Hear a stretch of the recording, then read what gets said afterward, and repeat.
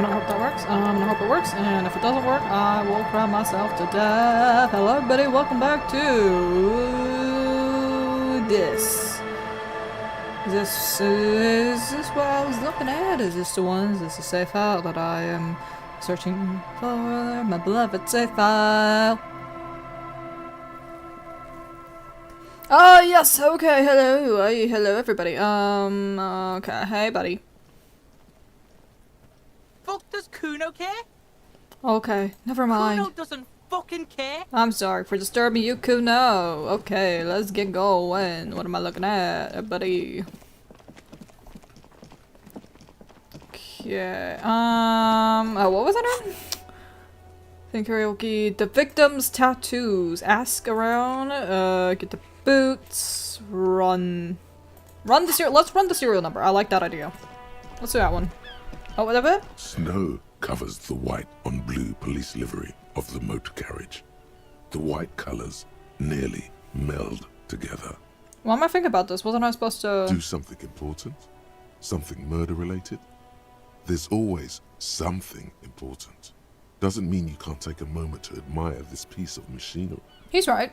This is a Caprice Kanema, the Caprice Motor Corps follow-up to their highly successful workhorse, Caprice 40, and the answer to the Lum's racing breed, Ferv series. With its air-cooled, rear-mounted 12-cylinder compression ignition engine, driving the rear wheels through a 4-speed manual gearbox, the Kanema is able to reach 100 kilometers per hour in 13.5 seconds and go on to a top speed of 180 kilometers an hour.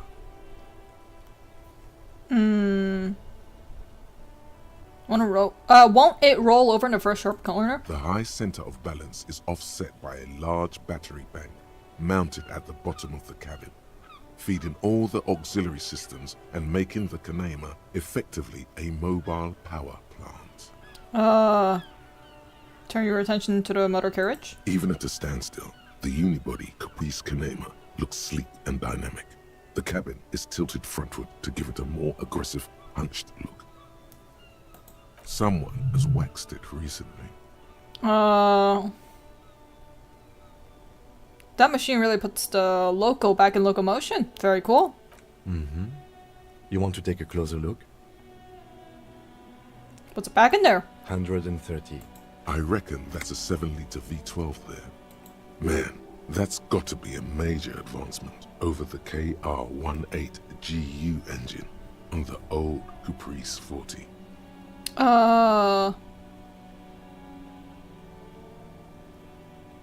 It's what, 7-liter V12? 7.2. Supercharged. The lieutenant is trying to suppress a smug smile, unsuccessfully. Fine machine. Yes. An extraordinary machine. Helium headlights would improve the range and quality of the visual field a lot. Ever thought about helium? Actually, I have a pair at home. Just haven't gotten around to fitting them yet. I need to lay some wiring for the ballast first. We ever get this case solved, maybe we can do it together? Maybe. Yes, definitely maybe. And means no. Aww, Kim! I wanna hang out with Kim! Okay, fine. Inside, you see a set of steering levers, a radio microphone, a pull-out toolbox, and the soft glow of the fuel preheater gauge. Back up there. Precinct 57, how may I assist you?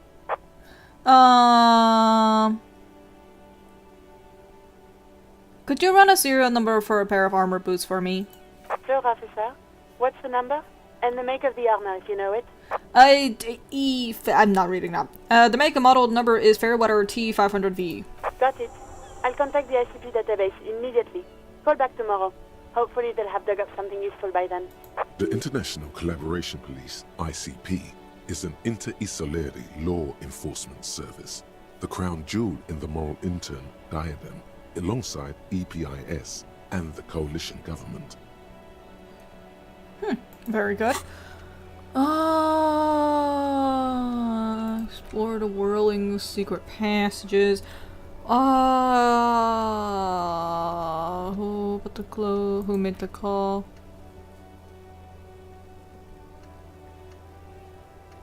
Smoker.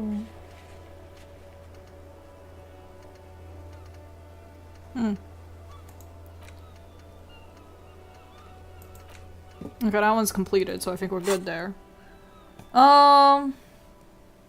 Connect me to 44? Just a moment. 40 first? officer. 10-4, come in, officer. Over. Personal? Okay, 10-4, sir. I hear you. Relay your question. Over. Wait. Before you say anything stupid, think it through. What's there to think about? You're going to be looking at a straitjacket if you tell everyone you lost your memory. Be smart about this. Ask if he's there alone. He's not. 10-4, sir. I'm not hearing your question. Please refer to me with my last name in the future. 10-9, repeat message. I didn't get that, sir. Over. Say my name. Sir, I will not have you talk to me in this manner. Over. Just say my name, Jules. What? What is it? What can he possibly still want from us? He seems intoxicated and keeps asking me to call him by his name. Mullen's drunk and emotionally aggressive. That's new. Wrap it up. Don't indulge in his drunken antics. Yeah, let's wrap it up. Understood, sir. Over. Oh, I'm not getting anything Roger useful out of that. these guys. 10-10, over and out. Okay, alright, okay, thank you. I was hoping y'all would give me something a little more, but alright. Okay. What is there to do? I'm kinda lost.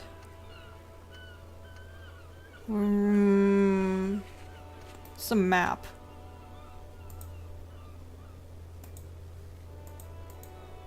Huh? I don't understand. What? What's that all? What is that? Okay, let me see. What else do I have here? Yeah, that's the pawn shop. I'm not really looking for the pawn shop. Oh, what's this?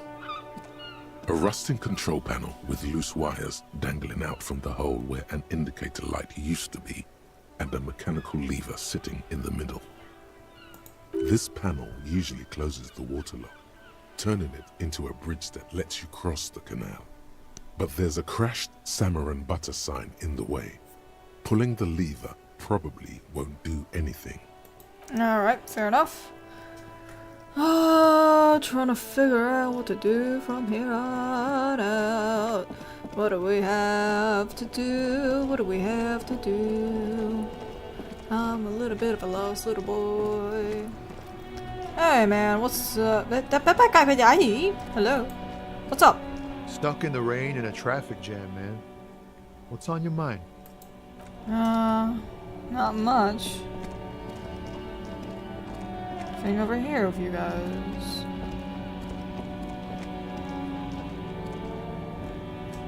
Okay. Hey, Harry, what's going on? Stop spazzing out behind her. An old monument stands in the middle of the traffic island, pointing toward the sea. It looks as if it's been reassembled piece by piece, secured and mounted in the air, with the aid of numerous ropes and rods. Who's this? A silver plaque on the statue's pedestal reads, "I am Philip III, the Squanderer, the greatest of the Philippian kings of Revachol, son of Philip II, the opulent, father of Philip IV, the insane." As you look up, you notice something about the statue. There are some odd indentations on the king's chest piece. Encyclopedia. Even by the standards of the Philippian kings, old sumptuous Philip was known for his profligacy. What way? Well, he blew through the whole national treasury, starting the decline of one of the penultimate century's greatest superpowers, the suzerain of Revachol. His own maladministration foreshadowed the fall of the monarchy during the anti-centennial revolution. an end to his family line and the monarchy on the Insulindian Isola. How did he manage to blow for the entire national treasury? Stories have it that he had his bedroom converted into a treasure chamber, where he stored unfathomable wealth. Krugerrands, bars of gold, ornate weaponry, armor, and various chalices. He called it the Sol Auron. It was obscene. There were whispers he slept on a huge pile of gold-dipped feathers, like some obese dragon, instead of a bed, like a normal person. There's no way that's true. But wait, you haven't even heard about his fabled cocaine addiction. No one now? You see, old Philippe wasn't just good at squandering the national treasury on gold and ceremonial weaponry, he was also a prodigious snorter of nose candy. So he was addicted to nose candy. This is a lot of process? His Majesty's courtiers said it helped him connect with the higher realms. So what is a nose candy? Cocaine. So he was addicted. That's what the revolutionaries said 150 years later, right before they emptied out the royal mausoleum and dumped His Majesty's mortal remains in the Insulindian Bay. So where is he now? Beneath the cold waters of the Insulindian Bay, thrown there by the revolutionaries after they cleaned out the royal mausoleum. What happened? The original was blown apart by communards, then further damaged during the landing of the coalition's airships during the turn-of-the-century revolution, when Martinez was leveled. Most historians think the coalition's hasty landing may have ultimately saved the statue. If the communards had more time, they would have reduced it up to even finer pieces. Who restored it? Some years ago, a group of liberal, artistically inclined individuals, designers mostly, thought it would be ironic to restore the statue of the most wasteful ruler of Revachol in the poorest part of the city.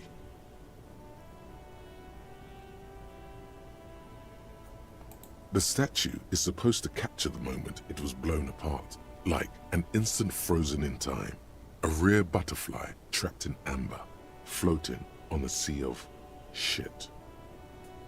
Brilliant, funny, and nihilistic. People in Martinez tend to disagree, as do many prominent art critics and thought leaders with more nuanced social awareness than the young ironists.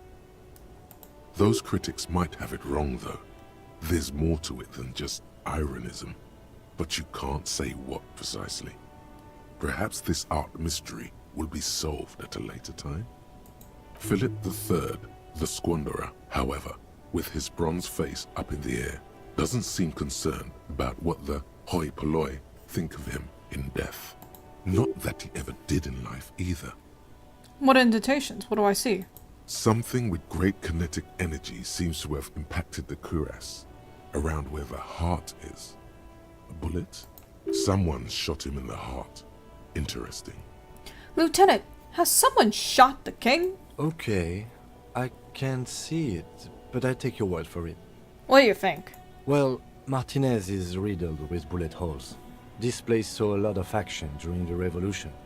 But the statue is recently renovated, so maybe a joke? Target practice or a political statement? Maybe it's connected to the murder. If we connect every bullet hole in Martinez to the murder, we'll get an overwhelming amount of loose threads. But then again, we don't really know what we are dealing with here, so... Hey, we don't know yet. We don't know. I've made a note. Don't hold your breath. The king stands high above you, surveying the bay, mute and indifferent to your sightings.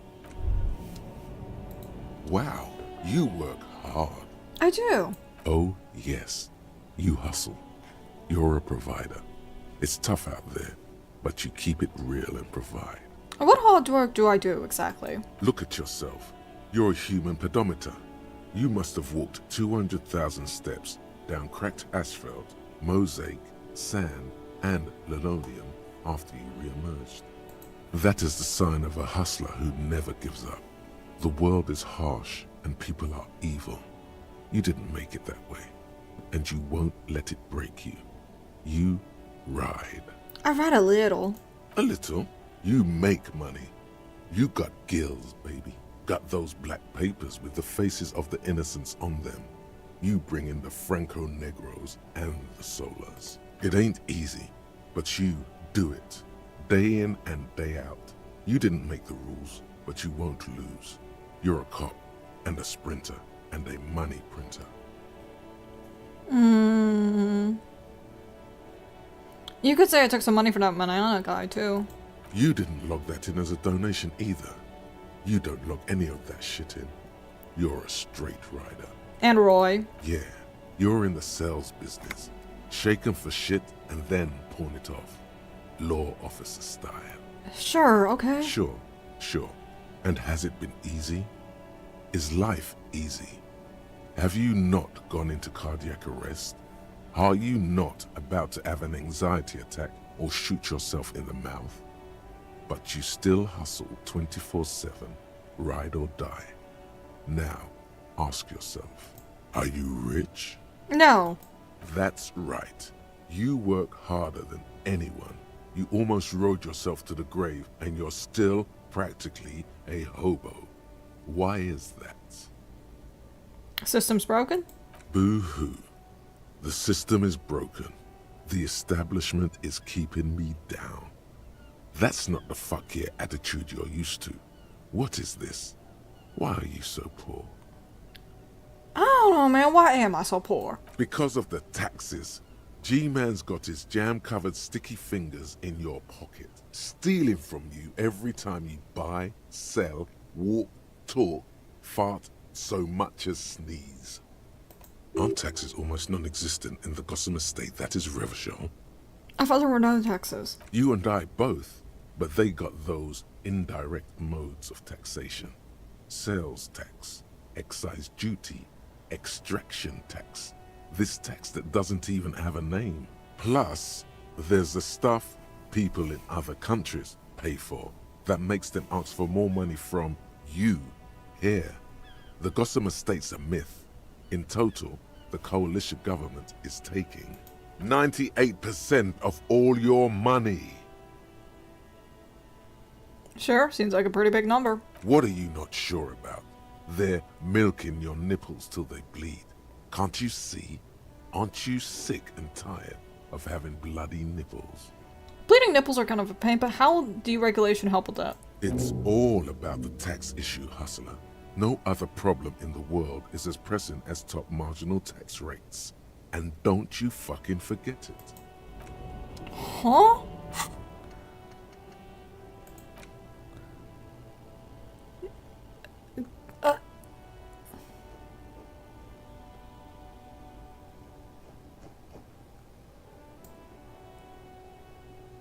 But that lowers my empathy. I don't want to have to lower my empathy. I don't want to have to do that. My empathy's already kind of low to begin with. My god. What was this? Give me that. What's up? I didn't talk to you last time. The small, wrinkled woman does not greet you.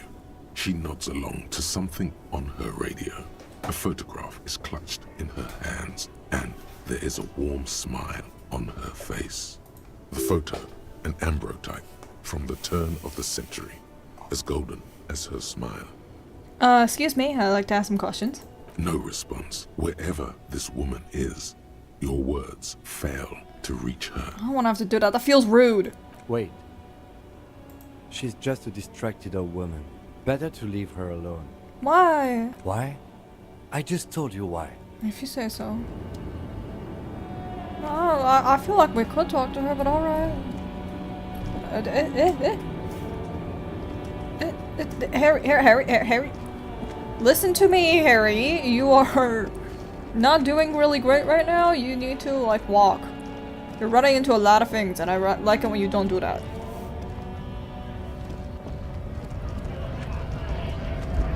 Hey man, what's up?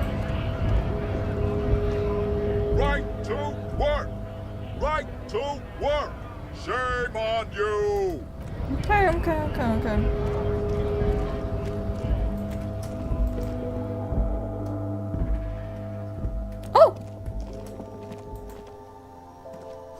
A melancholy pop song plays on the radio. Yellow roses, dozens of them. Tulips, too. The tear machine stands in the corner. A sign says, 1 bottle equals 10 cents. What's this? Oh, that's the tear machine. Yes, but what is it? It's a machine for tear. You know, you find tear outside, like bottles or whatever, and put it in the machine, then it gives you money. How do I pick up tear? You need a bag, I guess. We used to have some, but we gave them all out, so... Feel free to use it if you find a bag, though. I'm sure there are some out there. Somewhere.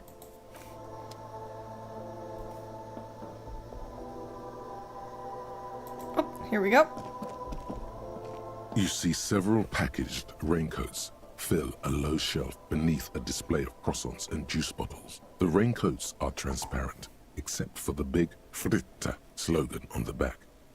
The packages are small, discreet, sloppily stacked, making them easier to take unnoticed. No need to worry about knocking over a display. What's that? What is what? It's a raincoat. If you want to buy one, then it's only 4 real. Her attention is drawn to the raincoats. Stealing one undetected will now be more difficult. I'm good. Thank you. I like my current Welcome one. to Frit. Feel free to look around or something. Everything is out on the shelves. What's that magazine she's reading? What's this Frit? I don't know. Frit? Why is it written free teas? I think they think that the extra tea makes it funkier. It doesn't. The story goes that normal Fritta with 2 T's, a men's workwear shop in Vredefort, was already taken. So when Fritta Retail Inc. grew into a multinational corporation, they had to add an extra letter to avoid trademark infringement. What magazine? You mean this? This is Pop Stars. It's got, like, famous people in it. It's not for sale. Looks like it also has something called Police de la Mode, featured on page 34. This speaks to you. Forget all now. What's this fashion police feature? It's where they rate different outfits famous people wear. It's kind of funny. They're kind of mean. It's about who's the most stylish. I bet your hat would take the prize. No. I don't like it. I hate it. We are not the fashion police. We're the real police. Fine. Let's proceed. Okay. I'm not really supposed to be chatting to anyone, but... You have a warehouse and a whirling rags? A warehouse? I don't know. Maybe. I don't really care what Frit does. Give me something, man. She looks up from under her brow. Fine. Frit doesn't have a warehouse. Just a little back room here. Okay? Anything about the dead body? I don't really know anything. I mean, I know it's there, but I haven't seen it, so... You know him? Not really. Yeah, you know him a little? No. I didn't know him at all. How long's it been there? I don't know, really... long? What do you think happened? I don't know. No need to worry. It's just standard procedure for us to ask around. If you hear anything, let us know, okay? Okay. Thanks. Uh-huh. Anything about this reality we're in? Reality? You mean, what reality? Economic reality, or...? She is like a student unexpectedly called upon by a teacher. Can she answer the classroom question? Yeah. I don't really know anything. I mean, I'm 15. Excellent time to learn about economic reality. Yeah, that's why I'm working my arse off in Frit. So I guess, like, that's economic. Physical? I don't know. What about it? Coalition. Our government? Or do you mean something else? Sorry, I really need to finish this article. What's a revolution? When ordinary people take over the government and, demands democracy. What about the one in Revachol? Yeah, it happened like 50 years ago or so. Sorry, I'm not very good at this. At history, I mean. What time is it? I don't know. Look at the clock. It's right behind you on the wall. The clock shows the time at 10:09. The hands seem to be still. It's apparent the clock doesn't work. Where are we? We're in Frit On a larger scale. as mankind, or as a nation, or... What will her essay prompt be? Mankind. in a good place. I mean, science is doing great, and this radio computer thing seems to be kinda big. I don't know. I won't bother you anymore. Cool. Leave. Okay, that's pretty much it. I don't particularly care anymore. A small cabinet on the wall is filled with various medicine bottles, nasal sprays, and blister packs. They all bear the Saint-Baptiste Pharmaceutics logo. Their logo is the bloodless rose, pure white, untouched by harm. Just ask me if you need anything from Saint Baptiste. We don't stock prescription meds, but we do have Nosafed, Duramine, Magnesium, and Hypnogamma. Nosafed is health, Dromine is free health, Magnesium is morale, Hypnogamma is free morale. Ooh, I do need some of that. Oh, but I don't have money. I don't know. Let's see. Nosafed is a nasal spray. Duramine is a really good painkiller. Magnesium is a dietary supplement. Hypnogamma is... I don't really know what Hypnogamma is. I guess it makes you feel less shit. It's recommended to use after lots of partying, studying, or exercising. Specifics? No. Sorry. I'm not like a doctor or anything. Yeah, that's fair. Nosafed heals +1 health. Duramine heals +3 health. Magnesium heals +1 morale. Hypnogamma heals +3 morale. Who is Saint Baptiste? Saint Baptiste. You know, the pharmaceuticals company. Saint Baptiste Pharmaceuticals.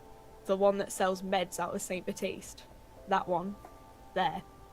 She is right. Saint-Baptiste, the company, derives its name from Saint-Baptiste, the city.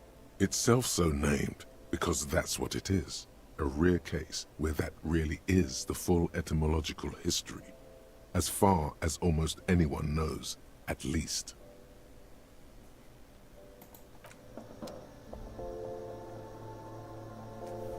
Don't see anything else here. Okay, Kim, let's go. What do we want to do? What do I want to do? Hey man, you're still here. Let's talk to the racist guy. Something? What's that argument? It's about biological determinism, natural law, the sorting of the races. Not the most popular topic nowadays, with a coalition in charge and all. You might want to change the topic. That is, bury your head under the sand like common sheep. Alright, thank you, racist guy. Not sheep, ostriches. Actually, neither ostriches or sheep bury their heads in the sand. It's just a saying. Let's talk about something else. Suit yourself, officer. Hide your face in the sand if you so wish. We're done. Goodbye. I don't know why I thought talking to you would yield anything good or new.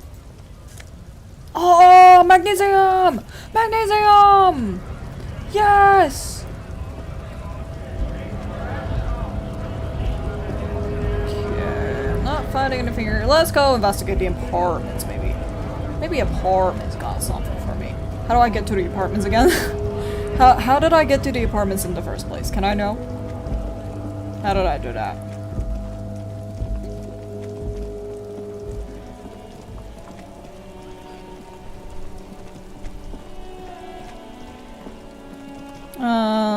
I'm guessing the apartments were back here, maybe?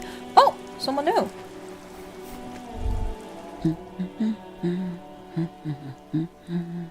Good one? Yes? Hello? Who are you? Me?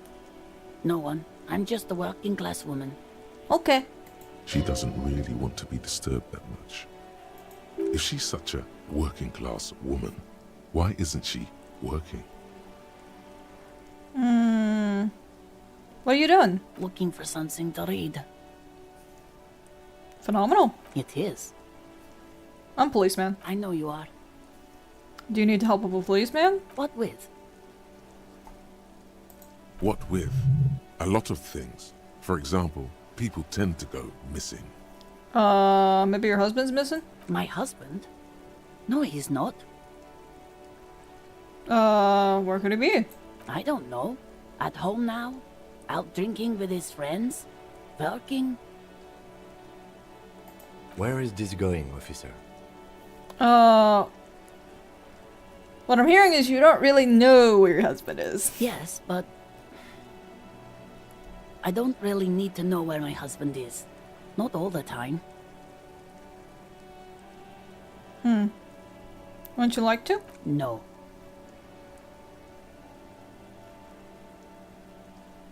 I could totally help you find your missing husband. Why are we still talking about this? I haven't lost my husband. It's got to be something else then. Why else would you be asking her if it wasn't? Maybe your children are missing. No, absolutely not. So where are they? Are you a policeman or a nanny? Nanny, where are they? They are not missing, sir. You know where they are. They're at home, smoking, giving the ladder of vices a chance. They're home, right? What? That's just... My daughters are perfectly fine. They're with their friends down in Shamrock. There's nothing to worry about. They're almost grown up now anyway. They're past the age they need me protecting them from everything now. How old are they? My youngest girl, Jolie, is just shy of 16. Jenny, she is turning 18 next month. But we shouldn't even be talking about them. Any identifying features? Why do you need to know this? Haven't I repeatedly told you that they're not missing? That they're in Shamrock, safe and well, at some stupid party? For the investigation, I'm trying to be professional. There is no investigation here. I can tell you that. Okay, it must be asked then. What are you doing here? Why are you pursuing this? Is it a hunch? I just want something to do, my guy. Maybe your cockatoo's missing. I don't mean to disrespect, sir, but you are being a bit of a cockatoo here. 100% yes. For what it's worth, I agree. But cockatoos can't be stopped when they get ladies. It's better to indulge him at this point. I'm asking about your cockatoo. Is it missing? I don't even have a cockatoo. And guess what? It's a trap. Never ever say what. Alright, cockatoo, I'm missing. Great. What do you mean by me being cockatoo? Nothing. Go read up on them if you're so interested. There's a great book in the bookstore. Maybe you should. What if the cockatoo is your astral captain? Or your heraldic bird? Sure, let's do that. Wonderful. The store is open. Her hands move over the book covers. The tips of her fingers look rough, stained with yellow. It seems like she has spent a lot of time at work, smoking. Another comrade. Years of labor are pressing down on her shoulders. She deserves a hug for all the work she's done for mankind. I don't think she's gonna want a hug. I feel like she's gonna punch us in the face. You step in and close your arms around this foreign body, Oh, wandering no. astray in Oh, touch. no. There's a small movement beneath your hands as you shut your eyes. Then a tiny voice breaks out and asks, What is happening? She seems to be confused. Your hands are wrapped around her polyester coat. The fabric feels cold, moist from the sea nearby. Oh no! She steps back and returns her attention to books, pretending this hug didn't happen. Thank you. The woman before you I'm sorry. nods and returns to her reading. Oh god, I'm sorry. Why did it auto-save? What? For what reason was auto-saving important? What have you found? And also, do buy the books. There may be teachers teachings in them. Looking for a book about cockatoos? A book about cockatoos? There should be one upstairs, right next to the shelf of biographies. By the way, curse. Okay, but please, only a few questions. You wouldn't want to disturb the spirits. Never mind. That's all. Thank you, madam. Oh. Guman Lemeleon, that hair poster. Shelves filled to the brim with crime novels featuring the supposedly stalwart Vespertine detective, Dick Mullen.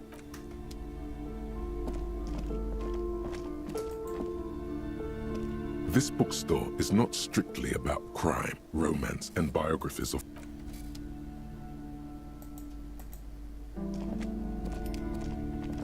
shelves full of biography. A sulfur-crested cockatoo sits on the cover, its beak slightly open. It looks as if the bird is calling out the book title, From A to Zurich, a guide to a well-behaved cockatoo. Turns out that there are so many different cockatoo species, and they all have behavioral problems. You don't have behavioral problems. That's garbage. You're cool. What about this guy, storekeeper? It's a must-have if you own a cockatoo. I've heard they're quite capricious. No, I don't want to do that. I don't want to do that. I don't want to do that. She's having a hard time. She's having a hard time with her husband. Her child's in the cold. Let's not be mean. Wait a minute. Can I interact with the trash can? No, can't. Okay. I was gonna say, maybe I had a chance to steal something that I didn't notice it, you know? Nothing on these sides. Not seeing much.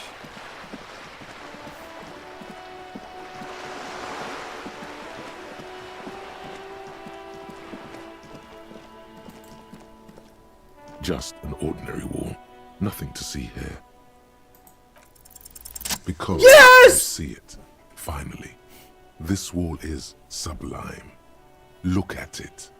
The shadows, the colors. Let the conceptual joy flow into your pupils and blossom into thoughts in your brain. All the other walls on all the other houses must make a pilgrimage in adoration of this, the uncontested pinnacle of wallcraft, color peeled from the very face of God. More. Oh, Wallfather. Kim, I must paint to this wall and add even more beauty to it. Huh? He sounds tired of it all. Cindy the Skull has all the necessary materials. Talk to her. I know you're tired, Kim, but take another look at this wall. Draw nourishment from its beauty. Sure. I must talk to Cindy. Get the necessary materials from her. If you must.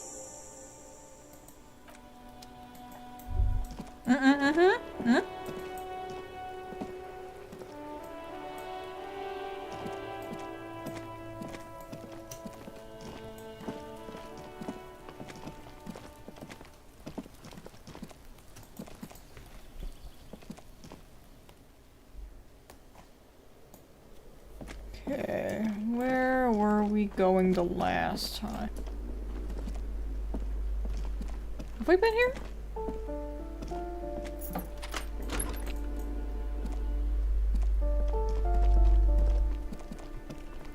Don't quite recall.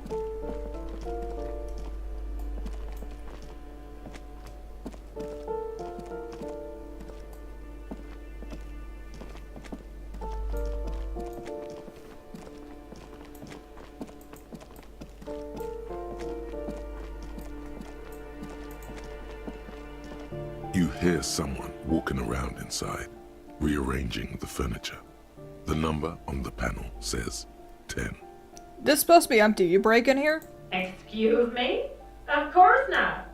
You have plenty of reason to enter. Open the door so I can verify your identity. Oh, come on. Well, that was easy. That was smart.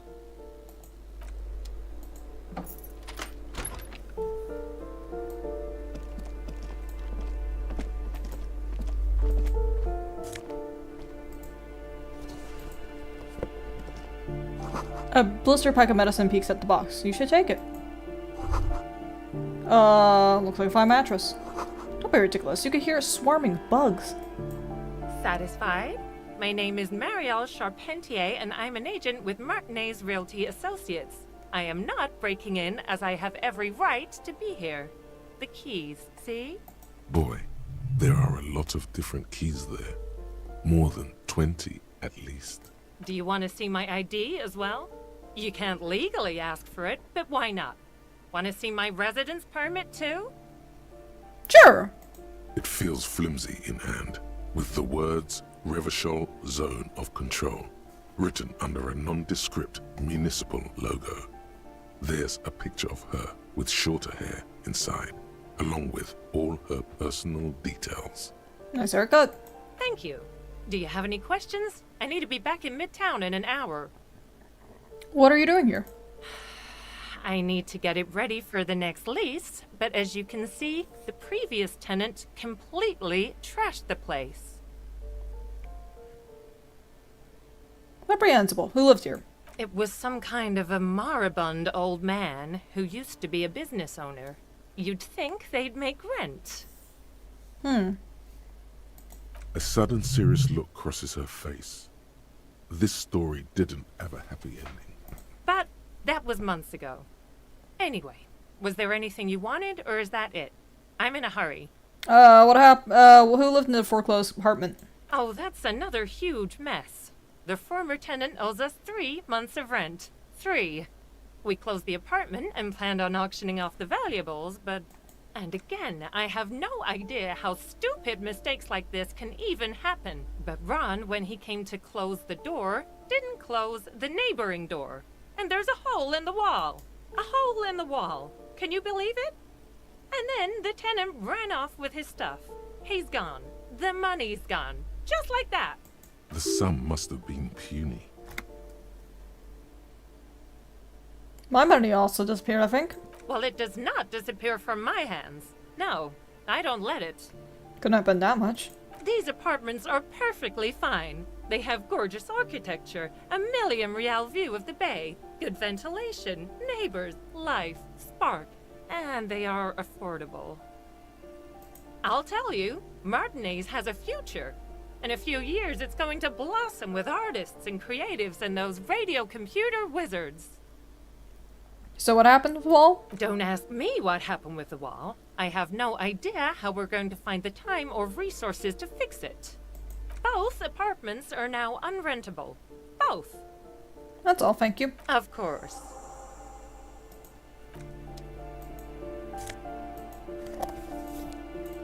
Yes, morale! Oh, I need so many morale items. It's actually like kind of ridiculous how many morale items I need.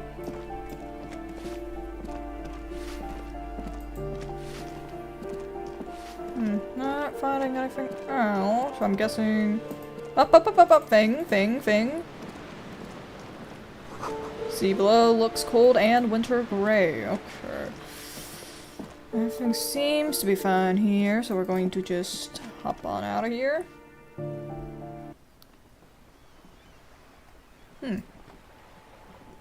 Don't seem like there's much for me here, so I'm just gonna...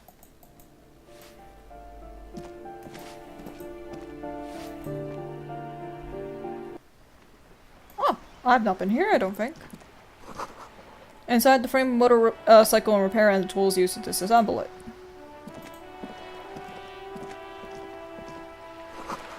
Cape Side Apartments. Rue de Saint-Gustine, roundabout north.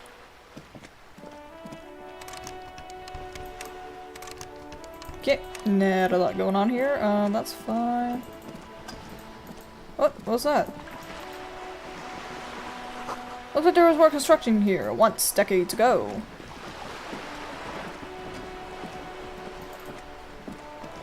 Give me that. Yes, more morale items! Oh, I've been bleeding those. Docking reserved for residents of the Rue de Guillotine 43A. Your room in a whirling doesn't seem much bigger than a stoop. This is worth more to you ever earn in all your life. Hello, lady. A striking woman, leans against the cabin top of her sailing boat, smiling as you approach. Her green raincoat glistens with droplets. A silk scarf is tied around her throat. Good morning, officers. I'm Joyce. Joyce L. Messier. I represent the board of Wild Pines, the owners of the harbour. You gentlemen must be from the RCM. What's the L stand for? Phaeton, my maiden name. What gave us away? Nothing, honestly. I've said it to every drunk in town, and you're the first one who's responded. Relax. She meant it in jest. Oh, shake her hand, I'm alright. glad to see you here. Like steel, there is strength there. If she wanted, she could sink her nails deep into your skin. I was dispatched to handle a strike, not a lynching. Anything I can do to assist the RCM in this matter, I will. Gladly. That is good to hear, madame. My colleague will take the lead on this interview.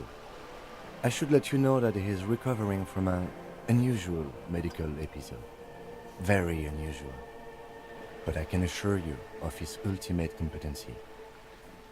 There's a trace of irony in his voice. Mischief, even. This is a tactic. It happens quicker than a shooting star. But did the lieutenant just wink at you? How interesting. I wish you a swift recovery. In the meanwhile, you have my full cooperation, and the full cooperation of the Wild Pines group. You're on a boat? Why, yes I am.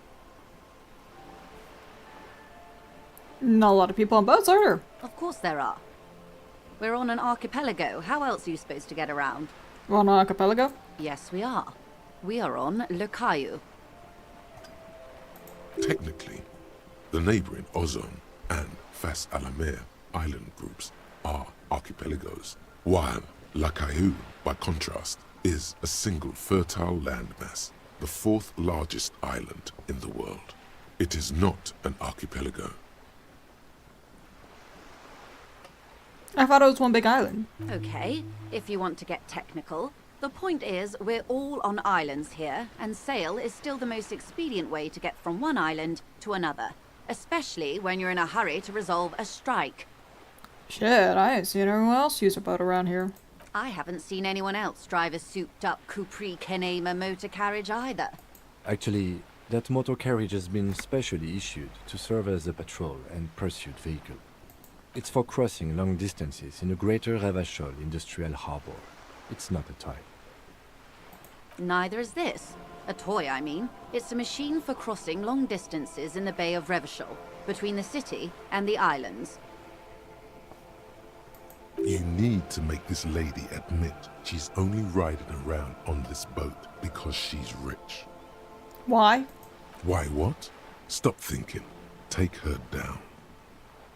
It'll come off like I'm envious and I'm not. You're not? Okay then. Just keep on admiring the boat then, unburdened by envy. Do you have a name? The boat? No. It is called Cor de Leyte 19 because that's the type of sloop it is. Okay, what kind of boat? It's a pleasure craft. A 19 pacer. It also happens to be rated for Category 1 racing. Though these days I mainly use it for business. How you like it? My sloop? I like it a lot. It's the eel's hips, baby. I'm enjoying this part of the interview. It has so little to do with the murder we're investigating.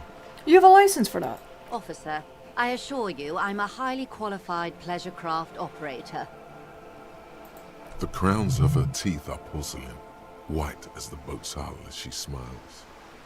Her nonchalance might be related to something called the Wayfarer Act, a law that says she doesn't need a license. Sly fox, you're not aggressive enough to harass her further on this. I think I have a handle on the boat thing. Good. Talk about Wild Pines. What do you do? What we do?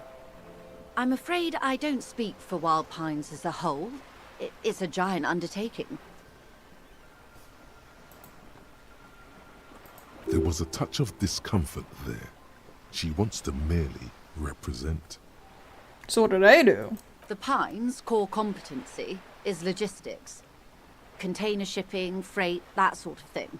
See those airships there, blinking? Those are the shipping side of things. And that is the terminal. Another subdivision deals with energy, oil and gas exploration, offshore platforms. The Wild Pines Group is one of the original Revacholian Indo-tribes. Companies awarded royal monopolies by the king, the suzerain himself, centuries ago.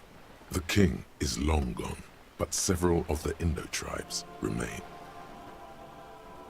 What are the other Indo-tribes? Saint-Baptiste, Elysium, an unknown entity known as Brightest Star. You're in good company, it seems. Why, thank you. How much money do they have? I'm not at liberty to discuss the company balance sheet, but I can tell you that last year, the company booked more than 20 billion real in revenue. I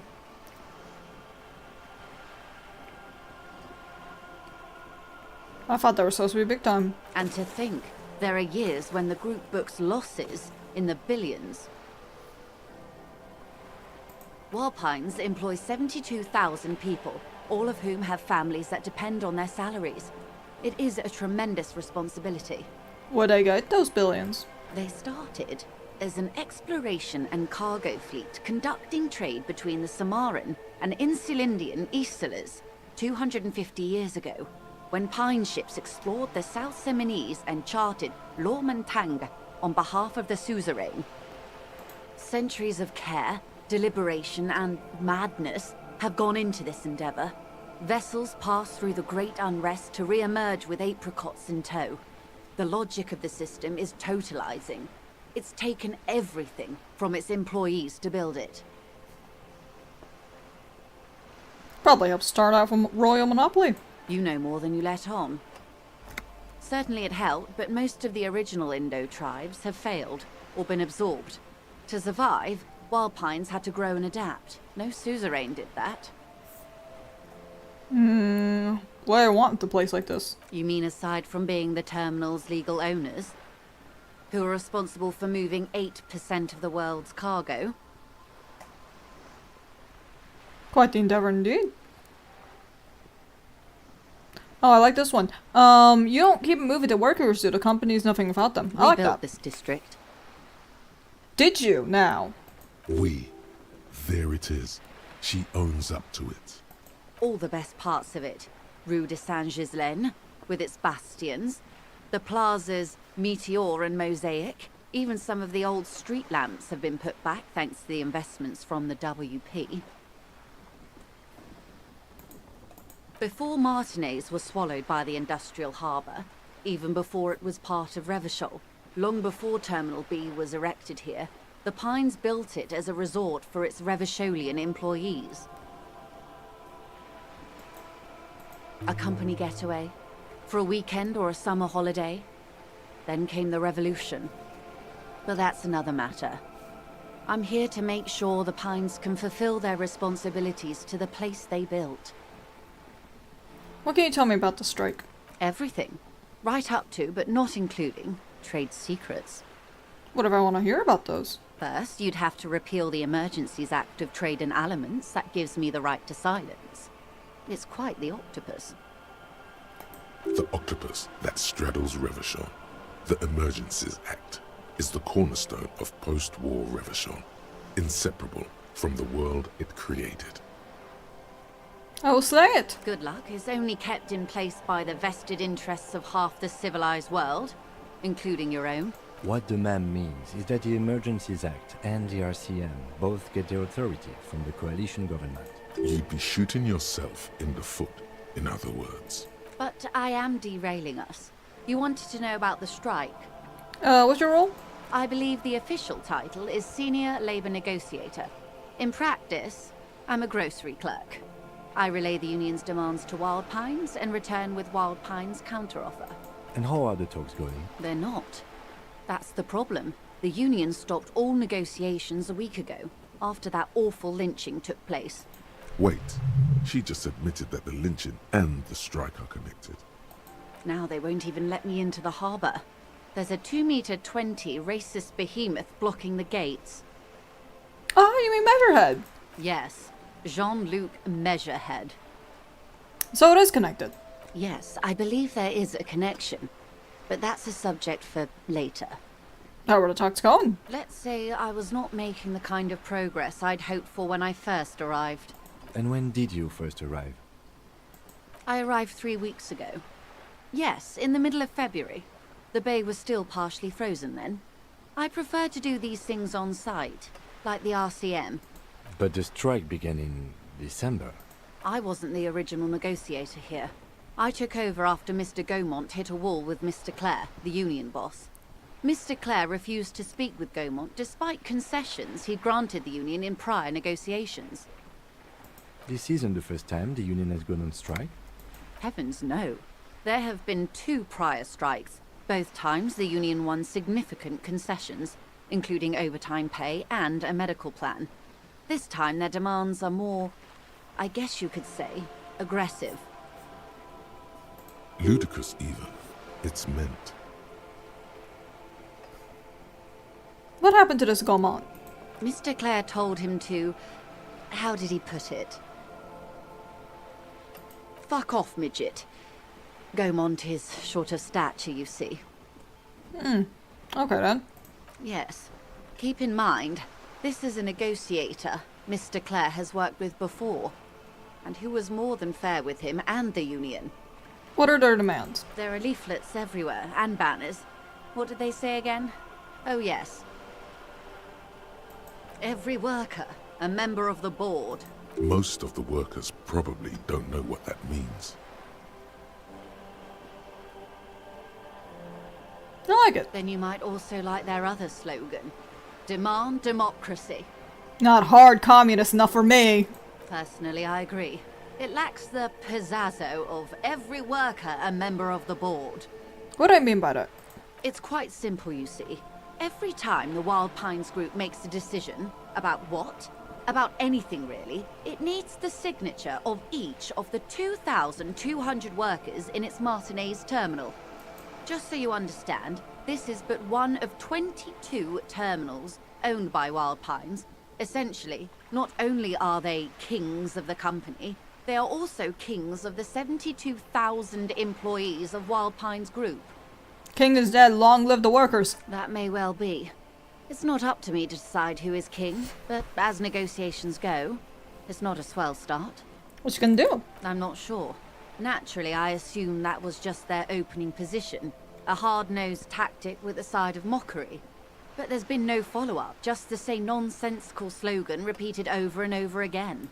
And now, people are getting lynched, I hear. Behind the whirling in rags, a disastrous situation if there ever was one. Excuse me, from whom did you hear about this lynching? I first heard it from the boyar at the gates. The one whose very name advertises his aversion to work. I think he said it was, "Call me mañana." This checks out. Scabs to the gate. Did you put them there? The scabs? You mean the huddled masses of Jamrock, come to plead for work where the union refuses to? Don't let her answer it herself. No, I mean scabs. If these workers were organized by Wild Pines or its affiliates, then it would be a company secret. I could not share it with you. Not yet, at least. It's implied. She's open to discussing this matter with you at a later occasion. What do you think of Everett? Everett Clare is a man of the utmost integrity. If you can say one thing about him, it's that he always puts the interests of the workers first. Really? Of course not. Everett is fantastically corrupt. I imagine he has a thick, viscous goo where you and I have blood. If you were to prick him with something sharp, you could see it oozing out. A knife, maybe? No, a rapier. Enfer is a hero of the workers' movement. He is the most corrupt individual I have ever seen, and I deal with men like him for a living. If there is anyone more venal, more irredeemably nepotistic, then it's his twin brother, Edgar. There's 2 of them? Yes. Edgar looks exactly like his brother, except for that lazy eye. He also talks exactly like Evrart does, and when one's term as foreman is up, the other takes over. It's how they circumvent the term limits, you see, with a funny little switcheroo. While in office, they've embezzled God knows how much of their workers' dues. What about the union itself, The outside? Debarders Union was once a perfectly normal institution. 20 years ago, anyway.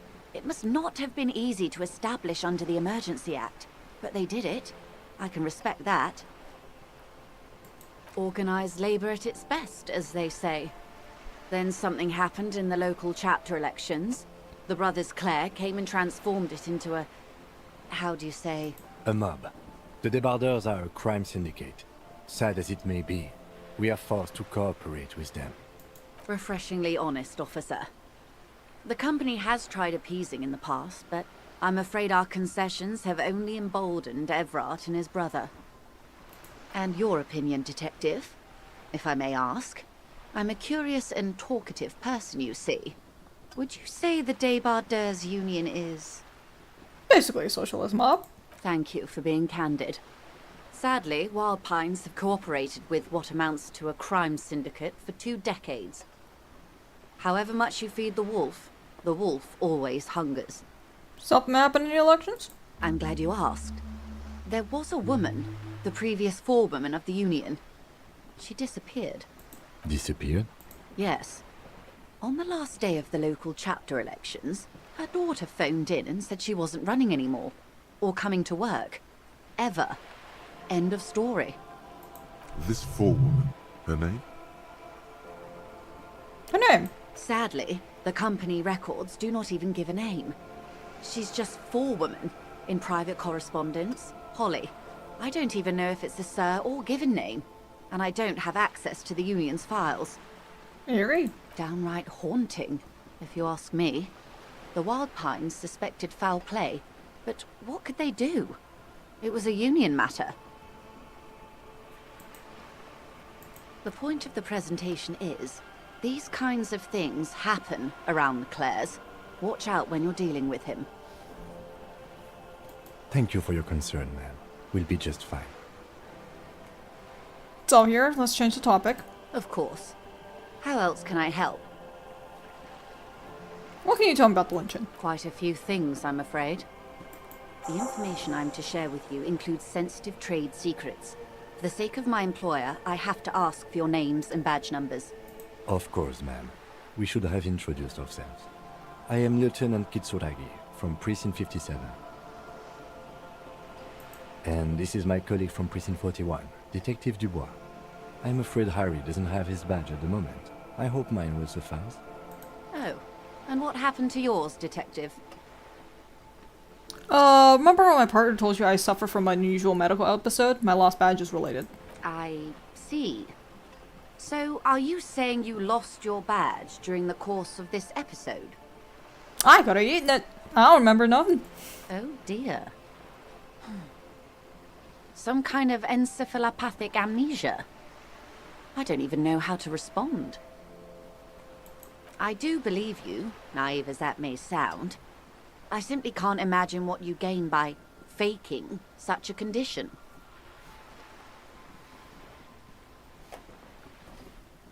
As I said, ma'am, his technique may be very unconventional, but he is an officer of the RCM. Of course, I sympathize, but I'm afraid I simply can't share anything more until I've seen that badge. She's a professional negotiator. She should be open to some sort of mutually beneficial arrangement. Let's talk about something else. Of course. But before we do, officers, let me be perfectly clear. The situation is extremely volatile. The sooner we can speak about this lynching business, the better for all of us. You know anything about the tattoos? That's the man who was killed. I'm afraid this is a discussion for once we've cleared the lynching question. So you know something? Better not tie the forestay to the backstay on this. I hope there is something else I can help you with. You seem smart. I need someone to give me a lowdown on this reality we're in. This Reality.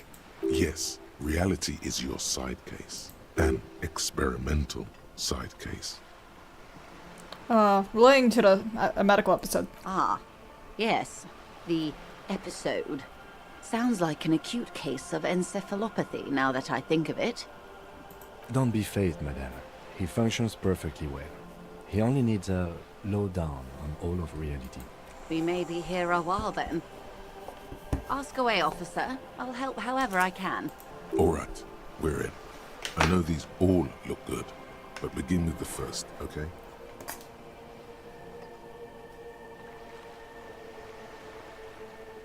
Where are we? We're in Martinez, baby. Baby? A casual term of endearment popular among the 50-plus crowd. It's a disco holdover, pay it no heed. No, I'm a disco holdover myself. Aren't we all? She refers to your corresponding ages. And what is Martinez? Martinez is a district of Revachol. A very small district tucked away near the industrial harbour. North of the 881 and Jamrock. You would be excused for not knowing about it. Unimportant, they say. Forgotten, even. Shelled to smithereens during the Revolution. It has its charms, just not this time of year. Tell me more. I'm not a good ambassador. I've only been here once before, as a teenager. Not a lot has changed. There are ruins, a terminal, fishing boats, reeds, boys with boxy shoulders. As I told you, Martinez used to be a province, a workers' resort before the city swallowed it and the artillery did its part. Now the reeds are the real star of the show here. The further down the coast, the wilder it gets. You mentioned a sea. It's not really a sea, it's the Bay of Revachol. And the bay feeds into the ocean. Are we near?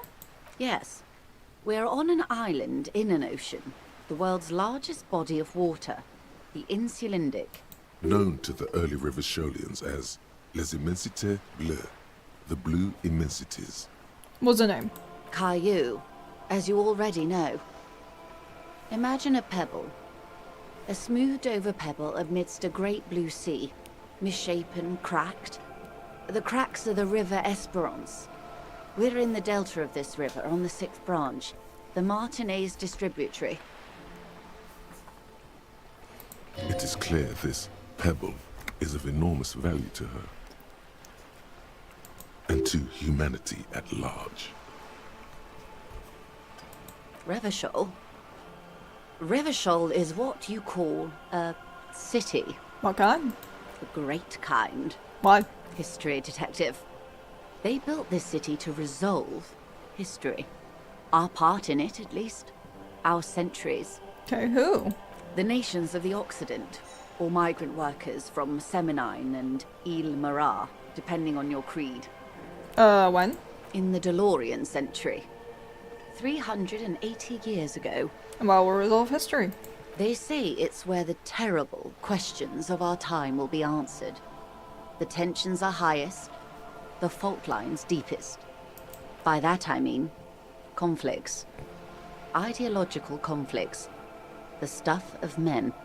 We are standing on a fertile, self-sufficient island able to sustain up to 200 million people.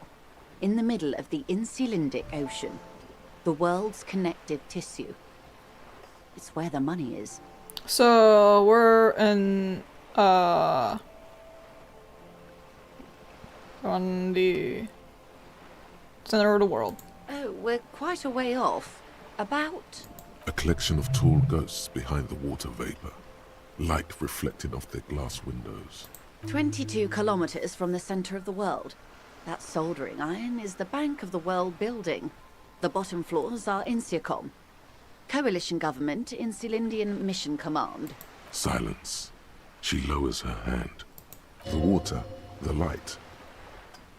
It's as though you're seeing it for the first time. There is no recognition. Only the immensity of the sea and the cold radiating from it. Where are we? We are where we are. I have no truer answer to give, unfortunately. This is one thought you need to to complete. Where are you? Was there something else you wanted to know? I remember something about a lowdown. This has been informative. Thank you, ma'am. I'm sure my memory-impaired partner has many more questions to ask, about even more fundamental aspects of reality. Might I suggest not asking them all right now? Messier will be here later too, and tomorrow. Isn't that true, ma'am? Absolutely. My commitment here is long-term. Would I be lazy if I don't do it all now? Oh, of course not.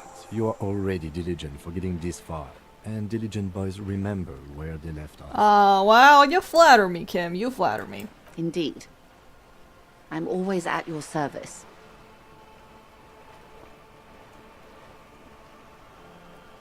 Alright, all for now. All for now.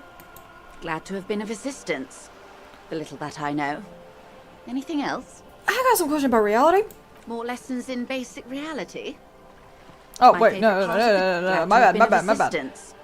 The little that I know. No, Anything sorry, else? sorry. Didn't want to ask that one. I wanted to ask. By the way, I took to Everett. Clear? You have. And how did you like Mr. Clare?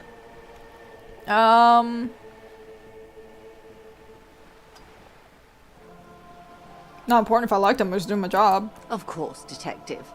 Excuse me for implying otherwise. The RCM does not pick sides in this. I hope it doesn't come off any other way. Of course. And I don't expect you to share anything he told you with me. I'm not a corrupt verm myself.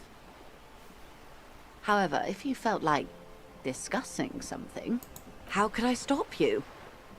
Are we not human? Are we not curious to hear another person's take? It's only natural. We would only be gossiping. Intellectually speaking, it would be quite interesting to hear what she has to say about these things. He's helping me find my gun. Oh. That's so helpful of him. The lieutenant looks at you and you can swear his jaw muscle. Kim's gonna fucking kill us. He's able to contain the anger and surprise. He's gonna fucking kill us. Unconventional police officers sometimes lose their guns.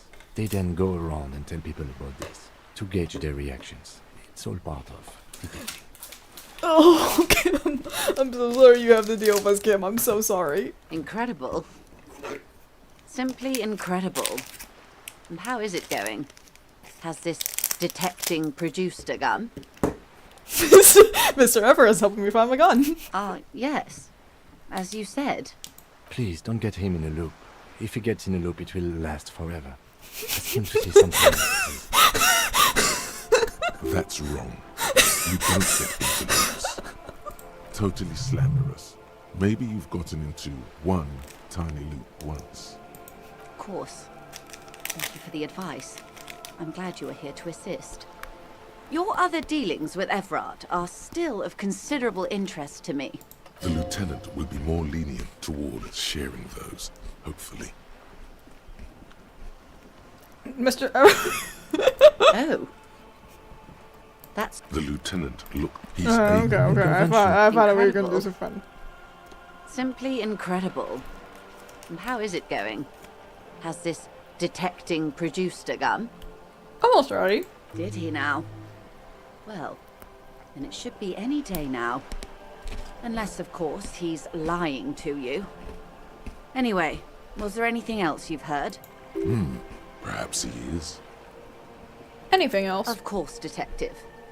Should something come up later down the road, don't be afraid to drop by for a chat. Until then, is there anything I can help you with? Thank you, that's all. Of course, Detective. Take care. It's clear you like the hard stuff, Brota. What is my lower intestine going on about? Lower intestine? The term is metabolic and circulatory system. Okay, what's the hard stuff? Fascism, Brota. Okay. You're going to keep your vooz, right? Keep your vooz, Brota. I'm not gonna be played by an upset stomach. I am not dipping into fascism, you fuck. There's a slow, painful growl somewhere in your intestines, knocking on your alcohol-engorged liver. It is one of betrayal and disappointment. We are not getting fascist. You fuck. Alright, Inland Empire empathy. I do kind of want to do empathy a little bit. I want to do empathy and Inland Empire so that we can do the thing with the corpse.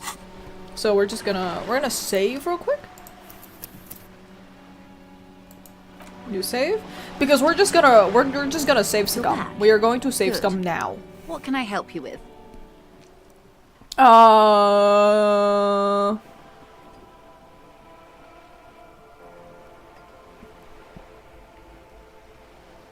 my I'm afraid I bag. can't say any more until we've taken care of formal protocol. Negotiate. Feelings will guide the way. But ma'am, I need to know about this lynching. I assure you, it is no small matter for me either. We all share the responsibility for disarming this situation. I hope you have a badge for me as soon as possible. You understand, this is my thing. Trust me, officer, I am fully committed to resolving this impasse. This isn't some side gig for me. This is the entirety of my existence. She's silent. The wind flaps the sail above her. I only have this case. Officer. There's only this coast and this lynching. You know, I don't mean to sound cold, but if you want something, you have to give something back. More than just guilt. You're doing it. Despite your own best efforts, you're still getting in. Somehow. I'll be frank with you. If I'm going to break protocol, I need to be able to justify it to my superiors. They're going to want to see something tangible. What? The Union is conducting drug trade out of the harbor. It's an open secret in Martinez. Surely it must not come as a complete surprise to the RCM either. Perhaps it's time to look into it. Or you can find your badge, which honestly seems like a lost cause. Detective, a word in private before we continue. Excuse us for a moment. What's up, Kim? This is not going quite as I hoped it would, Detective. How'd you hope it go? Honestly, I was expecting you to use your unorthodox technique to keep her off balance, and not volunteer us to be her henchman. So we're henchmen now. This woman is running circles around us. She might have known about your misplaced badge all along, or she's simply an adept improviser. Either way, we've played straight into her hands. Maybe this is all her plan. She might have heard about you. What do you propose? We don't investigate drug trafficking? No. If there is reasonable suspicion, we must investigate. Otherwise, she could claim we're siding with the Union, or that we are on their take. We'd never hear the end of it. What I propose is, we ask her, then we investigate, briefly. But do not share the outcome of this investigation with her. We tell her it's done, and demand for her information on the lynching. Like, she couldn't know about my condition? I wouldn't go that far. Her reaction did come off as sincere to me. I think she's just quick to adapt. She's a professional, after all. We could just find our badge. Oh, that would be fantastic, but do we have the time? The world is large, and your badge is 8 by 6 centimeters. The situation might have changed drastically by the time you locate it. Time is of the essence. You could request a new one from your station, but that would literally take months. Let's get back to her then. Before we do that, my true safe's coming. Good. Reality. Lessons in basic reality. What My favorite is? part of the day? It remains a mystery what you mean by this something close. This isn't about you. It's about reality. A strange coldness comes over you as you look at it's on the tip of your... Glad to have been of assistance. Thank you. Okay, we are going to load. Save Scum, baby!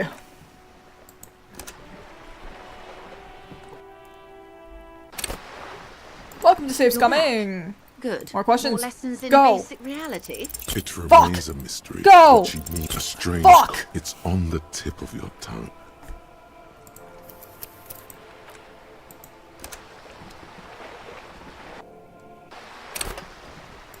You're back. More lessons Go! in basic reality. Yes! Southwest, in the Valley of Dogs. Junior Officer Chad Tilbrook takes aim at a rabid black dog, licking its marks wounds in the grass. To his left, his partner, Emil Mullins, whispers, "You heard what happened to Tequila Sunset in Martinez?" "Yes, he lost his mind," Tilbrook answers, fingers on the trigger. "Don't worry, Emil." He pulls it out slowly. Slowly now. He'll find it again. We always do. What am I? You? You're an officer of the RCM. Militia? Preciso Mundo. What is that? Nothing more nor less than the de facto law enforcement body of post-revolutionary Revachol, Detective. Yes, we are the Revachol Citizens Militia. He's being sarcastic. De facto? Yes. That means not de jure. The RCM acts in what is poetically called the twilight of international law, both at the behest of the coalition government and to its chagrin. What do you mean? The RCM's responsibilities are defined by the Emergency, Wayfarer and Aliments Acts, 3 pieces of legislation keeping the city in a, let's be honest, laissez-faire stasis to the benefit of foreign capital. All 3 are good to know when we are out policing.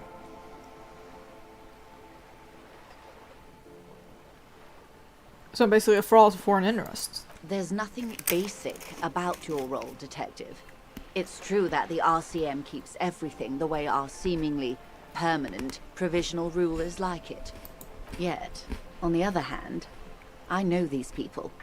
I deal with them daily. Let me tell you, dear, they are not fans of you.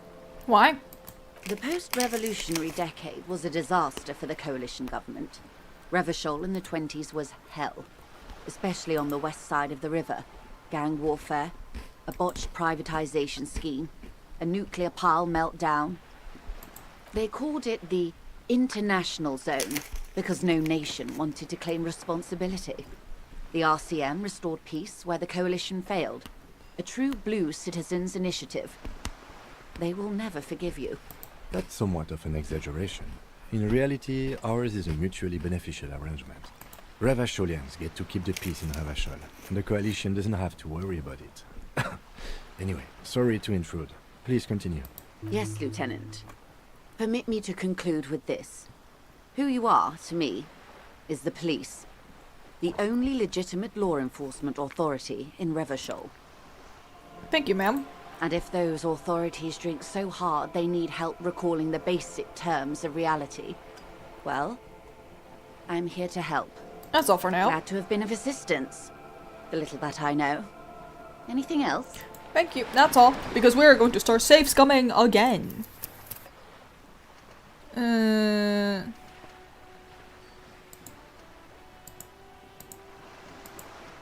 We're just gonna save in that file. We're just gonna save in that file slot. Okay, we're back to it, baby. I got some more questions about reality. In basic reality. My favorite part of the day. Go ahead. Ask me anything. Go. A strange coldness comes.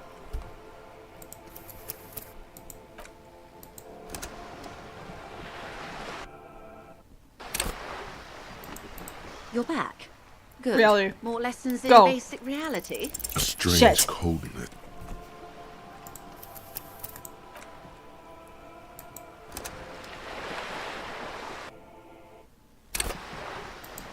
You're Go. back. Good. More Go. lessons in basic reality. A strange coldness.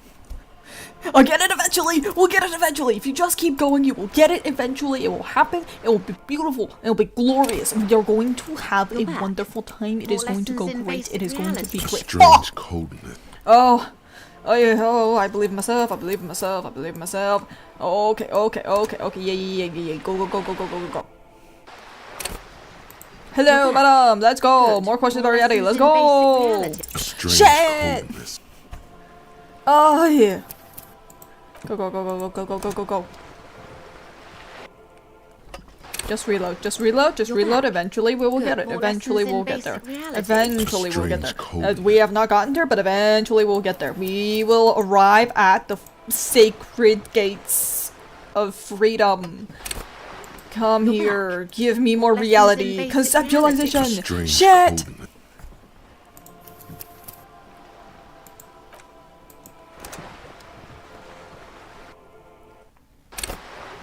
Conceptualization. Good. Conceptualization. More lessons in basic Conceptualization. Strange Shit! cold. Oh, I can't conceptualize shit! Oh! Oh, there's nothing! There's nothing in my brain! There's nothing! More It's lessons just in empty! basic reality. Strange Oh my god! coldness. Wait, that was actually like the highest. That was the highest roll we have, actually, I think. That was genuinely the highest roll we've got. Oh, that's so bad. Oh, that's so bad. Oh no. Please, please, we can do it. Oh my god. Oh my god. Oh my god. My god. You. Give me questions about something fundamental. I will discover the secrets of the world. I will do it. This is my white whale. I love Moby Dick. Strange cold. I've been screwed by Moby Dick. Yeah, I'm hunting my rabbits. I'm hunting my rabbits. You're back. More Come here, lessons come in here, come basic here, come here, reality. come here, come here. It's rabbit hunting. Strange. Rabbit hunting time.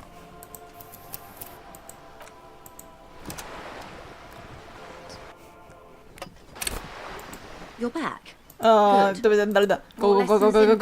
go, go, go. Strange Shit. coldness. Oh, it's getting worse. Oh, my rolls are getting worse. Oh, they're all getting worse. They're all getting worse. Oh no. Oh no. You're back. Good. More lessons in basic reality. My favorite part of the A strange coldness comes over you. Come on. I believe. I believe in the heart of the cards. It is possible. You're back. More lessons in basic reality. My favorite part of the day. A strange coldness What do comes you over want? you as you look 20. at the world. The waves sway the sloop slowly. Okay, yeah, there's no fucking way. There's no fucking way we can do it. There's no way. There's no way. So we're just not going to. We are just not going to do it. That is what I have decided. Okay, now,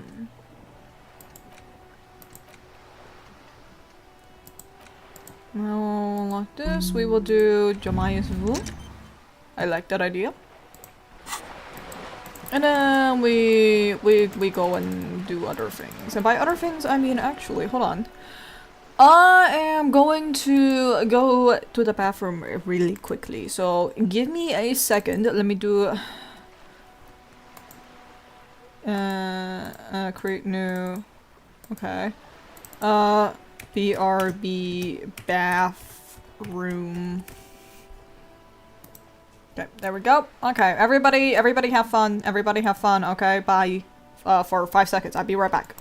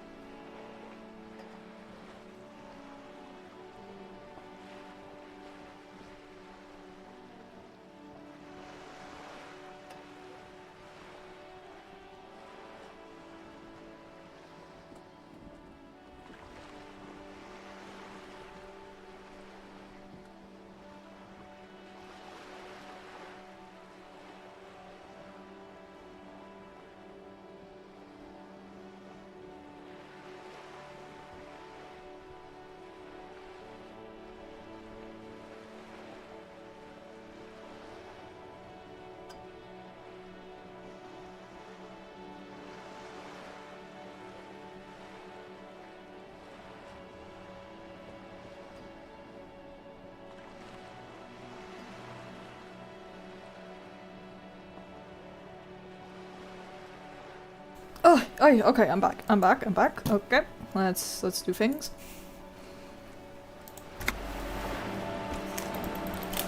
Okay.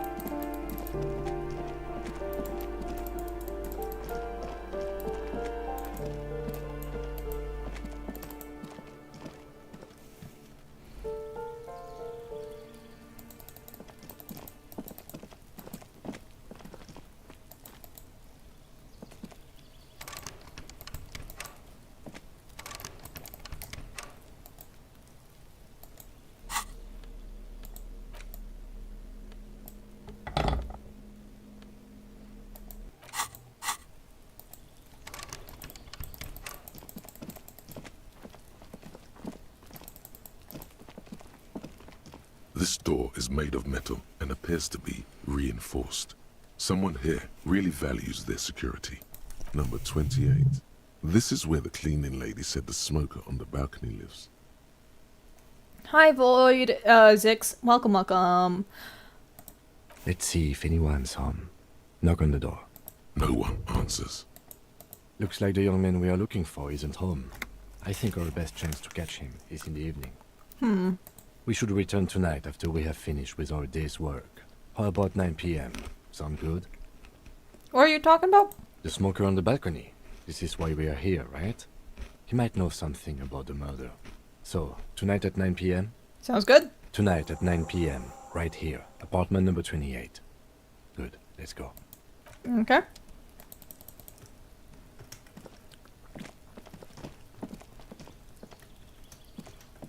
There's stuff up there. There's stuff up there. How do I get to it? How do I get to the stuff up there? I can't get to the stuff up there. God dang it. Okay.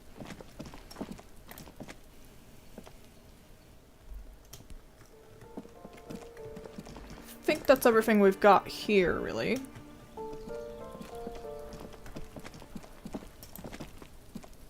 The door to the Weasel's den, guarded by the Lionhead Knocker. Both have seen better days. Alright, sure, let's see what's in You there. try to be as silent as you can.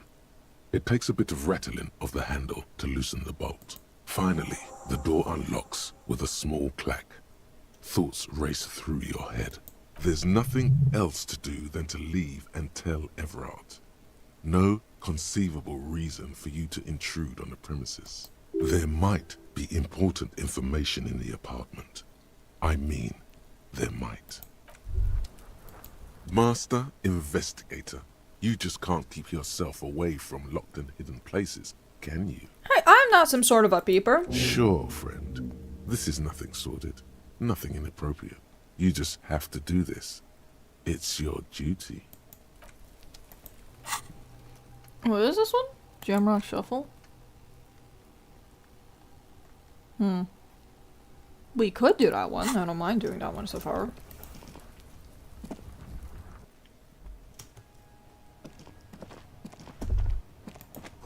Smell disinfectant in the room. Smells like chemicals. Whoever lives here admires fair-haired fantasy heroes with big muscles.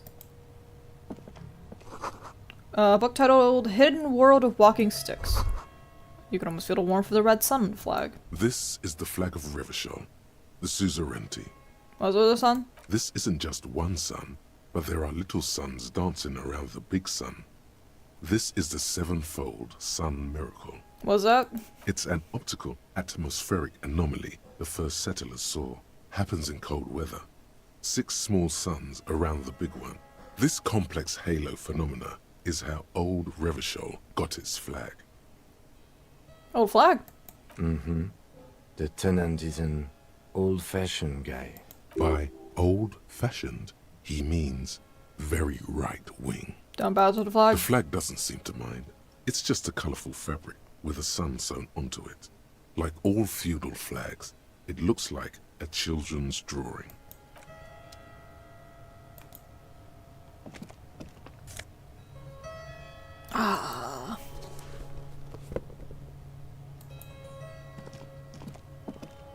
row of mugs sits on the shelf. Each one depicts a human figure. A dark-skinned woman grinning amidst mysterious symbols. A broad-shouldered man shoveling potatoes, and others. Tap on him. A little ring. Though cheerful, the images on the ceramic make you vaguely uncomfortable. Is that where our racist mug comes from? There's something disdainful in the way the curves and lines of the bodies were drawn. Oh, I mean. It looks like the artist is celebrating diversity, but underneath, he's just making fun of these people. I think I like the owner of this apartment. No one's telling you to like him. You might learn something from him, though. The lieutenant picks up one of the mugs, then puts it back down with a look of disdain. I'm beginning to feel better about breaking into this man's apartment. What about your yellow man mug? Yes, your broken mug friend would feel very much at home here. The same humor, the same mocking lines. There's the missing tin soldier. Whoever lives here might have used the Whirling's container to dump his trash. And now they've drawn the ire of the Union. The plot thickens, as they say. An interesting little clue. Let's see where this goes. Clues have a way of magically connecting to other clues down the road. Same man who put the dead man's clothes in the trash? Who knows? I'm not expecting too much from these clothes in the trash lead either way. It might turn out to be some random local matter, but still, a nice coincidence. You could ask Everard who this person is once you're done here. Move on.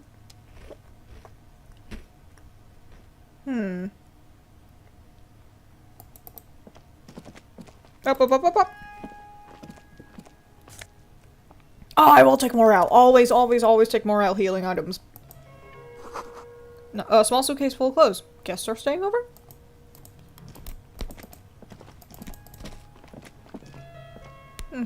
No, I'm not seeing anything else to click on.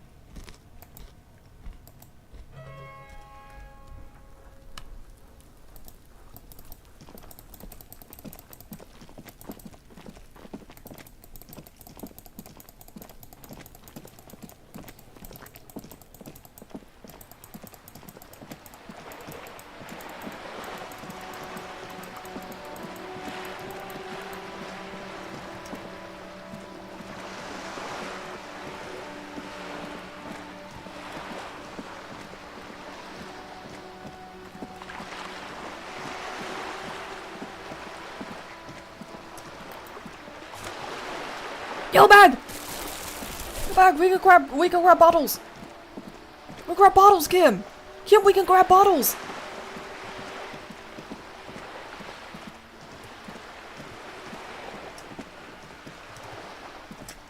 Can we not pick those up? Hold on.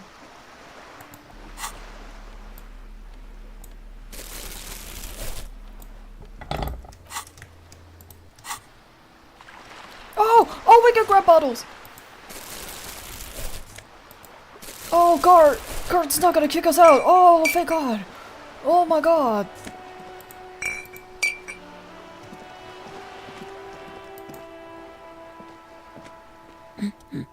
Alright. The woman before you.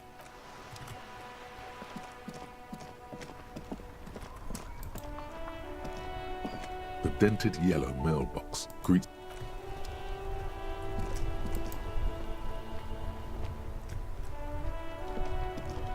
Oh, more bottle. More bottle.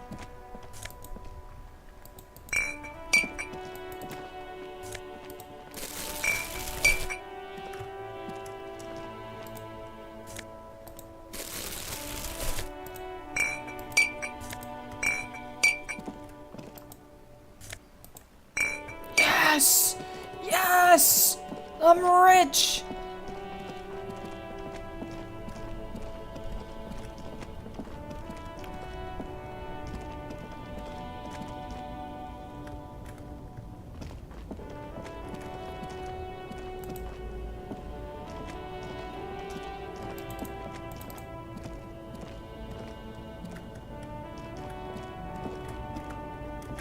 How do we get over there?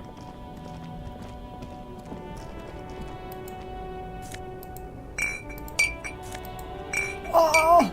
Bottles! Oh, thing.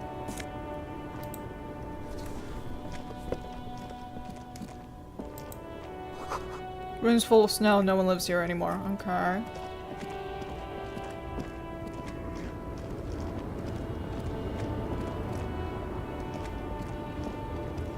Who has bottles? Who's got bottles?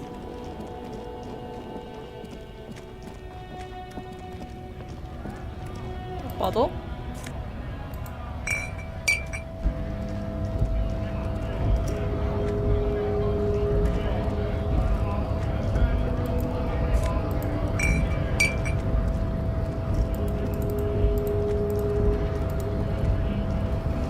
Hola, wandering man. How can I help you? You know anything about the Hardy Boys? Los Ardis? They're an independent militant group. A bit too high-strung, but it comes with the responsibility. They're sort of like you. Preserve the rule of law and all that. Except it's Everard's law. But really, they're just like you. Weasel I've visited. Turns out he has a colonial mug collection. Yeah, the janitor who gave me the key to his apartment said the guy's a bit of an asshole. Antiquated social values. Like I said before, I don't know much about this weasel, but the bossman said he's a real piece of work. Thanks for helping out, friend. Gotta run.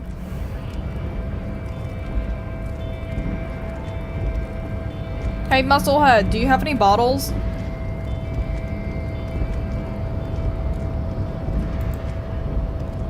Your race descent has only worsened since I last saw you. You have really let yourself go. Or you're not with the Hardy Boys? I am not the first line of defense. I am the last. In addition, these so-called Hardy Boys are an effeminate clique of bodybuilders. Their company is spiritually degrading. You pick up on something artificial in his tone, like he's putting on an act. This is unlike him. He is usually more himself. You're a part of the union? The Hardy manlets are on the pay of the company. I answer to the union alone. And I do this out of race heroism. Finance is an alien concept to the Simonies. Now leave me be.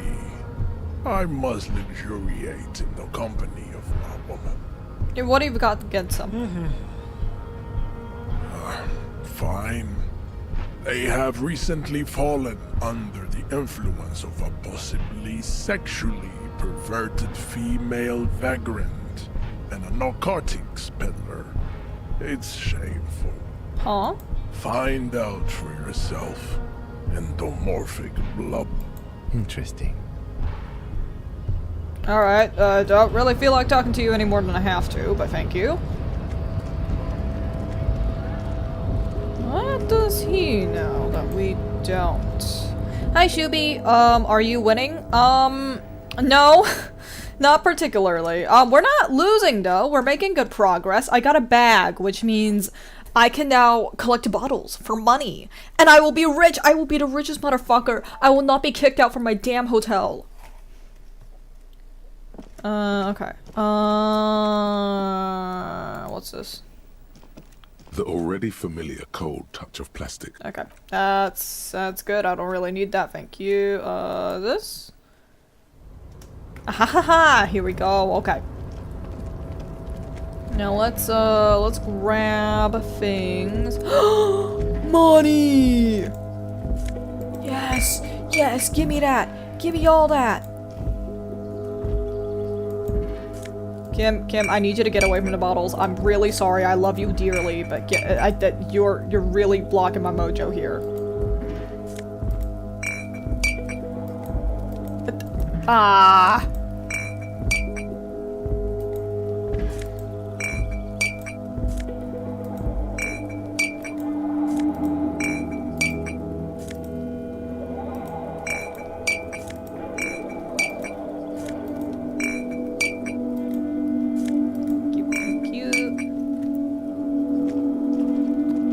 Nothing else here that I can pick up. Okay. What do we have here? This is the night watchman's boot. Okay, that's Renee's thing. I think... How did I get out again? How do I do things? Down over here? Okay. And... okay, nothing I can really click on over here. I am a little bit of a lost boy.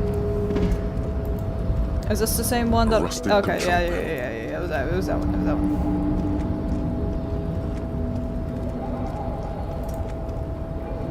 You're back before the cargo container. Its drawer has not lessened since you were last here. If anything, it seems to have grown slightly. Sure.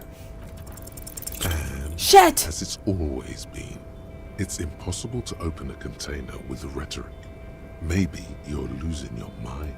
Fine. Fine, I can't open it. Okay, fine. Whatever. Whatever. I don't even want to open it to begin with. I'm pretty sure I looted that one already, but let's check it. Yep, okay. Hey, you're still here. What's up? Oh, hey, mister. I knew you'd be back to talk with old Leo here. Yes, I did. It's like Lady Larice said when she opened a bathhouse in the basement of my apartment building. They can only get so far before they're aching to get back. And lots of folk really did keep coming back. I had some questions. No trouble at all, mister. No trouble at all. It's like that old saying goes, wisdom withers if not shared.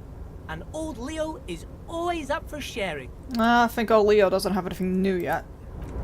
Thank you though, Leo. Much appreciated. Ever! I did your dirty work. How do I get up your damn... okay. There we go. Okay, nothing here. No, nothing for me to collect. Hello, Ebert. Mr. Dubois, a pleasure as always. You don't have to sit down this time, since you've already sat on that chair. What's the container outside your office? My dear Harry, there are literally millions of containers in this harbor. I couldn't possibly remember what's in all of them. There's something special about it, though. Harry, you smooth-talking son of a bitch. Time is a precious resource, and I don't have enough of it to count containers. I don't like containers! Smooth talking. Maybe that's the way to go about opening the container. You should at least try convincing it. I met Joyce. Oh, that's very nice. I haven't gotten around to her yet. I'm very, very busy, you see. I hope you're getting along. One thing I want to make very clear, Harry, is that this is not some kind of union versus corporation situation. Everyone is just pals here. Pals? We're all trying to do what's best for Martinez.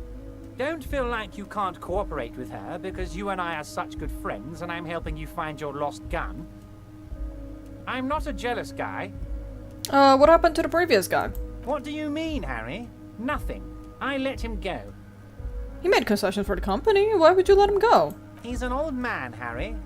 I wanted him to spend more time with his family. God knows how long he's got left. Called him a midget. Harry, I have little people in my organization. I would never call someone a midget. What is this? Honestly, I'm beginning to think you're a midget, Harry. I'm only kidding, Harry. You're not a midget. No one is. We're pals. Vanished under suspicious circumstances. Vanished? Harry, the woman left her casserole in the oven and couldn't make it here in time for the voting. Oh, did I leave my casserole on? Better go home and check. The election can wait. When she got back, the whole thing was over. Wait, there was no mention of a casserole from Joyce. Funny. Harry, Harry, Harry. Do not fixate on this little matter. Maybe it was a rabbit stew, or a hairdryer, or an iron. The point is, her heart wasn't in it. Mine was. This particular brand of humor he has, it makes for a fine distraction. She seems to think the union is lowballing her. Yes, yes. Lowballing, of course. This isn't a casino, Harry. Real people, real livelihoods are at stake here. But everything's a casino for those rich types. I can't exactly argue with that. His expression makes it clear.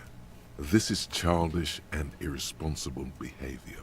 Why haven't you let her in to see you? If she actually wants to see me, she will find a way. Any good negotiator would.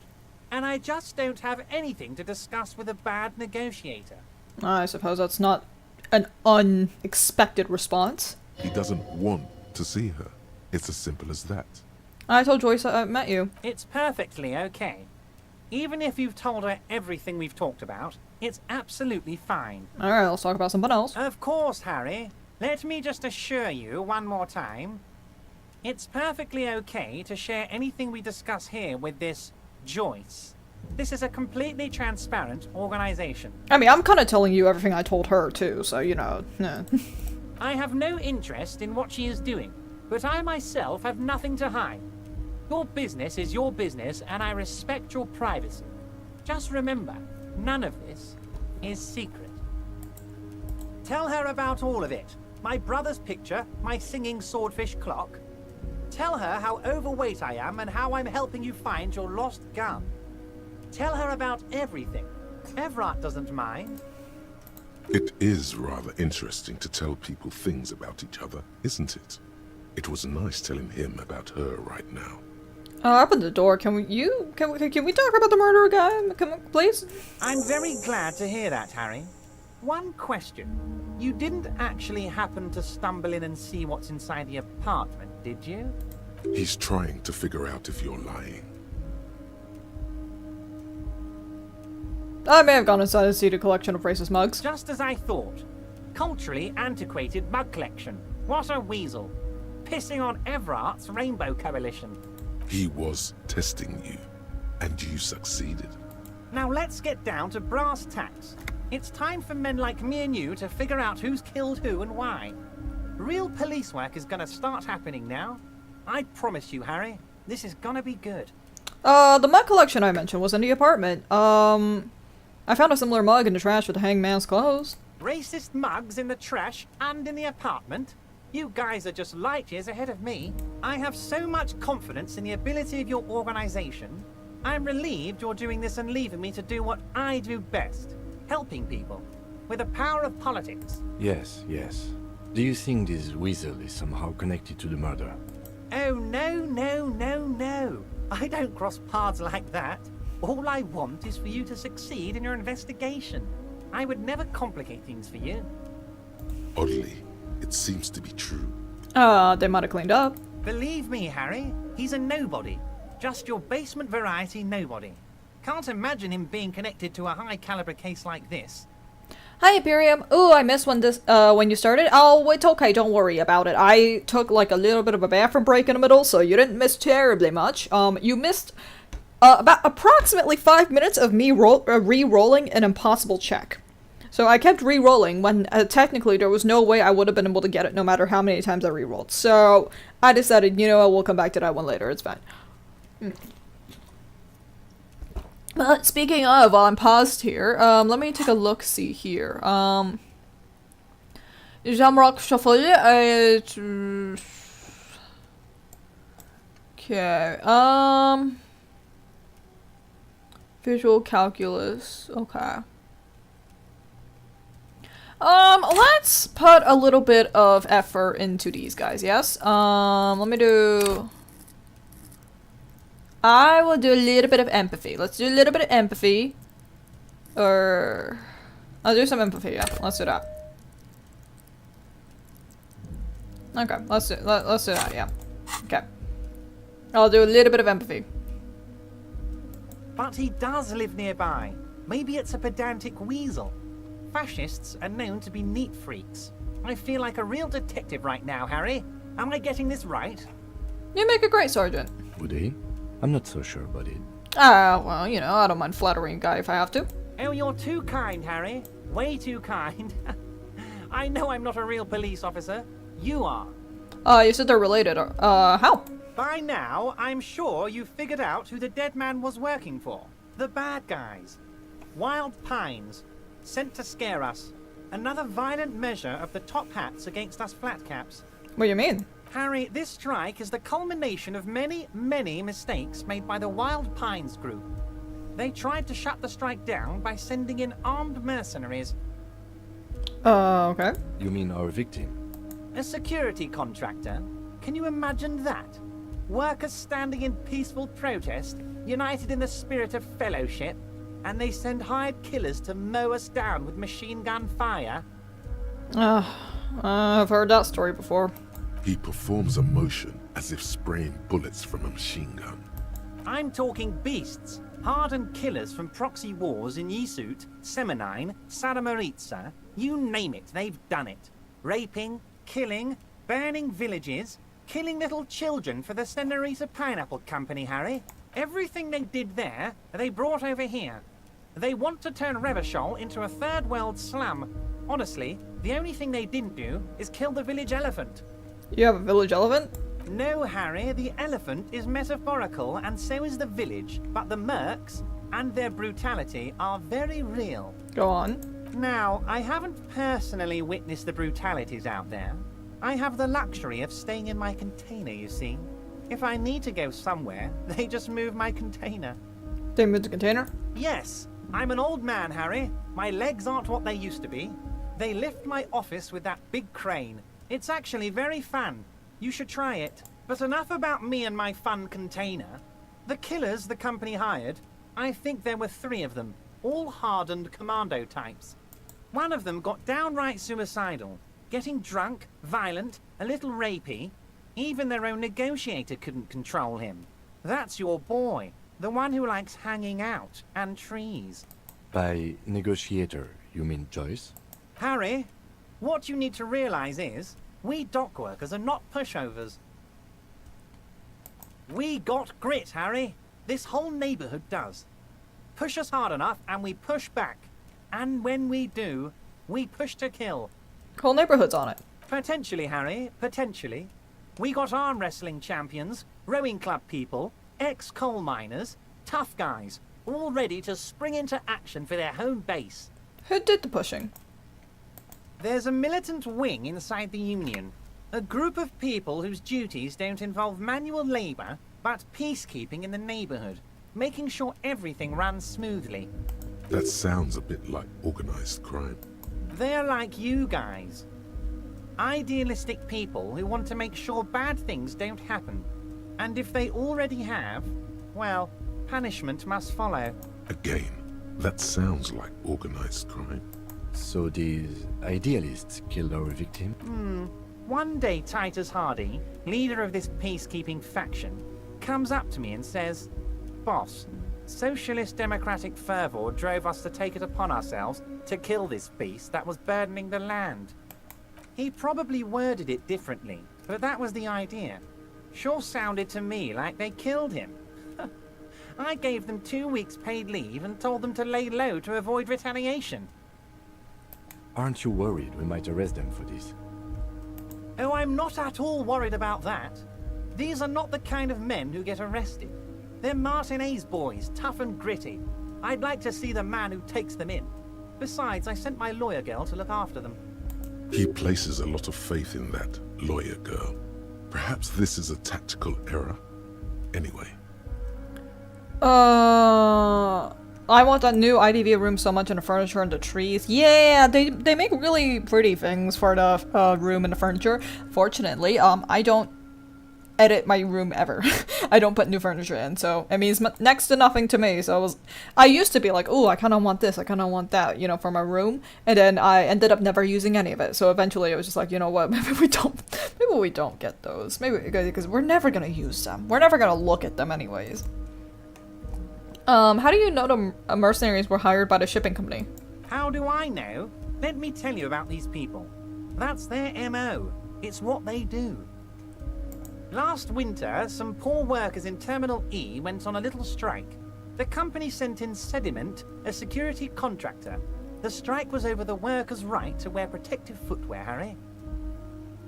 These guys turn up and start beating people. Tell you what, Harry, I wouldn't be surprised if we got the same mercenary company after a little rebranding. And I'm sure as hell not surprised to see an army of scabs under my gates. So you believe the scabs were organized by the security contractor? You said it. Hell, one of those guys looks big enough to take down that proverbial elephant. Boys like that don't just happen to show up during strikes. That does sound quite unlikely, yes. The big guy leading the scabs at the gate is colossal. You mentioned a lawyer. Oh, Liz is a bright one. I paid for that law degree myself, thinking it'll probably turn her all fancy. But hell, Harry, she came back a firebrand socialist. Sometimes she scares me with her zeal. Wait, the girl by the whirling, who was keeping an eye on you. Is he talking about her? You sent her as a spy? I did that, didn't I? She thinks of herself as a guerrilla fighter. These middle-class kids and the books they read are crazy, Harry. I think she would rather be an insurgent than a lawyer. I hope it's a phase. Tell him about Titus. Oh, they are simply fine young men, all 7 of them. Exemplary union members, always working to advance their position in the local socialist democratic movement. Core members. Old Theo used to run them, but things really kicked into gear when Titus took the reins and named the group after himself. Gotta love his initiative. Interesting. Who's second in command? They're almost all of them great guys, born leaders. Whatever happened, I'm sure they only had the best interests of Martinez and Revachol in mind. Work with them. Hell, interview them. But don't fight them. They really are just like you. Men who like beer, women, and some order on the streets. Can you ask him to cooperate with me? But of course! It's the least I can do for my good friend Harry. I'll do it right after we've concluded this talk. You can now go and tell Titus about this. See what he has to say. Also, Harry, here's 5 real. Why? I'm not giving you anything. I'm just holding out 5 real.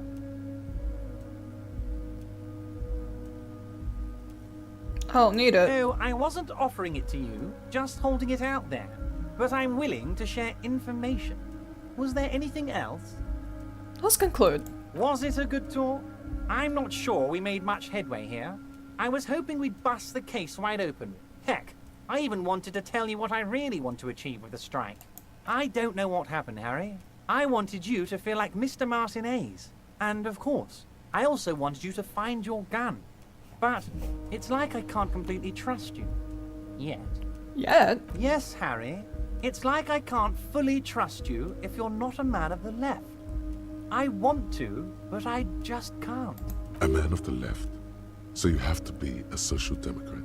Okay, well, you know, I am closer to a communist than a capitalist, so sure, okay.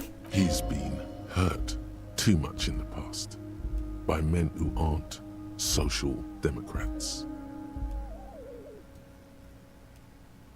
Well, that's supposed to mean I'm more left than you are. You're saying it, but I don't believe you. You know how it is, company snitches, agent provocateurs everywhere. I'm barricaded in this fortress of mine, and I need to get a message out. Will you help me? And what would this entail? Once again, I require nothing unethical or illegal of you.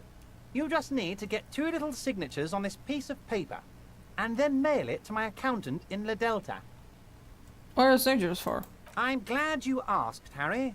The Union is going to build a modern youth centre in Martinez. It will be righteous. We're gonna get those teenagers off drugs. And on roller skates. Okay. There's a nameless little street on the coast with some old houses around it. Most people have already signed. I just need 2 more signatures to get this mission off the ground, Harry. What's this place? On the coast, Harry, across the canal. There's a cul-de-sac there, a little village they're calling it. A gloomy place. You'll find it. I trust your detective skills, Harry. What's gonna happen to the occupants? They are just gonna have to deal with the construction noise for 6 months, and then they'll be living like kings. Right next to a fancy new youth centre, designed by the best architects from Stella Marie. Well, at least you're not kicking them out. Is he absolutely sure the tenants won't be thrown out in the street? Are you 100% sure no one's gonna end up homeless? Am I? Harry, these people, Martinez is the most important thing in my life. I would never let anything bad happen to them. We're gonna build a youth centre there. The value of their properties goes up and kids have a place to play in. I'm looking out for these people, not pulling the rug from under them, Harry. I'm looking out for all of Martinez, not just the harbour. Alright. Kim, what do you think? It depends. I don't think what we just got from Mr. Clare was very useful. As I said, it weighs on me heavily. But once we get really talking, well, I'm gonna hand you the keys to Martinez, and maybe even help you figure out who's behind this killing. He's saying as little as possible. as vaguely as he can, deliberately omitting things. If I happen to be there, I can ask them. You bring joy to my heart, Harry. Such a pleasure to be working with you. Here, you need to get signatures from Isabel Sadie and Lillian Carter. The cul-de-sac is right past the pawn shop and across the canal. I hear there is some trouble with the water lock, but they should fix it by Wednesday morning. Once you have the signatures, mail this to 13022 La Rocca in La Delta. Then, I'll know you're a solid socialist. Alright, cool. See you soon, Debarder. Just kidding, but not too much. Alright, thanks, Everett. Oh, autosave! My favorite thing in the world. Oh, that's not concerning at all. Okay. I play room dress up, all the time. Oh, I see, yeah. Unfortunately, I can't play room dress up because half the time I'm in the rank queue. When you're in queue, it doesn't let you dress up your room, so you just kind of have to sit there and be like, alright, okay, I don't use half this shit.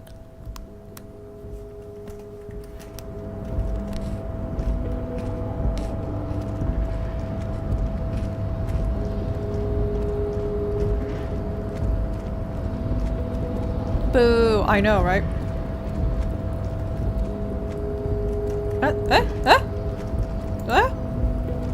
You're back before the cargo container. Its drawer has not lessened since you were last here. If anything, it seems to have grown slightly.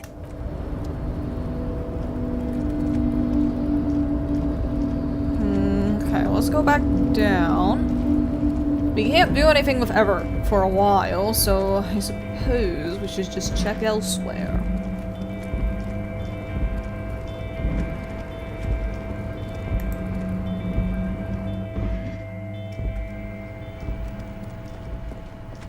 Okay, nothing here still.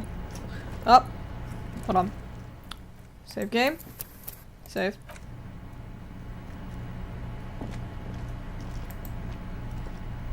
The file cabinet stands steady as ever, and the unlocked drawer slides out to greet you. Force yourself to go through folders. Whatever's Yes! hidden here is hidden well. Concentration isn't enough.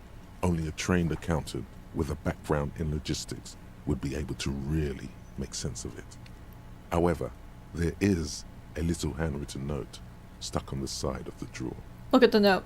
It appears to be a to-do list written in large, uneven capital letters. Why use capital? Remember, Leo, Everart's shoes, special whirling borscht, water Everart's plants, sweep office floor, more banners. All items on the list have been crossed out, and the note itself is crumpled. Hey, look, a to-do note with a list of errands for Everett. One of his aides must have left it. Nothing incriminating here. The special borscht seems a bit odd in the list. Take another look. Remember, Leo, Everart's shoe. No, thank you, all thank items on the list have been the drawer slides shut smoothly. Hey, Leo! Leo, good friend, good buddy. Oh, let's have a chat with Leo. Let's talk to our good friend Leo here. He seems to know something about borscht. I love borscht.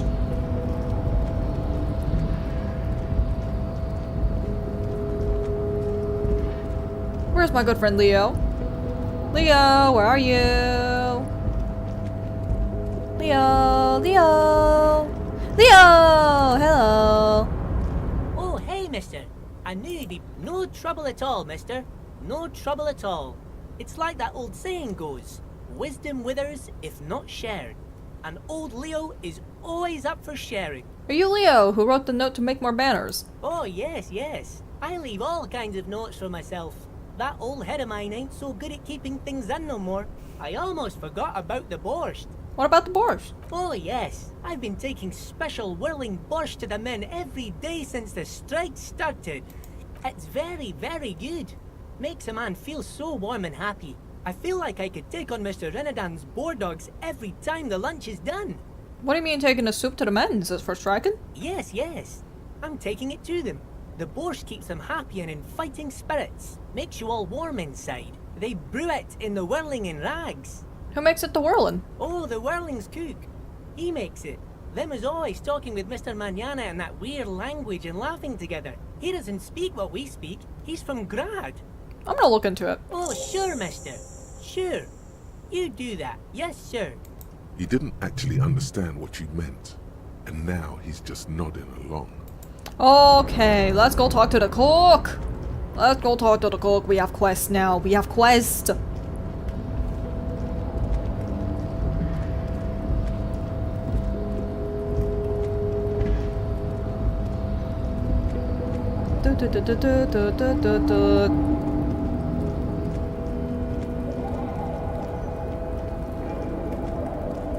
Okay, let's go. Oh, it was a good thing we passed that one. It was a good thing we did. Oh my goodness, okay.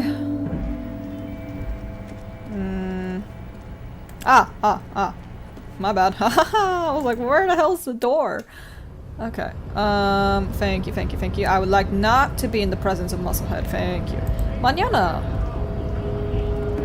What are wondering, man? How can I help you? I got nothing.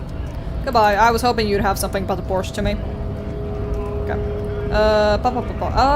Actually, do you have anything to say? Okay, goodbye. No one I can really ask anything about the tattoo, I see. Let's go to the Whirlin. What's a Whirlin got for me? Okay, before I do anything, I'm gonna save the game. I'm just gonna save the game real quick.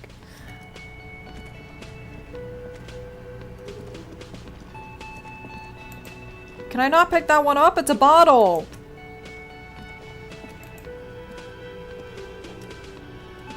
Okay, nothing here.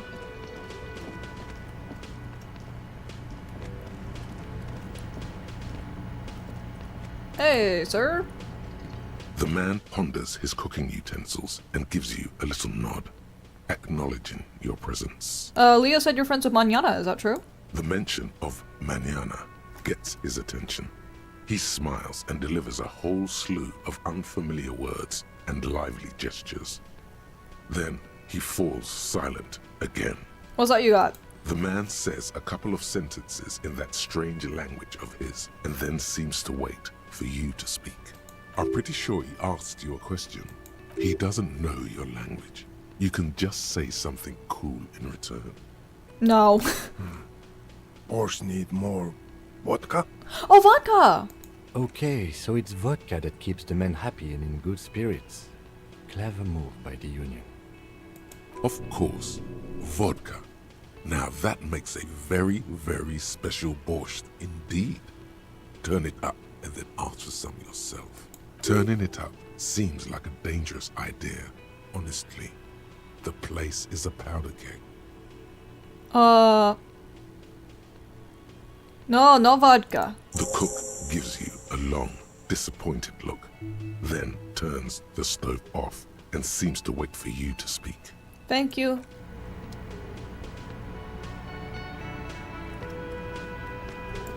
You see a heavy Okay, nothing here. Guard. Can I help you?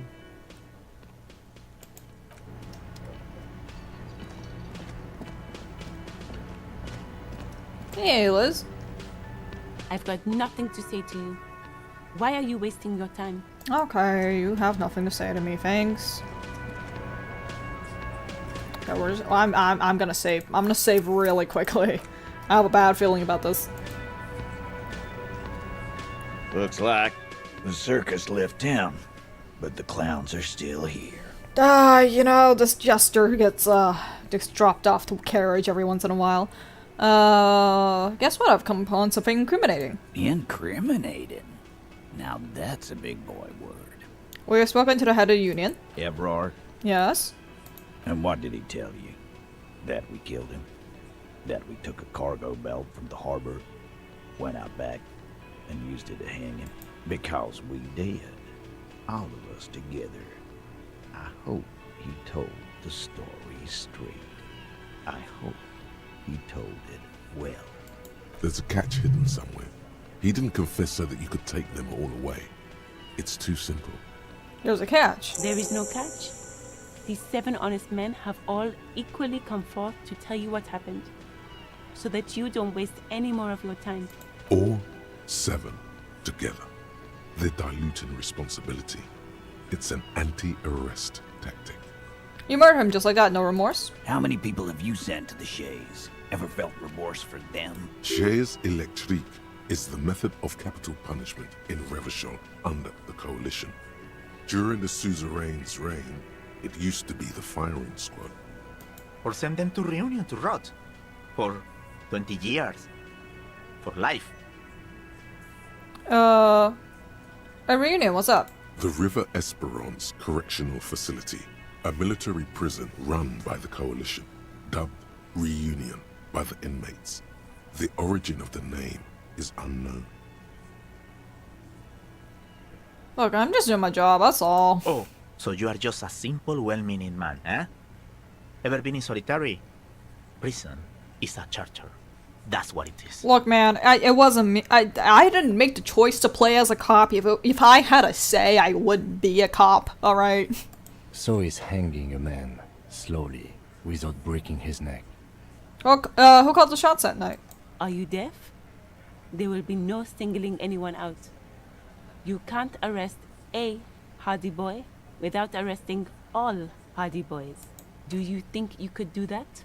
Do you think you could arrest them all? A trick question. Don't let her lead the conversation. No, but seriously, who calls the shots around here? Who do you fucking think does? The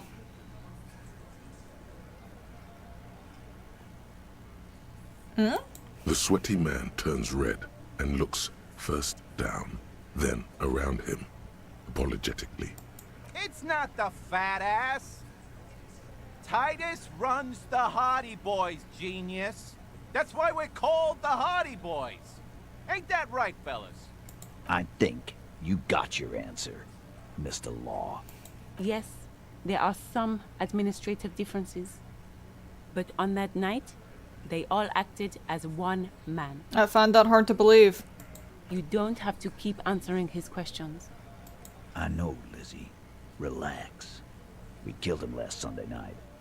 Seemed like a good way to end the week. How long you known him? Known him? We don't associate with scum like that, asshole. Yeah! Who do you think we are? Quiet. He came around about 3 weeks ago when that Pines cow first sailed into town. Happy? I'm noticing that Angus is the only one that's not talking. Maybe he's gonna crack, is what I'm thinking. Maybe we crack him. By the Pines cow, you mean Joyce Messier? The representative for White Pines? The same company you're striking against? Also, that's highly misogynist, but alright. No. I mean the Pines cow. The stupid-ass cow they sent in to fuck us over. But you know what? Why don't you ask her about the pretty boy? I'm sure she has interesting things to say when you ask her hard enough. That's enough insinuation for today, Titus. Huh? Officer, your interview is drawing to an end. Don't waste your last questions. Why'd you kill him? Why? 'Cause he was worthless mercenary scum. And he stepped out alive in my town. So he was a mercenary? And he stepped out alive. What kind of mercenary? The kind that shows up when you start a strike. The experienced kind, too. Had Cohoy and Semenine written all over him. Ex-Oranese Special Forces. A live grenade. Right here in our bar. I can't prove it, but I know he was sent by the Wild Pines. They hire merc shit like that. Story of every strike from here to Samara. How do you even know that? 'Cause one night, he walked straight up to the mic and said, I'm Oranese goddamn Special Forces, and I'm gonna fuck you all. Really? Yeah, really. Had a gin and tonic up there, sang some Oranese paratrooper song, and said he's gonna fuck everyone. We couldn't believe it either, but he fucking did, right there. Like some kind of animal. Sire, the tale is true. This is a serious violation of the karaoke code. Okay, but what did he actually do wrong? Wrong? He harassed women, raped one, harassed workers, threatened to kill some as a warning. I don't like that either. From rape to harassment to threats of violence. Why the strange de-escalation? He regrets mentioning it. Hopes you didn't notice. To kill us all, if we don't open the gates, if we don't let the scabs in, if we don't bend over. That was before he started coming here. Yeah, he said it was his favorite joint now. Started to come in here every night. Drinking, grabbing girls. Grabbed one of ours mid-karaoke, right there on the stage. He grabbed someone? Yeah. This girl's on the mic. A beautiful girl, young. Gets into the second verse of Lover Lake. The fucker grabs her legs, starts screaming. Show me your cunt! Why don't you show me your cunt? Then, he gets knocked on the head with a wine bottle. Doesn't even fall down. Wasn't it the same girl who was sexually assaulted? The hell? Aren't you fucking listening? My man is talking to you. He took care of it. They got the girl out before anything else could happen. Well, I appreciate that at least. Yeah, me and Eugene got her out. Aren't you fucking listening? There's something odd here. Seems like they don't want to talk about that rape Titus mentioned. Why not? This is a serious allegation. Make them talk about it. Alright, but who? No. You're not getting the name. That's a Martinez matter. And I'm not discussing it with you, Clem. But that's important. We're hey, I don't know how it works in Martinez, but we are okay. In the United States of America, policemen are obligated to investigate these things. We're obligated to report if we suspect it. You should tell us. There's nothing you can do for now. He's stonewalling you. How'd you kill him? We hanged him up by his neck until he got real still. Wasn't that obvious, copper?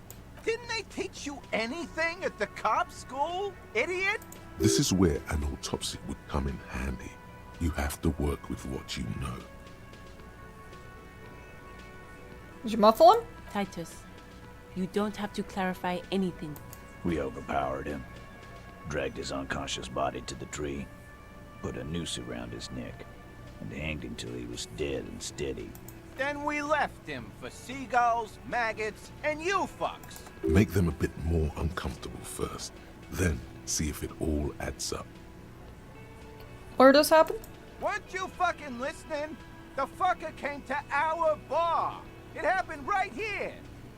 Wasn't he a trained killer? With numbers, asshole. How do you think? You're right, Lizzie.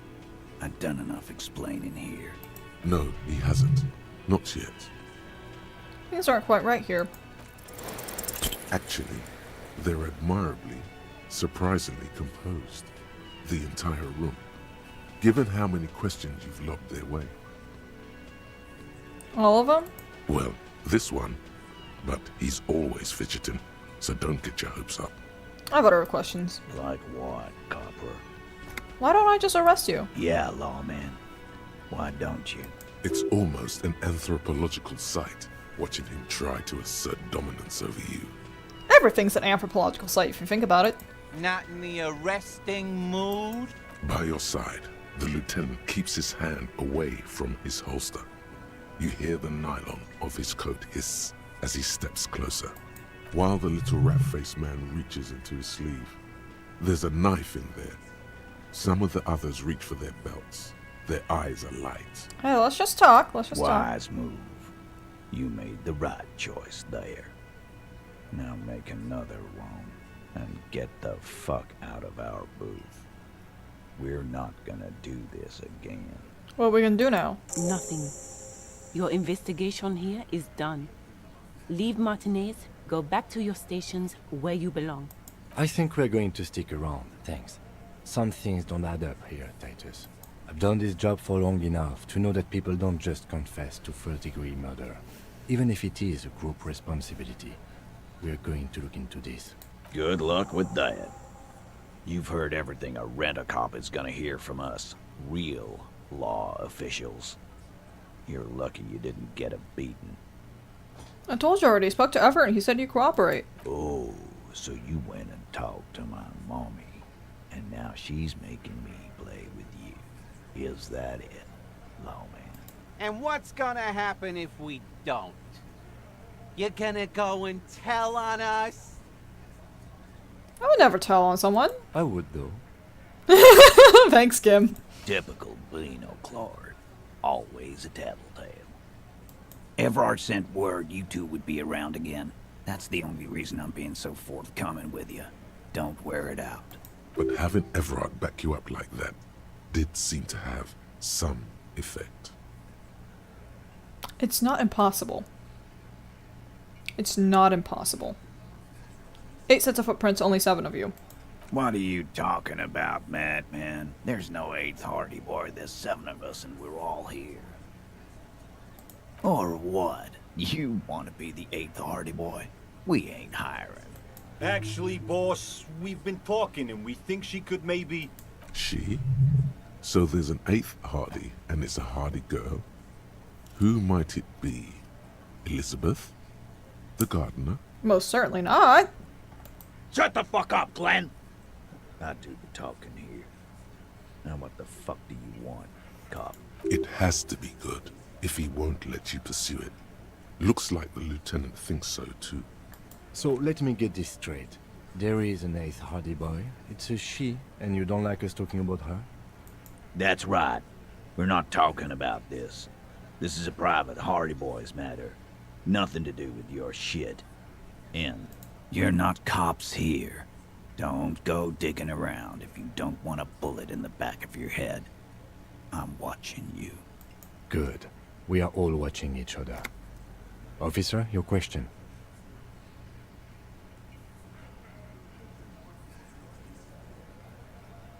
I'm gonna take off now. Okay.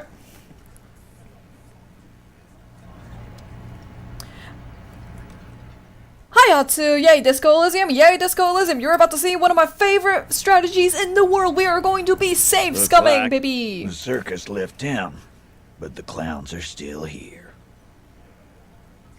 Alright, thank you Titus, let's go! Establish Shit! authority.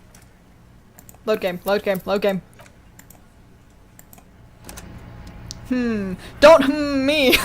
That's how I made it through half this game! Looks like the circus left town, but the clowns are still Yep, here. I'm a real big clown because I'm about to sink about, what, 5 minutes of my time in this? Let's do it. Establish Shit. authority. Load game, load game, load game, load game. Let's do it again. I'll get it eventually. Looks like we get it eventually. The circus left town, but the clowns are still here.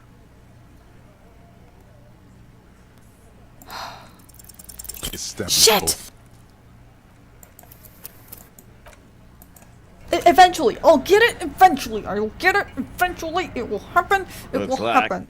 the circus left town, but the clowns are still here. Yeah, come on, come on, come on, come on, come on. As you Yes! look around this room full of sweaty men, swearing, drinking, spitting out tobacco, does this look familiar? I win these always. I win these always. I'm the victor, motherfucker. Let's go. Where have I seen this before? You believe the place was called Precinct 41. It was also filled with, almost exclusively, men. Sitting on desks, talking shit, and wasting time. I get it, Titus. You guys really are the authority around here. Huh? You must be. You're just like we're cops, drinking beer and sitting around with your dicks in your hand. You got a problem with beer now? Actually, yes, I do. Not quite there yet. Push on. No, I'm also a big fan of beer and jerking off instead of helping people. You saying we don't help people? I've been doing this job for 10 years. Martinez was a dump before we put this outfit together. They don't know, man. They weren't here. We had 3 shootings a week, kids dead, fucking graffito everywhere. You cops haven't shown up since the 30s. Congratulations on the graffiti removal. All I see is you sitting around talking about Monica's titties while there's a rape victim. So what? What do you want from me? We took care of that fuck. Don't let him drink that. One more push. Quick. It's not about who did it, it's about victim. She needs help. Titus? She stops mid-sentence. That's it. You got him. He's going to give it up, but on his terms. You wanna help her, cop? Fine. I'm gonna let you help her. But you treat her with respect. If you don't, if you question her, harass her, a freight train of pain, buddy. What is her name? Glacia. I'm on due. She's staying here at the Whirling in Rags. A real pretty one.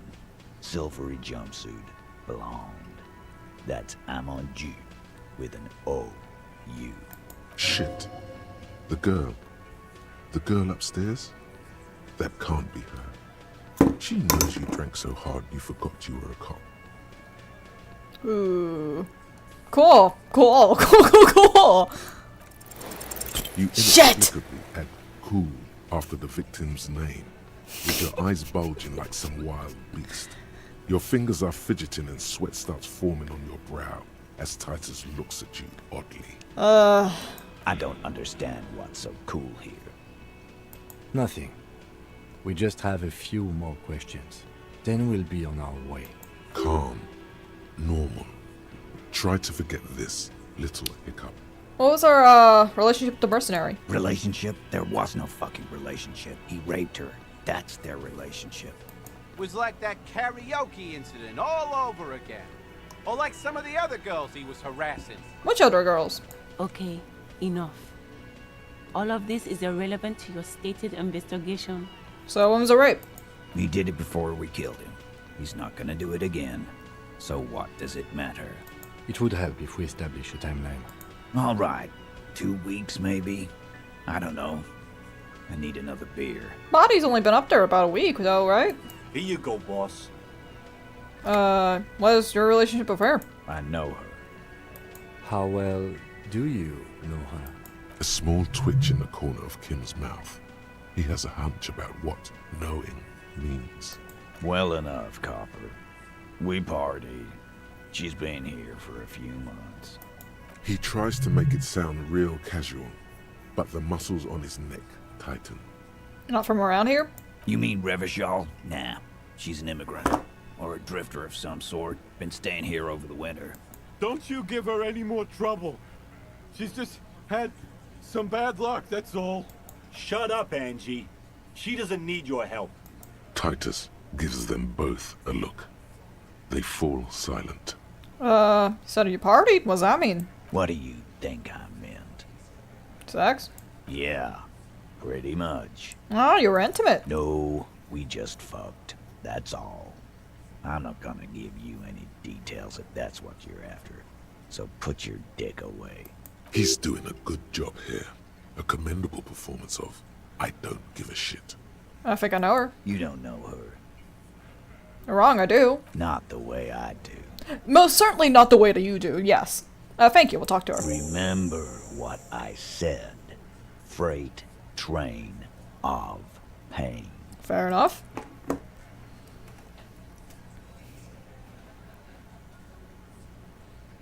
Okay, before we do that, I am going to, let's get some Inland Empire in there too. I think I'll swap between Empathy and Inland Empire. Kim, what do you have to say? Officer, what was that? Well, what? You looked strange when he mentioned the assault victim's name. Do you know that woman? Yes. Is there something I should know before we talk to her? Whatever you do, don't say the first thing. I asked her where we are, what city this is, maybe even what year or something like that. That's clearly your interrogation technique. Anything else? She knows that is some pretty crazy stuff. So she overheard you? Or did you party together? It's one next to yours, actually. Anything else? I don't remember being a cop. Okay. That's manager. I like how fast Kim was just like, all right, cool, we can work on that. Met her in the hallway. Understood. You were not in good shape on Monday. What? Hey, Logic, what did you say again? What did you say? Thanks, Rhetoric. Whatever you say, don't say the first.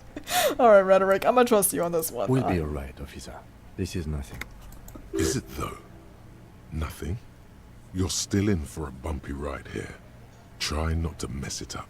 Yeah, alright, I trust you a little bit on this one, Rhetoric. We've been having a little bit of a rough time, a little bit of a rough time, baby. Okay, while we're here, anyone have any bottles for me? Any bottles? Do I got a bottle? My room has bottles that I can't pick up. What's happening?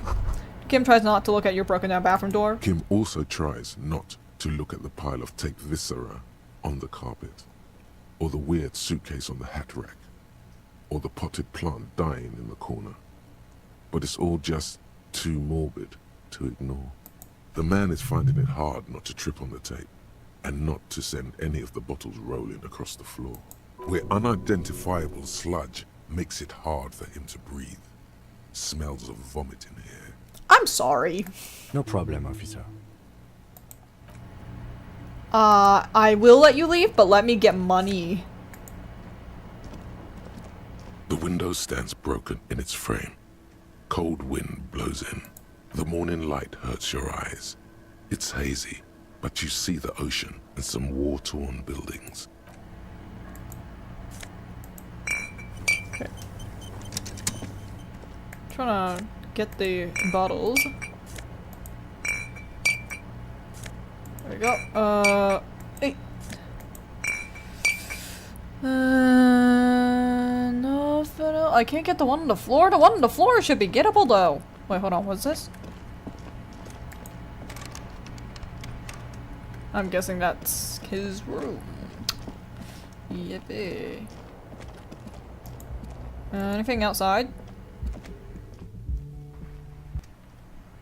Nothing outside. Okay.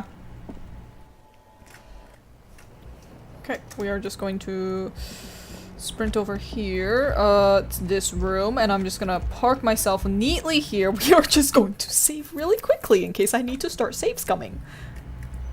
How do you get the bird and IDV? I have no freaking idea. I'm not gonna lie. I did not pay attention to the events. They keep being like, oh, you need to do this, you need to go into this map and then take this many pictures. I don't fucking pay attention to that shit, man. Okay. Safe's going. Let's go. The door is closed. Knock. Who is it? Tired. Controlled. This is the police. Can we come in? Come on up. The door is open. I'm drying my hair. Sounds like it's coming from upstairs somewhere. You could snoop around before going up. There's an upstairs. You guys have stairs in your hotels? You have stairs in your hotel room? What the hell? Pile of dirty clothes is a woman. Hotel bill calculations. Looks like she's had an extended stay. I will take your bottles. I will take all your bottles. Thank you. My monies. My monies.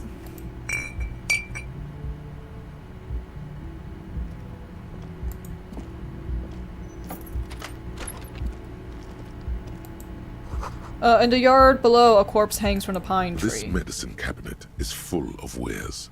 Sheets of pills, haphazardly stacked, one on top of the other. There's also a toothbrush somewhere in there. Look at that. It's been used quite a lot. Medications? Pharmaceuticals line the shelves. Sheet upon sheet of pill bottle next to pill bottle. Acetylic acid, APAP, eye drops, blood thinners. Collection? Anything of note? Search. Pill bottles rattle like bones as you search the cabinet. Paracetamol, histoperidol, something in a foreign language you can't read. Behind them, an unusually shaped nasal spray. Its label reads, Nacra. I know paracetamols for fevers usually, right? Nacra. This is used to treat opioid overdoses. Always handy to have around. Interesting. That's used for diamorphine overdoses. You could say he's on the lookout. Pill sheets. Among some foreign, probably Messinian, or Gottwaldian. Marked red blister packs you find. What do you find? This is going to take a little know-how. Alright, electrochemistry, let's do this. A bright Yeah, fuck yeah, fuck yeah, fuck yeah. peptide stamped on it. In sunny, happy letters. Jackpot, baby. That's the stuff you're looking for. Your palms begin to sweat just holding that little plastic container. Oh, what's oxide? It's speed, man. Just what you were looking for. They call it dextroamphetamine and talk about psychological disorders. But what we're seeing here is some scientifically advanced trucker speed. So I also see a brand called Peptide. Peptide, a euphemism for pharmaceutical amphetamine. Prescription speed. The fuck are you waiting for? Let's get super fucking preppy. Just taking a plain sight. The lieutenant looks toward the door as if he didn't see you pilfer that sweet peptide. Oh, we're gonna have to hand it to Joyce later, aren't we? He did, though. He totally did, and now he thinks less of you. Should have kept it sub rosa. Who cares, man? Who cares what the stiff thinks? Here comes the afterburner. Just put it in your sweaty little hand now.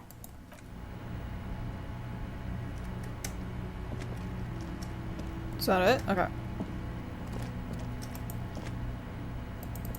Hey, go up, go up, go up. Thank you. Okay, what's up?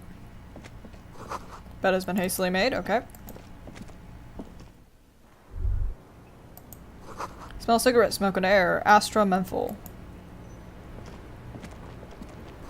Cold coffee and an ashtray that looks like a hedgehog. Look, a handful of dried white wildflowers. Just as you look at the flowers, a gust of wind raises them from the roof, picking them up in the air. Move your hand. The wind brushes them off the roof. They're gone.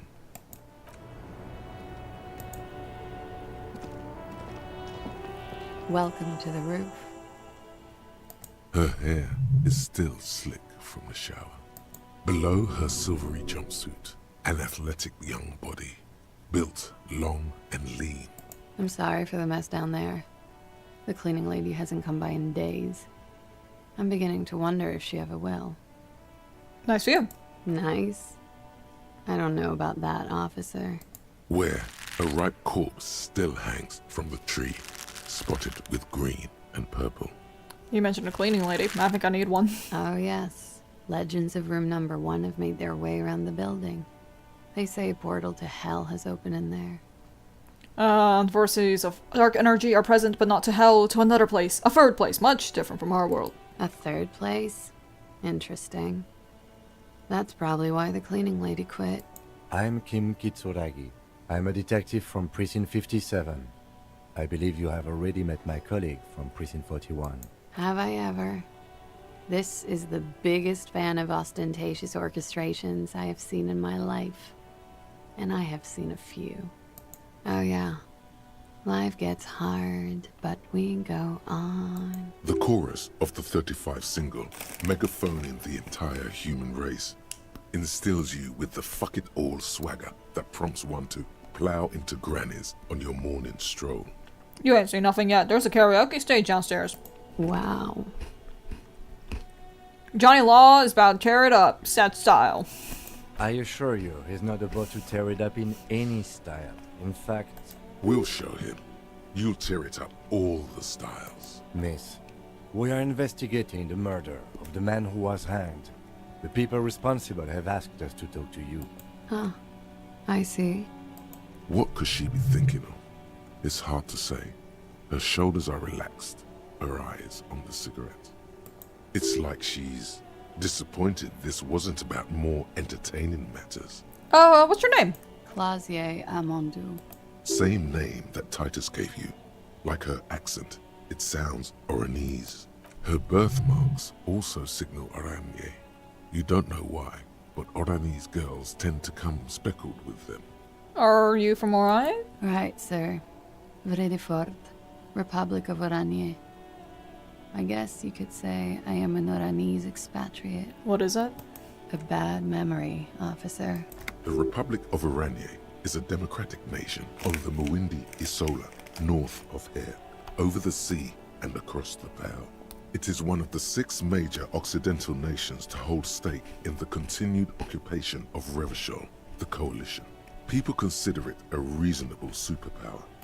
They will make you into a fiscal colony, divert your natural resources, hold patents and shares, but they won't threaten to wipe you out anytime, like Revachol did in its prime. Bad memory of what? Of lilacs and lightning. Parks, glass, duraluminium. Fredefort is a conference city. It's always autumn there. And night. At least it was for me. What's so bad about that? Nothing. If you're no longer there. How old are you? I'm 28. What do you do? What's your specialization? Something stupid. What's that? Oranese lit. What's that? Oranese literature. It's what I studied at the university. What's that about? Fear of failure, fear of death, how it sucks to be Oranese. All national literatures are. Only the name of the nation changes. Fair enough. I can't exactly argue with that. What about Revacholian literature? People sometimes reveal things about themselves when they discuss such matters. Revacholian too? No.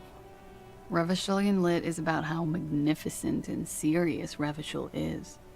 It's about how you have to save the world. No intention of doing that. That's just a phase the Revacholian hero goes through.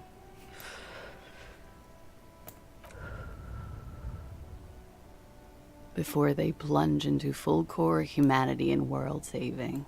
She seems quite relaxed for a victim of assault. But, of course, what seems should not be your priority. What do you do with it? Nothing. I do nothing with it. How do you make money then? Cool. I've made more money by just being than I have with Oranese lit. Being what? Many things. A roller skating instructor, a secretary, Miss Oranier 37. Of course she won a beauty pageant. She's very symmetrical. Could we take a look at your passport, please? I'm afraid you can't, officer. Why is that? Because it's buried in a sealed plastic bag at an undisclosed location on the coast, along with cash and airline tickets. Thank you for your candor. Why? They say so in your tourist brochure. Keep travel documents away from your person when west of the river. How do I know you've told us your real name? If I were to lie to you, I would come up with a more mainstream name than Clausia Mondu. It's a weird name. She seems to be telling the truth, sire. I'm pretty sure I have the legal right. Look, officers, I like this place, but I don't want to be stuck wandering the city like a ghost after being robbed of my travel documents. Fair. I don't want to become an indentured servant in a brothel on Boogie Street, and I don't want my relatives to pay the ransom. There are plenty of other reasons for hiding your documents from the law. Not why you hid it. It's also why I hid it. Why, yes. I'm an unpopular girl. There are people back home who don't like me. If they show up, I'm in a hurry. The kind of hurry where you can't afford to not find your documents. But don't worry. This has nothing to do with your investigation. What kind of people? I would love to change the subject. It's not important. Unless I'm some kind of suspect. We just come to talk. Phew. Okay then. Okie dokie. If any of this made her nervous, it certainly doesn't show in her expression or her movements. That's it for the record. The record. So official. Nice room. Yeah. It's pretty deluxe. What are you doing here? I'm wintering. How long have you been staying here? About 4 months. I came in November. Why here? Here in the Whirling, here in Martinez, or here in Revachol. Revachol. I always wanted to see the only city in the world in the worst time of the year. It's a tourist thing. Hey, I take offense to that. Winter is a very wonderful time. This is by far not the only reason she's here. And she isn't really hiding it either. Quite the collection down there. Thank you. I've put a lot of time and effort into it. How'd you amass such a hoard? With money, sir. It's not exactly the anti-star size caboodle I intend for it to be one day, but it's getting there. The Anti-Star is, or was, a Vespertine rock and roll star. who liked to do drugs. He did so many drugs, he eventually mutated into a corpse. You've got an opiate antagonist. Comes in handy when you've done too many opioids. Yes, that's what they are. Is that something that happens to you often, miss? Better safe than sorry. You've got Preptide. Oh, yes. One of my favorites. It cures many ailments. Like not being able to stay up for 36 hours. Not being happy. It cures those ailments. It's just a mirrored speed molecule, basically. Alright. Very funky. Other questions? Okay. Watching herself reflected in the bedroom window, torn and sparkling and draped in smoke. Tell us you're raped? It's a bit early in the morning for raped, isn't it? It's actually already afternoon. Is it? It is afternoon. Time flies, man. Were you? Yeah. I'm gonna go with not raped. I don't want to say that shit about him. By him, she must mean the victim. Tell them it's not my style. They'll have to, you know, if they want to jazz up the charges, they'll have to get someone more, rapeable. By they, she means the Hardy Boys. Are you saying that you were asked to tell us you were assaulted? Not explicitly, but I understood what they meant. It wouldn't hurt to spice things up a bit. Some assault and battery. Sexual assault, maybe. It was clear the latter would be spicier. Titus asked you to spice things up for us. Pretty much. Warming them. Are you sure that... Are you sure you weren't raped? I'm 89% sure. Does that mean you're 11% sure? You know how it is. Do you? Actually, I don't. Maybe you don't.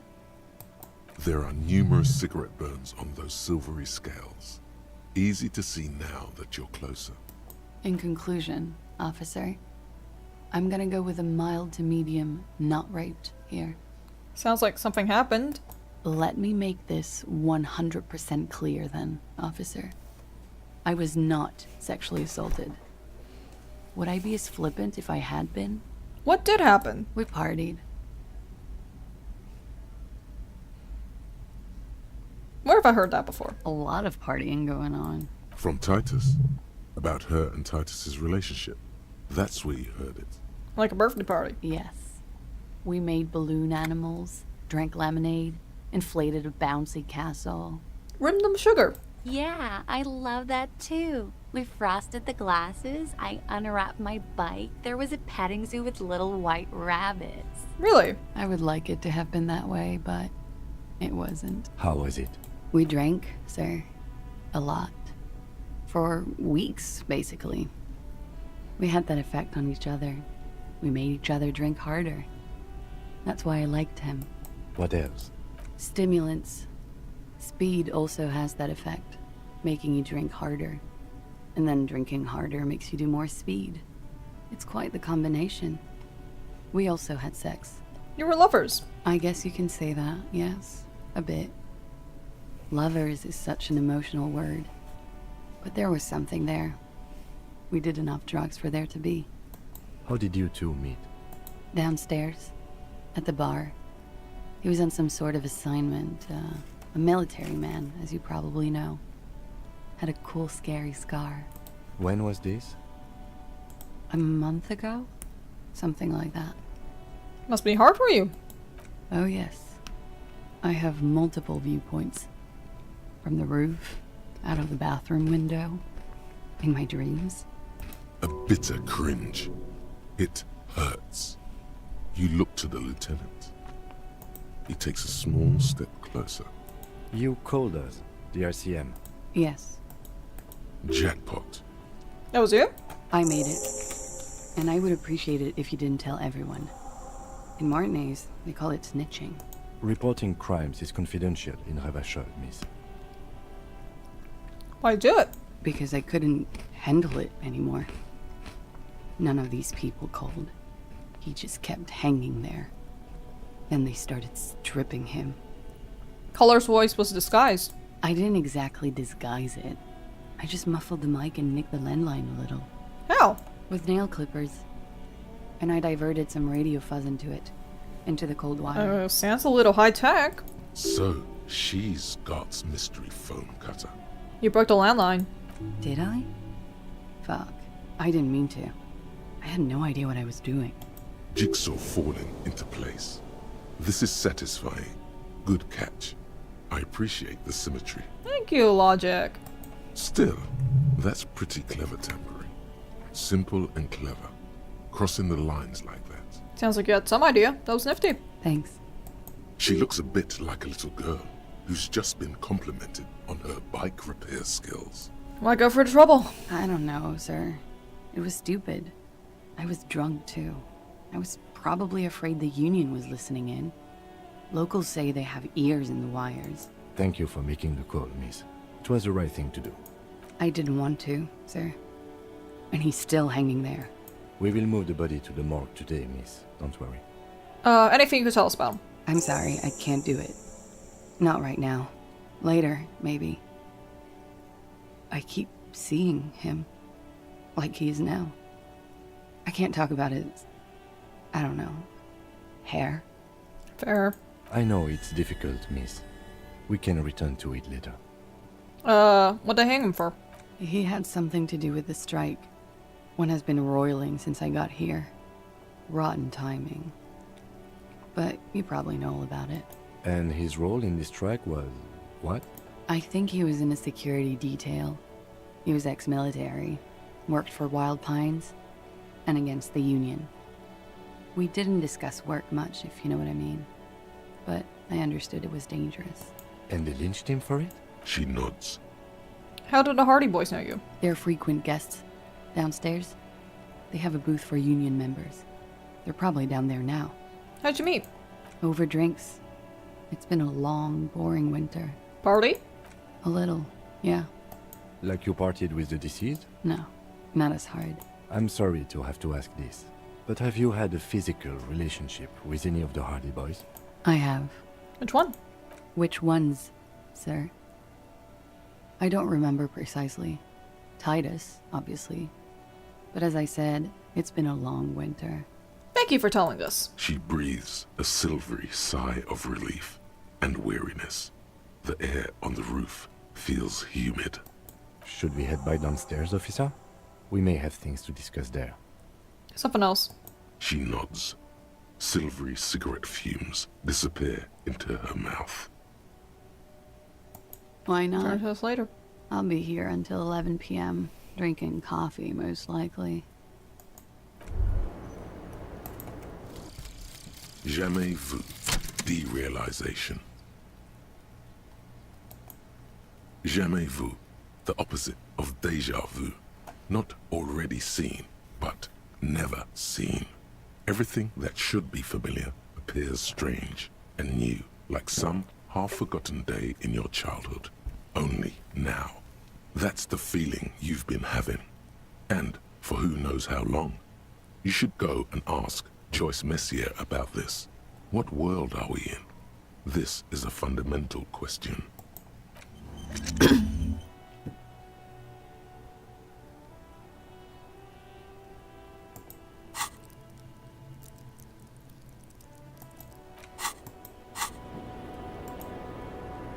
Looks like we have more to discuss with those so-called Hardy Boys. Half their reasoning just went out the window. You think this'll make them cooperate? Nothing will make them respect the RCM, but it will disrupt the game they prepared for us. We just stripped off one layer of whatever it is.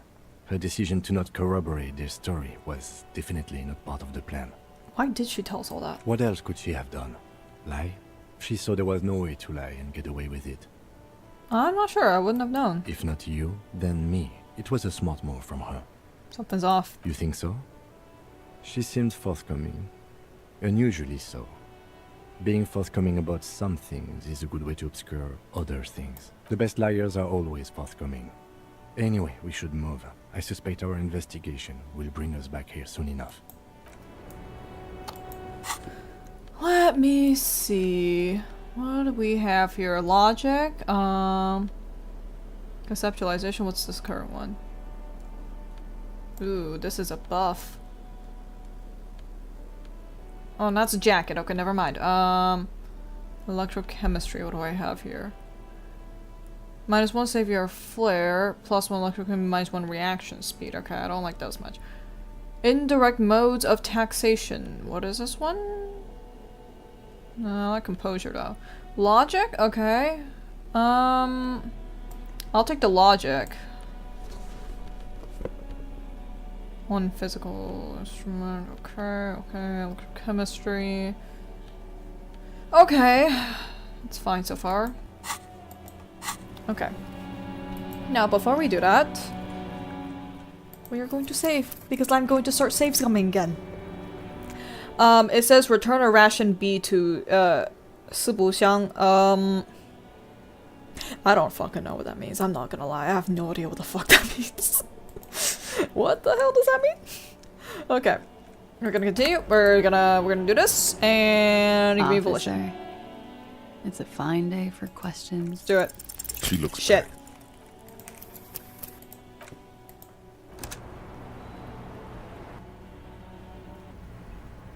Hello, ma'am. Let's do it again. Officer. Soft, yes! light brown eyes look back at you, directly into the space behind your eye sockets. You see the smoke rise from between her painted red lips. She's beautiful. I have bad news for you. What? You know these guys? Who? Me? Yes, you. He's talking about you, you boring stiff. You too. Me? What did I do? I'm merely a master thespian. These guys are compromised. She's got them singing along to her tune. The little bleeps and bloops you trust for info, you can't trust them anymore. What? Believe it. Which ones are affected? There's no way of knowing. At the moment, I'm afraid it's best to assume all of them. Bullshit, man. I ain't compromised. Especially that guy. That guy's the most compromised one in here. From the start of the game, this guy's been trying to get me to get drugs, alcohol, and sex, okay? I haven't been listening to him to begin with. No fucking way, man. I just want a drag of that sweet menthol Ziggy. Really? Quick. Tell me what's under her jumpsuit. Glory. Truth. Softness. Protect her. She wants you. What? How it always does. Through subtlety. There's nothing you can do about it. You are how you are, and she is how she is. Things will go as they do. Can't you turn normal again? No. What use is this then? It's better to know you're being played than to be played without knowing it, is it not? She's lying? Yes. Mr. Thespian here has been singing paeans to how truthful she is. She is a lady, most fair and just. Hell if I trust that. In his defense, to reduce him to such inadequacy, she probably had to employ half-truths more often than outright lies. That is correct. And omissions too. Can trust that guy? A little. They're all still of limited use, interpreting things to the best of their ability. Maybe they add flair or something. I wouldn't know. I don't add flair. But when it comes to assessments of character and factual accuracy, they are not to be trusted. Not with her. Can't trust any of them ever again? Don't be melodramatic. You can trust them. Just not with Miss Orange Disco Dancer here. What's her plan? You can't draw a sound conclusion. The one who usually does says she may want to control the information rollout, not to become a suspect. She may have a past she's escaping, unrelated to this case. You doubt it's something truly insidious. See? It's oddly moderate, probably compromised. I've been talking to myself long enough. Let's get back to it. Don't worry. It's only been 4 or 5 seconds. You've got this. Just close your eyes. For a second, her face disappears from your cornea. Only a silvery negative remains. Still smiling. A tired smile. Let's return to this later. Alright, thank you, ma'am. Let's go. Not what I meant to do. Sorry. Didn't mean to come back out here. Yeah? This window is pristine on the inside, unlike the one next to it. Light from the desk lamp reflects off the glass in an untarnished golden halo.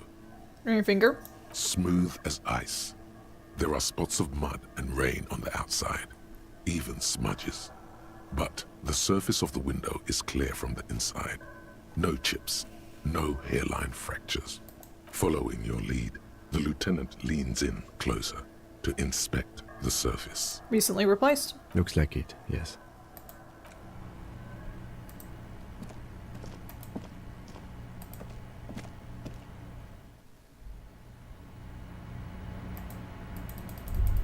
What was that? What was that?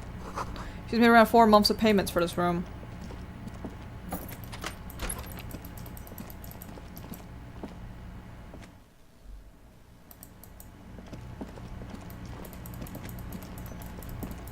Okay, before we deal with you guys, let me go and do a little more safe scumming. What's up? You see a set of tire tracks in the ground. Okay. Oh, it'll show her on the roof now. Oh, how nice. Okay. We're gonna do a quick save scum. We're gonna see if Kuno can be save scummed.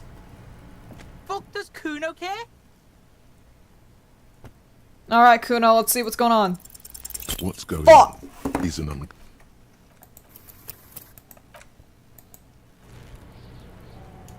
Let's try it again. I can talk to Kuno. I believe in talking to Kuno. Fuck does Kuno care? What's going on? Kuno, talk to me! Open your heart to me, Kuno! I will understand you most certainly.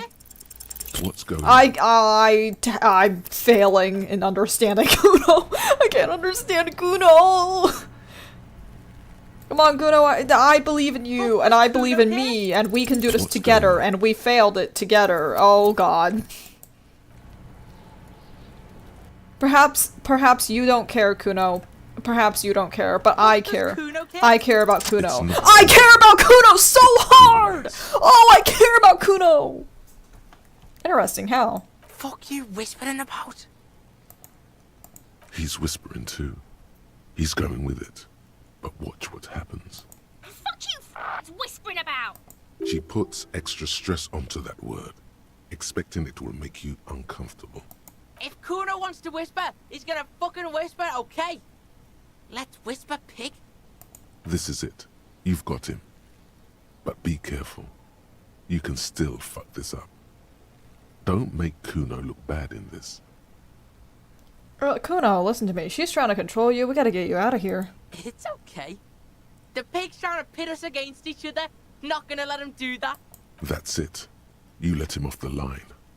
That was a bad, manipulative thing to say. You should understand.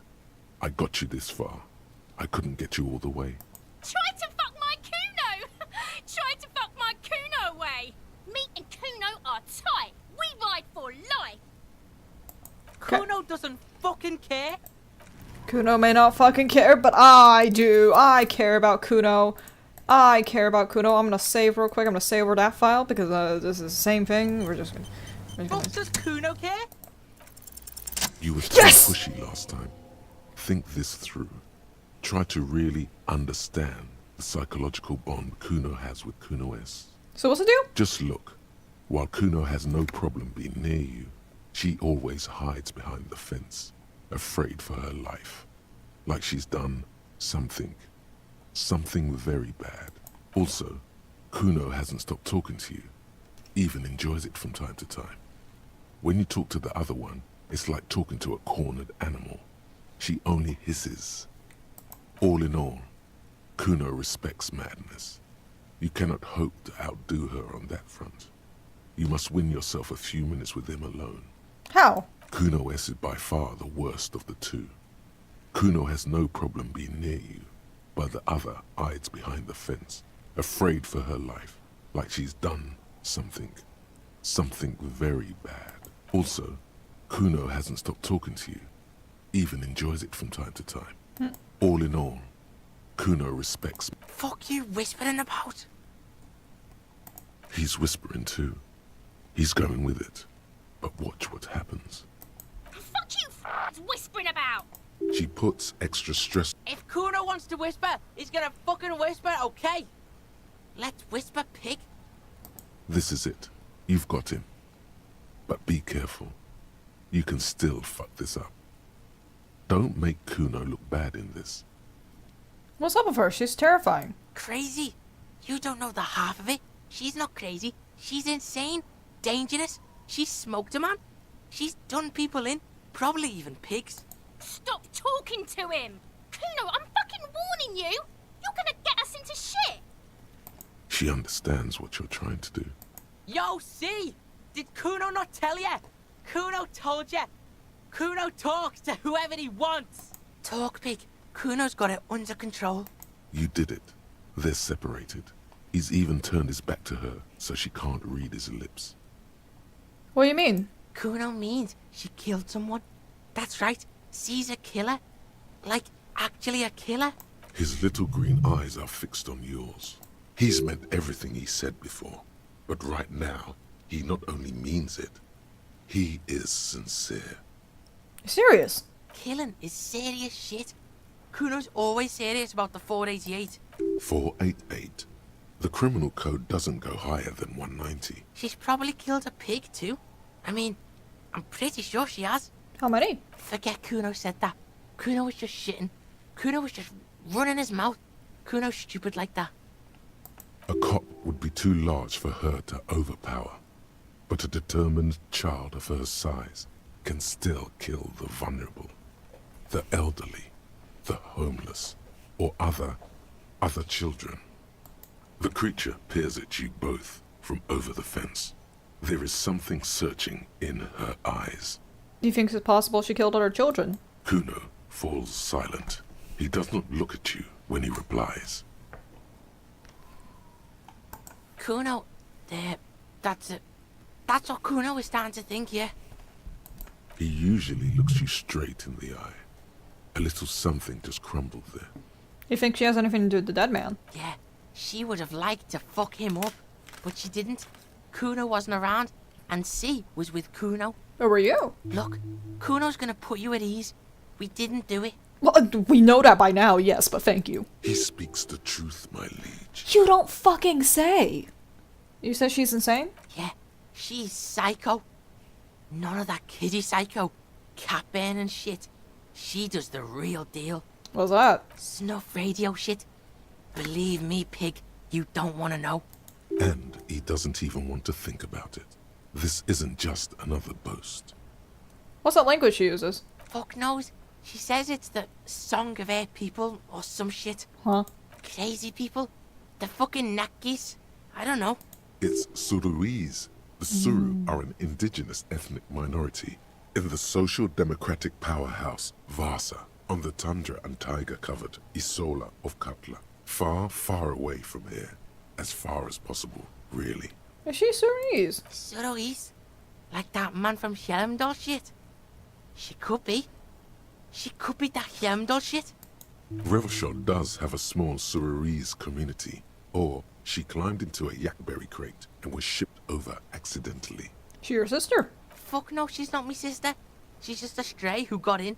Like a mad dog or some shit. Yeah, she was just there. What was that, Kuno?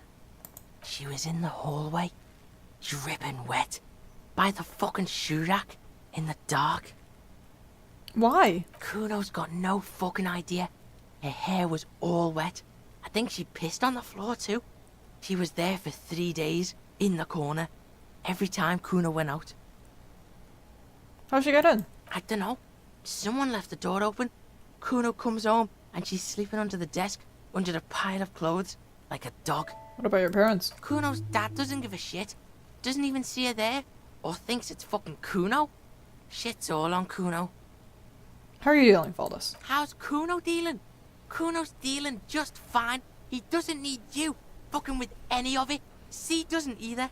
Kuno's got this shit under control. You need backup. I'm here for you. Listen.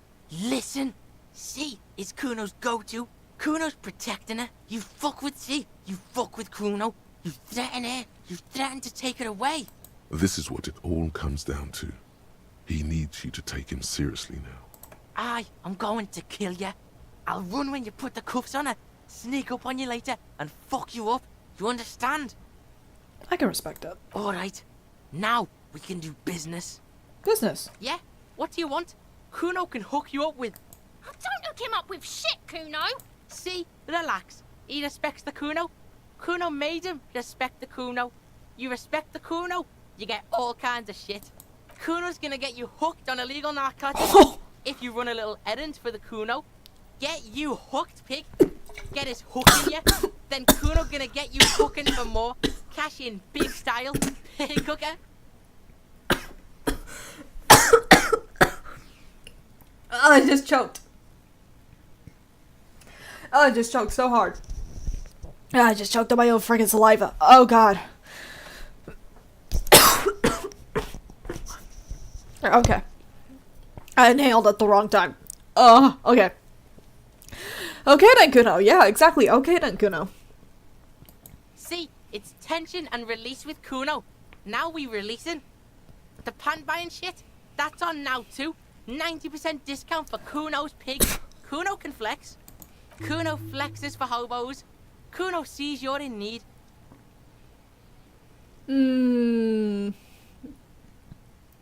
What's that about you, having narcotics? Kuno gets it from his dad. Kuno and his dad are major suppliers. That's where Kuno gets his lightning on. Problem is, Kuno and his dad had a little falling out. Now junkies clawing at Kuno's door. Streets going mad. Kuno's gotta throw his dirty popo man at it. Dirty popo man is you. In there is Kuno's violent dad on steroids. Kuno's dad does steroids and speed. If you can take him, you can have half of the speed. Who's your dad? Kuno's dad is a fucking monster. He's the most violent man in Revachol. He doesn't give a shit about a single thing. He drinks too. Are you sure you can take on the most violent man in Revachol? In your condition? How much we talking? Like half. A baggie, but like in this vial. That's half a gram, sir. Yeah, half a G. Want it or not? Not much at all. Fuck you talking about half a G? This shit is giant, grade A shit. So clean you can barely see it. You can barely see it because there's barely any. I made up my mind. Okay. Kuno's listening. I'm going in there. I'm going after the most violent man in Revachol. Sure, whatever. If you survive, make sure to bring that shit back to Kuno. Kuno's almost out. You wouldn't like the Kuno when he's out. Just get in the apartment building. Kuno knows you already fucked your way in. Kuno knows everything. Go to room 12, first floor, and kick down the door. Police violence style. Kuno style. And then it's action time. You're locked in the room with violent fuckheads. That's it. Next time Kuno sees you, you better have his shit. What the hell are you signing up for here? Kim, obviously I'm not gonna take it. We need to get drugs away from a minor. Okay then. Kuno doesn't fucking care.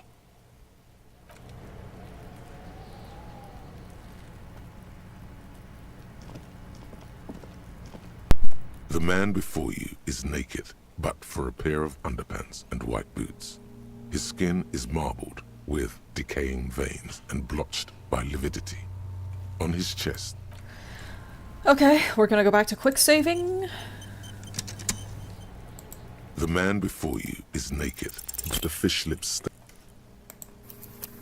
Just gonna do. We're just gonna save scum. We're just gonna save scum really quickly. The man before you is naked, but for the fish. Shit. Kuno needs to touch grass. Kuno is a kid dealing with a lot of problems. He's got a sister. He's got a friend. Kuno East has shown up in his house, and he just kind of has to deal with that. And his father is also most likely not the best role model for him. I think he could use help.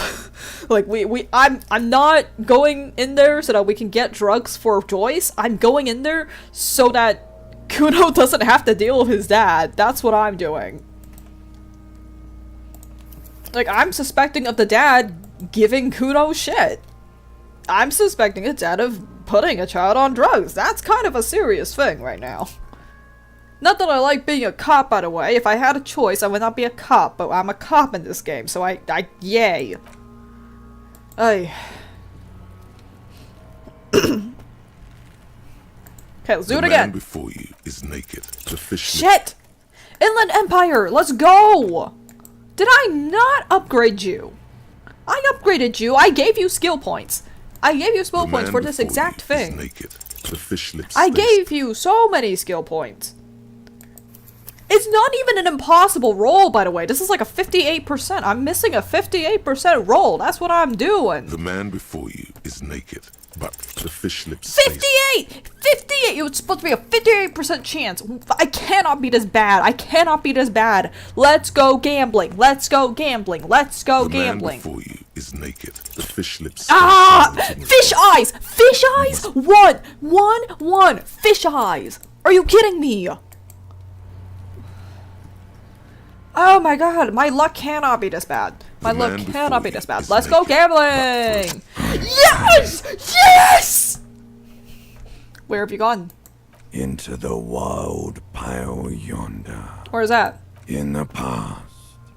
Way out in the west. I see you're gone, but who are you? I'm a joke. Look at me. Nothing funny about you. There is nothing funny about jokes either. Who were you when you were alive? A killer. A motherfucker. And a killer. Can you stop throwing rocks at him? I have another question for you. Go ahead, Cobbo. What's happening? What do you mean? Come on, I want to. Ask me more questions. You fucking love questions. Why do I love questions so much? Because you're a copperoony. Look at all of them go. Do you want more questions? Yeah, give me questions. Here you go, you loony. And my name Rooney. Fuck no. You're no Rooney. I'm Harry. No. You're not a Harry either. You're a motherfucker. That's who you are. Rooney the motherfucker. Well, I feel like I've forgotten something terrible. Because you have. You stink and you're boring. Do I remind you of someone? A child born with Muller's disease, harlequinism, grown up miraculously. About baby affected with harlequinism? What? You sure we got out of that one? Coppellini. Enough. Come back later, Coppo. Amuse yourself with my frank manners and my memento mori features. If possible, also, see me in your dreams. That's not what that says. You can come back anytime and look into this face anytime you want. Humor yourself with my harlequin features. Ask me your little questions. Freshen your memory. Create associations. Remind yourself of your mortality. Copolapo? Of course. Oh. You come back later, Coppo. Amuse yourself with my frank manners and my memento mori features. If possible, also, see me in your dreams. Alright, let's get him down. The steel reinforced belt presents a unique challenge. I brought chain cutters, but I don't see a good angle of approach to the belt. He doesn't actually think the challenge is unique. He thinks it's frustrating, annoying, and harder than he thought. The cadaver is a good 1.2 meters up. Neither one of us can reach the belt without assistance. And even if we do, there's the question of cutting the airship strength material. Make a solid branch. Climb up there and saw the branch? Seems dangerous. There has to be a less risky way, with less falling down of trees. We can shoot him down? Yeah! Bang bang time, pig! Shoot his head off! How?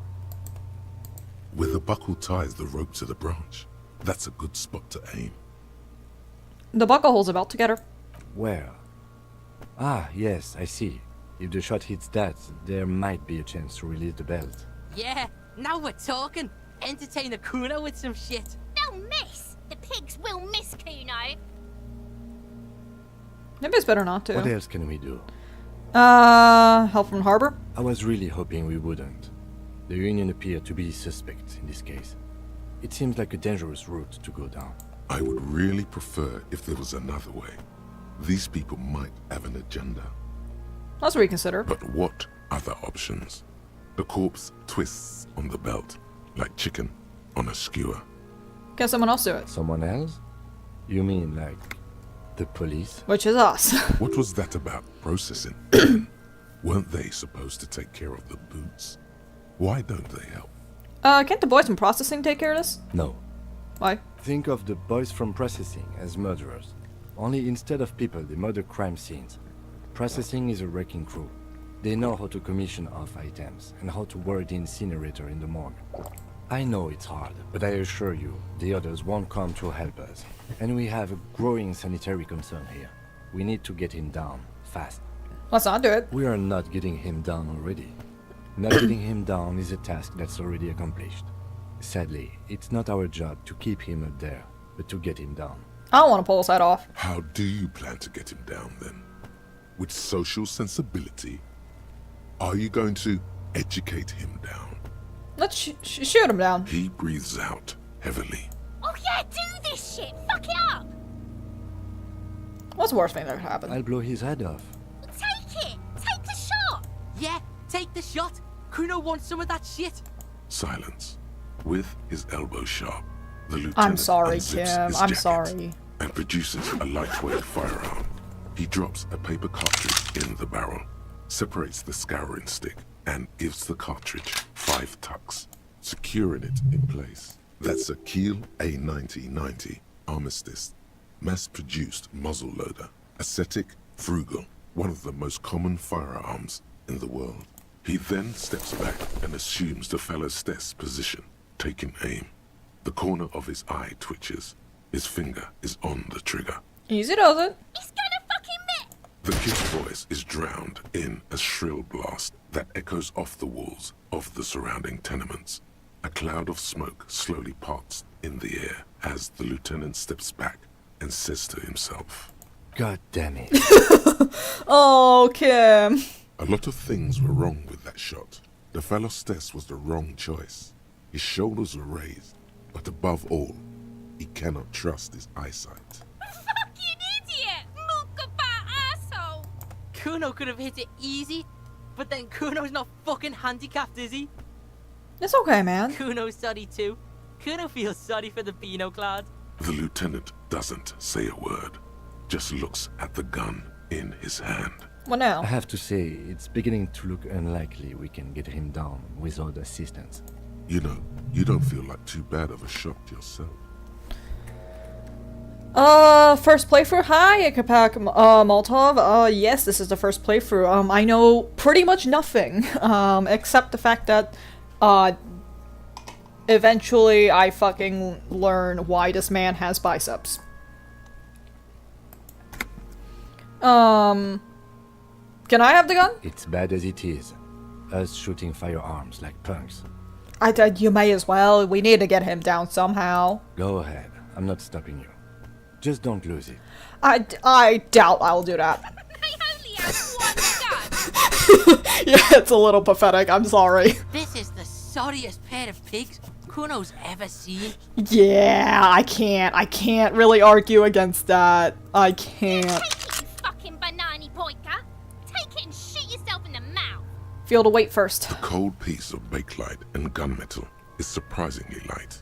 Your fingers fit right through the guard, instinctively resting on the trigger. You've held this, an A9 Armistice, before. At some point, it probably used to be your choice of firearm. It still feels comfortable, like you never laid it down. The fuck are you waiting for, Kuno? Tell him to shoot himself in the mouth! Point the gun at the belt. The buckle comes into focus in your sights. You stand with your feet planted firmly in the ground and your left hand supporting your gun arm. Why don't you just shoot yourself in your mouth?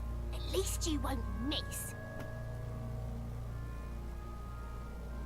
Your field of view narrows. The branch slowly moves, becoming entirely two-dimensional. The metal buckle glimmers, catching the noon light as the corpse slowly rotates. The slow movement of the branch in the wind, and your shoulders directing the gun sink up, dancing hypnotically. Look, he's crying.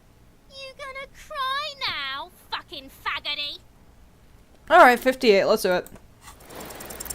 You're kidding me! A plume of smoke erupts from the barrel. No, no, no, I can't. I'm not doing that. I'm not doing that. I'm not doing that. You're kidding me. You're kidding me. That was a 58! Nice, you're gonna enjoy it? I have been enjoying it, actually. The crash out aside, I have been enjoying it. Okay, I'm not gonna save scum. It's fine. You missed the belt, but hit the corpse straight in the chest. Bits of ribcage protrude from the skin. No blood, only a murky sludge dripping down his belly. The sudden stink makes your eyes water. Oh my god, he's gonna fucking cry. I knew it. What a mulko. Ask for another shot. You'll get it with the next one. The goddamn light reflected off some window. Surely. Can you reload it, please? The cadaver is already compromised bad enough. We don't have to make it worse. It came out wrong. You made it sound like you're some sort of roulette addict looking for a fix.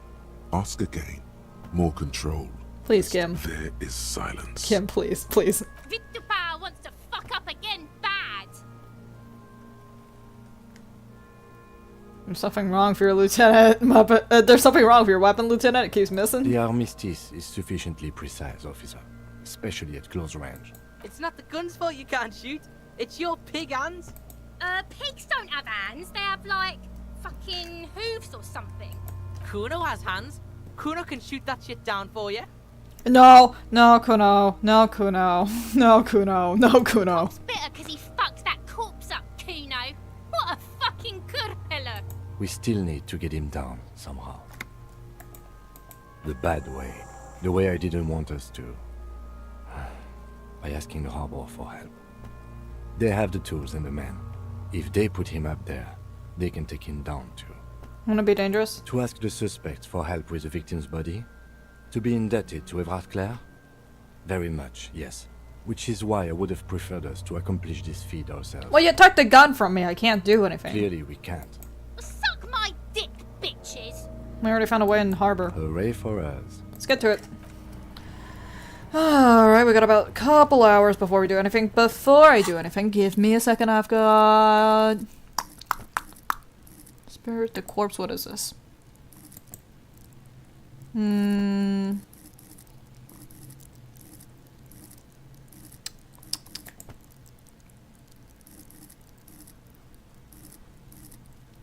don't have anything I really need to level up at the moment, so it's fine.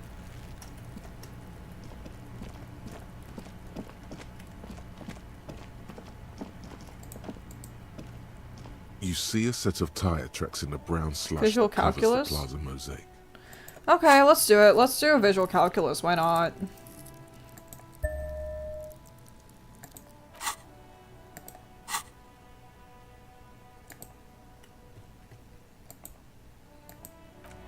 Let's just redo You that. see a set of tire tracks. The tire tracks were left here by an unknown event that took place some days ago. It's a message, written in the language of burnt rubber. Some of that rubber stuck to the tiles right in front of the whirling in rags. This is point A. The driver started there and then accelerated straight into the fence, left a hole big enough for the Franco-Nigerian cavalry, according to the cafeteria manager. Happen next. The driver proceeded to back out of the yard, barely stopping before hitting the adjacent building, before heading south. Must have been in a hurry. Car drove through a fence. You are correct. This is a rather motor carriage friendly city. Connected? I'm not sure. There are plenty of traffic accidents waiting to happen in Martinez. With the jam right here on the roundabout, I would keep them separate. You could follow the track south. There seems to be a canal there. See where they went, if you find the time. This is the point of departure of the vehicle that crashed into the Samara Butler sign. That's plausible. A similar reckless abandon seems to be in evidence. I got it.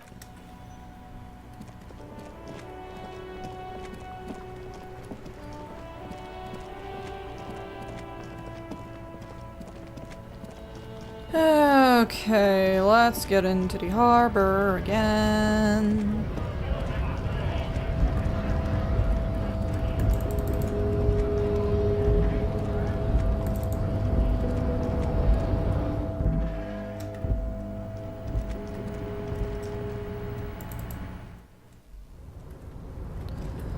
Okay.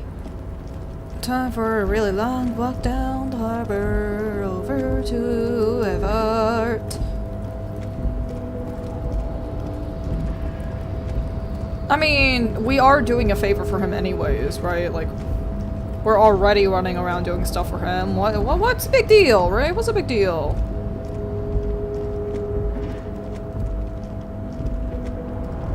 Hey Leo, anything else? Oh, hey, no trouble at all, miss. Ah, thanks Leo. You have a good day, Leo.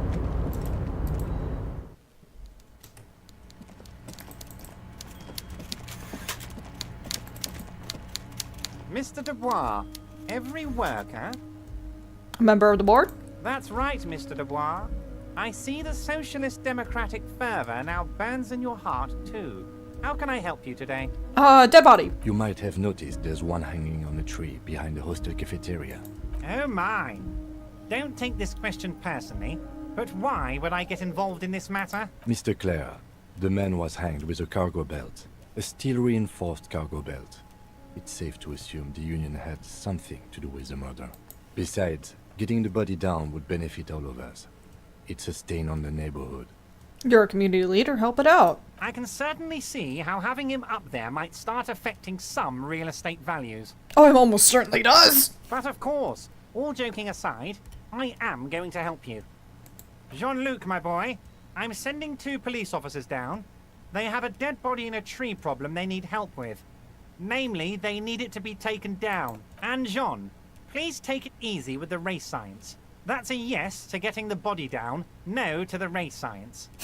You can find Jean-Luc down at the gates. He's the big impressive one. You know, tattoos, muscles, ethnic looking. Can't miss him. Great guy. The guy that wants to pummel me and is a fascist. Yeah, turns out the strikers were being served alcoholic brew. I stopped this madness. I don't know what that means, Harry, but I love it. I love your initiative. Knowing you're out there keeping things running lets me focus on the big picture stuff. Don't even tell me what was going on. Alcoholic brew? Stronger? Stopped it? Strike? I'm just gonna let you surprise me, Harry. Alright, thanks, Everett. Alright, just gonna... I don't really have much to talk with him until we get that side task done for him, so, you know, I really don't have a lot for him today.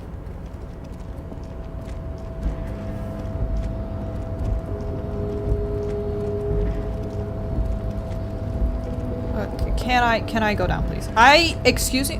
Wait, hold on. What do I need to get this thing open? You're back before the cargo container. Its draw has not lessened since you were last here.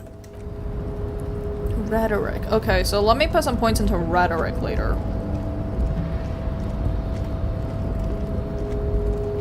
Let me get the hell out of here. We get the hell out of here. Come along, Kim. We have awesome racist to talk to. You're walking in front of me. That's really conductive, but thank you.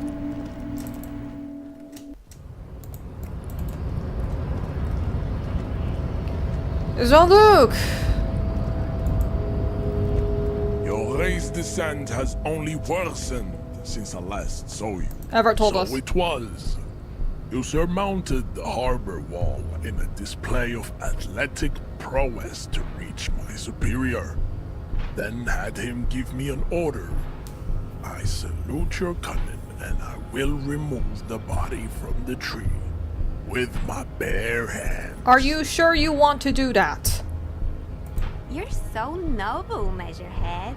You can wear gloves. I don't think it's bad to wear gloves. You are touching a dead body that is carrying who knows what kind of germs. There's a but.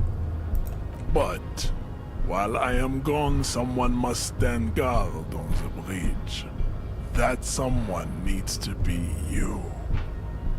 Both of you. What if we don't want to do that, Lieutenant? This is the uncomfortable result of not taking it on ourselves. I can live with a compromise. Listen to your little friend. He is wise in his childlike way. His mysterious race may yet prove fierce competition to my heroic haplogroup. You know they've written a good racist when I get mad at the racist. Like, yeah, I'm kinda pissed at him, but like, alright, whatever. Alright, I'll wait. I'll wait. See that they stay here the whole time. Alright, I'll friggin' wait, you damn schmuck.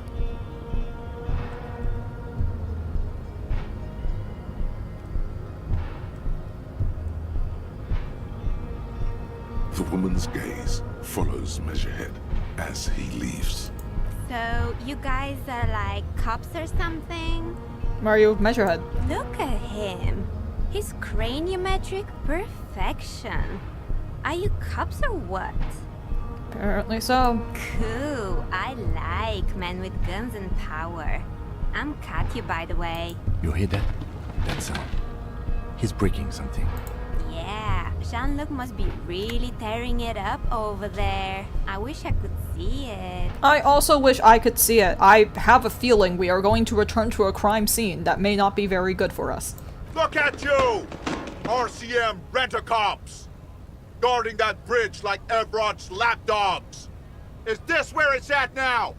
The RCM is for sale! And who are you? What is your business here? Why are your clothes 4 sizes too small for you? Yes, I am an unbelievably corrupt cop. I corrupt every opportunity I get.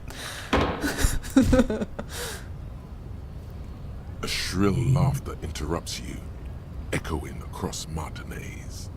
It's Kuno.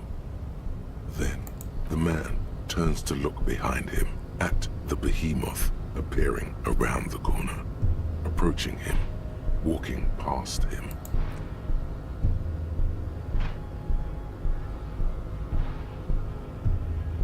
I just know, why are you shirtless in the middle of winter? The corpse has been removed from the tree. Stand down and congratulate yourself. You have sided with Ray's victory today. Thank you for your cooperation, Measurehead. I hope I don't have to talk to you for the rest of the game. Farewell, Ham Sandwich.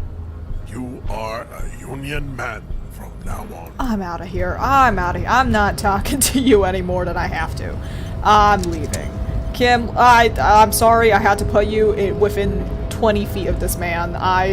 That's my sincere apology. Oh my god. This man is... Oy, he's something.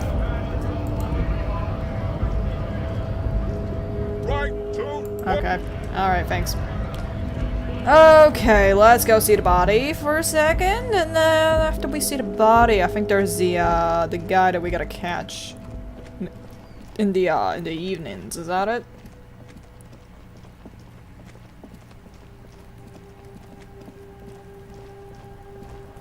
Oh my god!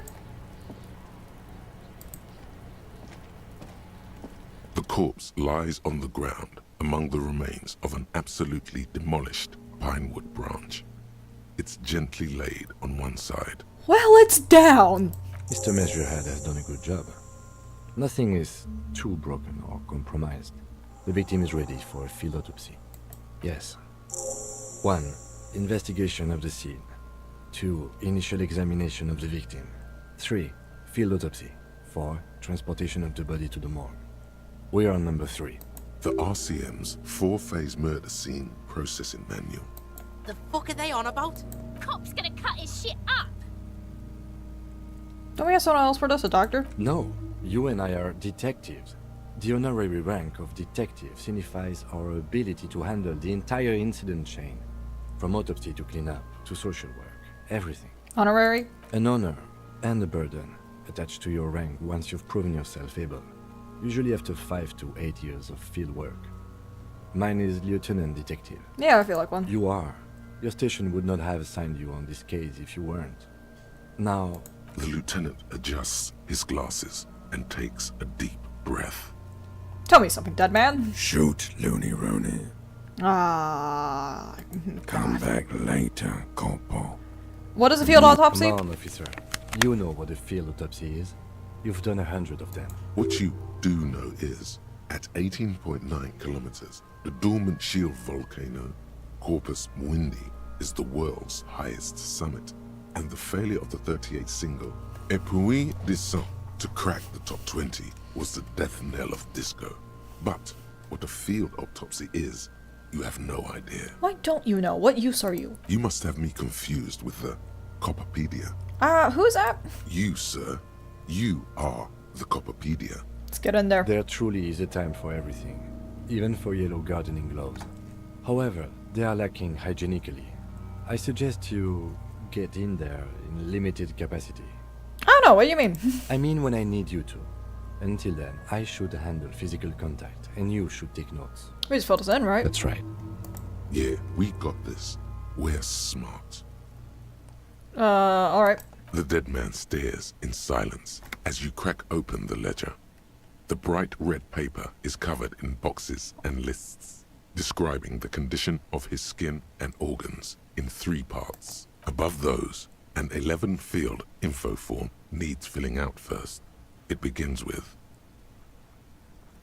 Assistant? That's you. Here, do up. The corpse is indifferent to your scribblings. Just lies there. The next box says... Coroner's case. KK57-0803. You 0815. You just have that fucking memorized? Are you kidding me? KK equals Kim Kitsuragi. 57 equals Precinct 57, followed by his date, 0803, and time of arrival, 0815, on the scene. He's indexed the case after himself, not you. Well, to be fair, we did spend 3 days partying before, so... That's because he doesn't want to bring up the messy question of your initials. No, write it down, it's fine. Next. Name. NA. Next. Date of birth. NA. Age. Roughly 50. Alright, fair enough. Try 40. The damage is so extensive, it's better to err on the young side. I want to write 42. He nods. Race. Mondial. Fair to olive-skinned, from the Isola of Mundi. This is as vague as it gets. You might as well say whitish. Write it down. The pudgy mess of curdled meat looks neither mondial nor anything other. Sex. Fucky fucky! Male. Pigs can have Pigs can have sex. I'm not writing that! Male. Nor does he look male, with his pregnant belly and indistinguishable face. Oh, how dare you? Mpreg is a beautiful thing. Oh! Date of death. We're still going with March 4th. 51. Alright. What else? 9. Body identified by is non-applicable. 10. Case number is the same as the coroner's case. KK 57 0503 0815 listens motionless, with the cargo belt still around his neck. Only one box remains. Evidence of treatment. None. At least not after the initial examination. What is treatment? Interfering with the body's position or wounds post-mortem. I'm not so sure. Didn't look like he was carried over? They'd have to have incapacitated and carried him over. This man was more than a match for untrained dog walkers. Your central nervous system recognizes this gesture. It's the stations of the breath. Ecclesiastic, religious in nature, a holdout from pre-DeLorean burial rites. It takes him 2 seconds to perform. Then... we should start the post-mortem. The corpse cannot feel Kim's hand on his chest. It no longer meaningfully interacts with its surroundings. A thicket of boxes and lists on red copier paper tries to answer why. Internal examination. Clothes. Or The external. deceased wears armored boots and white briefs. The make of the briefs is Babrodine, I think. Let's see. See, it's happening. Babrodine, yes. Inexpensive. Size M. Color white. The disappointment is palpable. The red-haired thing was expecting something more lurid. Write it down. The boots are ceramic. Vitreous enamel. They are fused to his skin from blood flowing downward post-mortem. Removal of the boots is left for processing. It would be clever of you to omit the boots altogether, sire. If you are to keep them for yourself, as you ought to, you have deserved them more than anyone else. When am I gonna get them? Patience. After the autopsy, before the body is taken away, there will be a window of opportunity. After the lieutenant has gone to sleep. I hope this has helped you, my liege. I'm at the boots. The boot has a serial number. It's E50.100.100. The lines between the plates are in the shape of the alphanumerical. The number is purposefully concealed by the design. Tattoos. The upper torso is covered in a single, continuous tattoo, resembling a map of the night sky. It reaches from the right shoulder to the heart. The ink is blue and white. The assistant has a color photograph of the markings, to be added to the case files as document A1. The photo is taken on the scene, using a Trigat Mini. The deceased has a belt for airlifting cargo around his neck, tied with a hangman's knot. Color, yellow. Length, 3 meters. There is a buckle on the other end. Well-nourished, athletically built, measuring 1.8 meters. Generally consistent with age 42. Preservation is good. Ambient temperature, below freezing. Body hair is light brown. Distribution is consistent with the age. The deceased had male pattern baldness. Hair is combed back, short. Touch it before moving on. The hair under your latex fingers feels cold to touch, wet. Stroke his hair. The stench is suffocating. Strands of dark brown hair start sticking to the latex of the glove, like thread off a rag doll's head. There must be brilliantine in there. He's combed his hair back with oil. Keep petting him. More hair sticks to the glove. Hair off the rain-soaked head of a dead man. There are bumps and dips on the skull below. An alien landscape.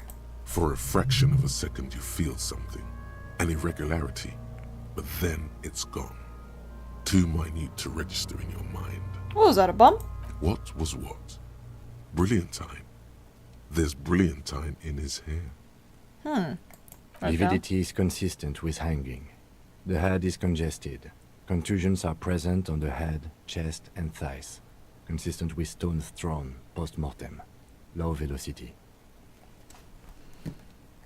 Fucking low velocity? You think Kuno doesn't know what you're talking about? Velocity was fucking max. Talking shit about Kuno's velocity. In addition, there are bite marks on the face, scalp, and chest. Consistent with predation. Write down. Ligature mark. The steel wiring. There's too much of it. We need to remove the belt so we can get to the ligature mark. You got just the right tool for that. The chain cutters. Good thing we got these chain cutters. Always good to think ahead. Now, we need to cut the belt to see the ligature mark below. Carefully, with as much precision as you can. See? My pig is gonna fuck his head off. No, he ain't. Your pig's a boring fuck.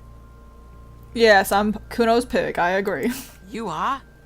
This pig is Kuno's. Look for a good spot. The belt is equally tight around the whole circumference of his neck, swelling over the edges like white bread, rising from the east. The knot is the weak spot. The chain cutters fit in there. Steady now, like a flower arranger. 2 cuts and it should come loose. It says 83, guys. It says 83. Do I trust you? Do I trust you? I trust you. Please give me something. You've been giving me some pretty shit rolls this game. You've been giving me some pretty shit rolls. I don't like going gambling anymore. I love gambling! You sink the cutters into the knot tying the belt together. You squeeze the rubber handles together, sweat forming on your brow. Press down. Snap. The knot is slashed. Another cut and the belt falls apart like a flower bouquet, revealing the dead man's neck and the dark red ligature mark around it. The rope rises to a point, leaving a gap in the ligature mark. The suspension point is in the back of the neck. Hemorrhaging is observed on the skin, above and below the ligature mark. The mark is well pronounced, consistent with a drop from 1 or 1.5 meters. Chest is intact, normal contour, Abdomen is protuberant. Pelvis intact. Genitalia... Now, let's get out and see. I fucking knew it! Genitalia is male and unremarkable. No evidence of injury. Respect. The dead man's penis is average-sized, congested from the downward collection of blood. The testicles are uneven in length, hanging underneath. The genitalia is greenish. Marbling is present around the crotch. Right down. Back is symmetrical and intact. Upper and lower extremities are intact, but asymmetrical. There are combat injuries on the right hand, thigh, and hip. In addition, I see smaller, residual scars, too numerous to count, covering about 30% of his skin. From wounds sustained over 2, maybe more decades, dispersal and accumulation indicates long and active combat duty. Extensive. Mm-hmm. We have a real museum here. Of battles, wars. Right down. Last item. Hands. Pick up the hand. The hand feels heavy, filled with decay liquids, like it's ready to explode if squeezed hard enough. You're suddenly repulsed, so much so you feel compelled to drop it. Hands are clean. No sign of injury from struggling. Were we expecting any? I was. Maybe I'm just not seeing them. Honestly, this stench is making it hard for me to think at the moment. Ooh. That's all for the external. Well done. What next? Internal. Central nervous system. I have nothing. Do you have anything on this man's central nervous system? Of course, there is a moral to be drawn from it. A moral to this story. If I may add the moral to the story. What would that be? The dead man looks, too, with barely contained excitement to hear the moral of his story. The brain is very vulnerable to compromises in its blood supply. I think that may well be the moral of every story, officer. Alright, NA. Good. Musculoskeletal. Purge fluid is coming from the mouth. Not injury related. Eyes and tongue protuberant. Hyoid bone. Let's see. With his eyes almost closed, the lieutenant puts his hand on the dead man's throat and begins to massage it, gently. A rotting smell erupts from the mouth.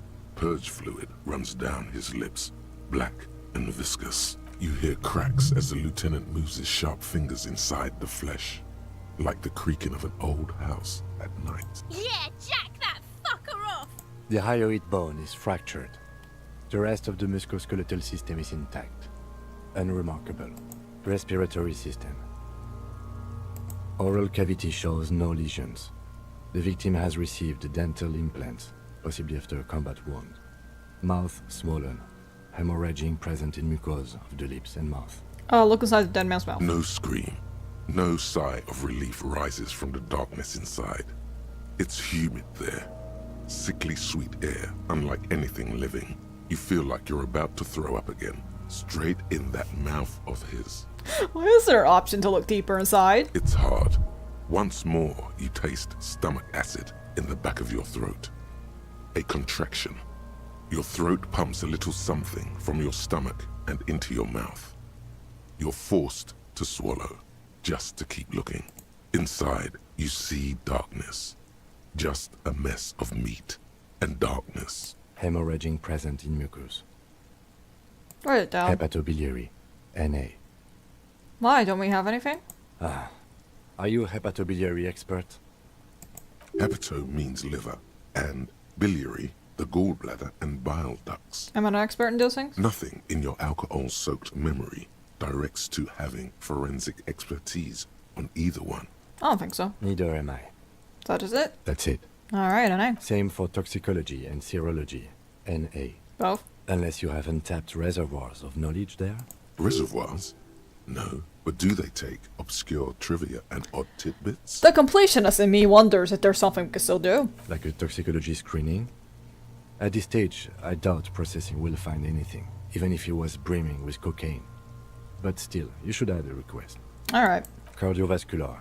The body exhibits heavy lividity. Blood has gathered in the hands, feet, and neck. Hypostasis is visually consistent with the hanging. Gastrointestinal. This will do. Digested semi-solid food in stomach. Voila. Keep it! What's next on the list? Description of injuries. Let's see. We have bite marks, contusions on the head and chest, and a ligature mark encircling the neck. You'll need 3 fields. Leave a 4th one too. Be thorough if you want maximum results. What about the injuries we've inflicted? Oh, so we inflicted them? Okay, I have inflicted. Okay, so there's a spin-stabilized munition from a Kiel A990 muzzleloader lodged in his lung. I don't think we should mention that. Better not to muddy the waters. Isn't that sloppy? Be pedantic if you like, it doesn't matter. No one else is going to investigate this man's murder. And if they do, such details would only confuse them. See? These pigs are fucking corrupt. Why don't you fuck him if you love him so much? Now, injuries. Bite marks? Head, chest and scalp bite mark injuries. Predation by birds has caused damage to the body. Odontologist does not need to be consulted. And your opinion, officer? Non-fatal post-mortem. Agreed. Next injury? Contusions? So, the scalp bleeds from a post-mortem head injury. A scene has confessed to causing it post-mortem. At maximum velocity, fucko! Has confessed to causing it at maximum velocity. Coagulated blood sticks to his scalp and chest, where the countless stones have hit the dead man. Beneath, the description of injury. 2 boxes. Non-fatal post-mortem. Right. Ligature. Next. Oh, wait, no. What's the 4th injury field for? Nothing. Just in case. Turn the page back. The corpse lay slouched to the side, oblivious to its surroundings. The field autopsy form describes his state in 3 parts. Alright. Alright. Be thorough if you want maximum results. Ligature mark? A dark red abraded ligature mark encircling the neck, with a gap on the nape measuring, let's say, 7 centimeters. The hyoid bone is fractured. The cervical column intact. I see hemorrhaging on the skin, above and below the ligature mark. Depth of the mark, 1 centimeter. No signs of clawing on the neck. Read down. Below the note, 2 customary boxes wait to be ticked. The man's head jerks to the side. The ring around his neck is visible. Think for a moment. There's time. Don't rush. Non-fatal post-mortem. Why do you say that? I'm serious, I don't think this was it. Okay. Why don't you think it was fatal? Why were his hands tied? A big man like this, I would tie his hands when marching him to gallows. Honestly, I'm not sure there weren't marks on his wrist. That part got blurry for me. The stench. But you are right, I was ready to call this. Now I think we should leave it empty, at least for the time being. Let's wrap this up. I pronounce this field autopsy over. How'd it go? It was an irregular field autopsy. We did not establish cause of death, which is supposed to be the goal of an autopsy. But, personally, I do not see this as a parameter for success. We also requested a toxicological screening. That was thorough. The results should arrive in a couple of weeks, if we are lucky. I will not hold my breath. Anything else? We were thorough with the list of injuries too. We described them all in detail. What is there to say? Given the circumstances, it was a professional field autopsy. What now? I need a copy of that autopsy form. Then I will drive him to Faubourg. Here's a copy. For processing. You tilt your head, also looking at the corpse. I'm sure we didn't get everything. There's always something.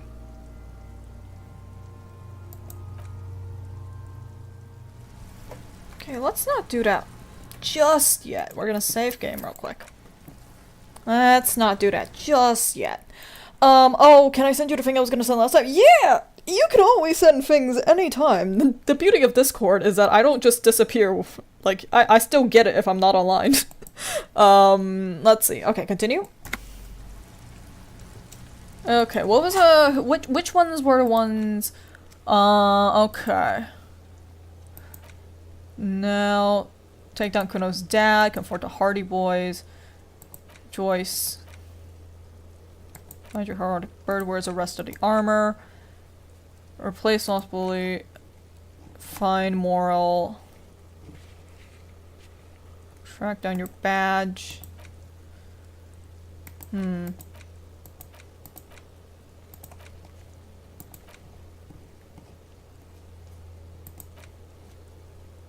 Okay.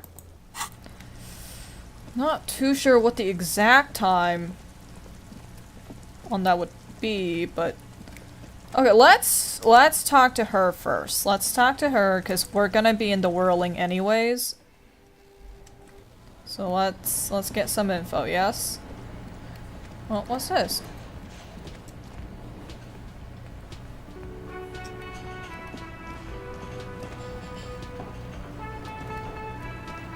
Nothing I can see here that we can do much about. I'm gonna have to sell my bottles later. I need to sell my bottles. Can you go up the steps? Thank you.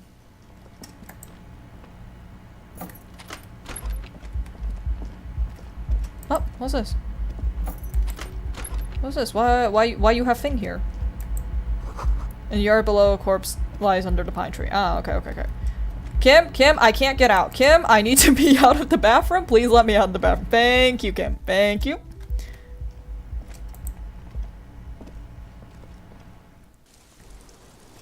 Hello, madam. We're back. Officer, what brings you up here in the rain? Let's talk more about this assault. Not my favorite topic, but okay. What can you tell me about him? I'm sorry, I can't do it. Not right now. Okay. I know it's difficult, miss. Okay. How about we, change the subject to something more lighthearted now? Want to talk about your room? Yeah. Windows new. It is.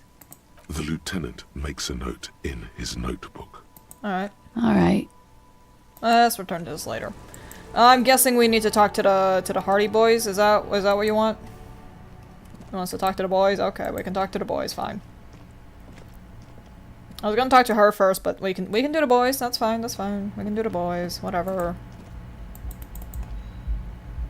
Can you open the door? Go display, please. Thank you. Okay. Guard, do you have anything for me? Can I help you? No, thanks.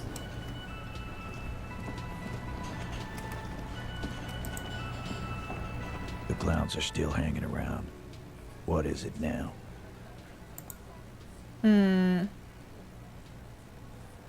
Actually, hold on. I'm gonna take off now. Actually, we're gonna do a really quick save. We're gonna do a quick save in case I accidentally fuck it up. Just gonna do that really quickly so that I don't screw up my life real quick. Still hanging around. What is it now? Oh, come on, Titus. Come on, we're gonna talk. Wanna talk about the hanging again? Again. Just get the dead guy's autograph, since you're his biggest fan. Good one, Titus. Mark, what? About fucking time. Let's go over the victim again. Again? Seriously, man. Okay, yeah, never mind. Whatever. She said she wasn't raped. Fuck. I knew that fucking whore couldn't be trusted. Hey, watch your mouth. For the record, Titus Hardy did not explicitly specify the victim as a whore, nor did he say anything about trusting her. Oh, shut up and stay out of this, Liz. He raped her. He was out of his fucking mind. You have no idea. She's just in denial, asshole. You don't understand the traumatic experience. She's shutting down. And she doesn't fucking trust you. Yeah, she's crazy, you know. A crazy bitch. You know the type. She's fucked up. Don't like the way you guys are talking about her. This is a diversion. Stay on track. Got the bullshit. She told me the truth. Lawman, I'm at the end of my goddamn rope with you. I fucking told you not to push her. And you went and pushed her. I am gonna fucking hit you. Duck. Titus Hardy. Everard personally sent me to take care of this. If this goes south, we'll all be in the shit. But you, Titus Hardy, are going to be buried. Am I understood? When she's angry, she emphasizes the S. It gives her voice a strangely hypnotic quality. Her lips barely move as she speaks. Look, Copper. We know that that fuck was a rapist and a killer. We got him confessing to it on tape. Can I have the tape? Show it to him, T. What's the harm, right? Here, jerkwad. Listen to this shit. and then come back and tell me the soldier of the apocalypse was an innocent man. This is their last play, this tape. Their story is in tatters, a mess. It might be nice to listen to, but at this point, you don't need to. Where'd you get this? You think we go into this shit deaf and dumb? You RCM aren't the only ones who know how to bug people. There's no university degree for that. You bugged them? How? We have machines. We're in logistics. How do you think a harbor works? It's advanced stuff. Understood? You've listened in on their communications. How long? Since way before their chief started taking swing lessons. Things got nice and quiet after that. Which one of you is doing the radio work? It's not advanced. You just hold up in a coop all day, writing down what they say. It gets hot as hell in there. Don't put yourself down, Angus. It's important work. Yeah, man. You're like a radio genius or something. Those notes are some in-depth stuff. Indexes and shit. Well, I care about this. You lied to me. You don't care about evidence. The fuck are you a cop for, then? Pigs, T. They don't care about getting the truth. They care about getting convictions. They are fucking keeping a score on their bulletin boards. I won't be on your bulletin board. If you don't listen to the tape, we got nothing to talk about. There's a lot of questions. If you ask them now, they'll just keep bringing up the tape. Listen to it, and they'll have nothing to hide behind. So what's on this? What's on it? We call it the door gun a mega mix. You'll know why. Won't you listen to it? Where can I listen to this? I'm sure we can find a tape player. Where can I listen to this? Why don't you try shoving it up your ass, genius? Yeah, play it with your ass, cocksucker. I'm sure we can find a tape player. It's not a problem. Your room had one. Or maybe it's too broken. Thank you, I'll get back. Don't forget your tape, lawman. Compliments of Titus Hardy. Alright, I'll listen. You do that. Oh, and keep it. Maybe you'll need a reminder of human ugliness someday. I'll take off.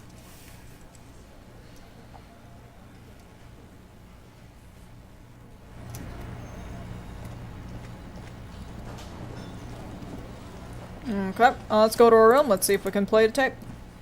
I'm gonna hope we can. I really hope we can. I really hope we can. Okay. Hey Kim, sorry. The compact tape player is still and silent.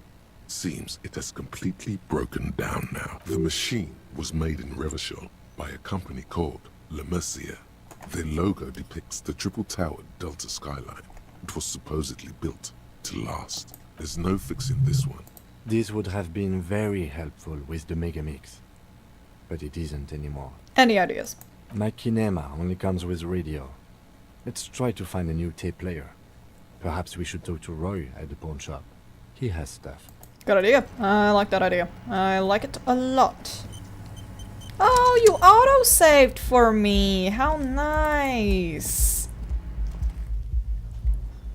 I only screw up that one time. I think it's okay to not save, but every other save is a waste of space. Yep.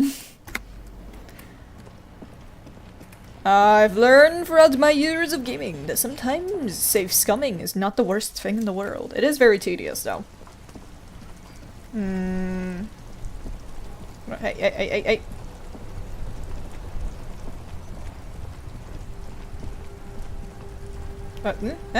Where are you going? Harry? Harry, excuse me.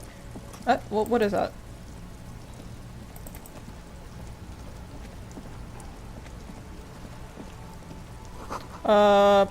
Between the fights of Page-Free Girl, Lauren Do Disco.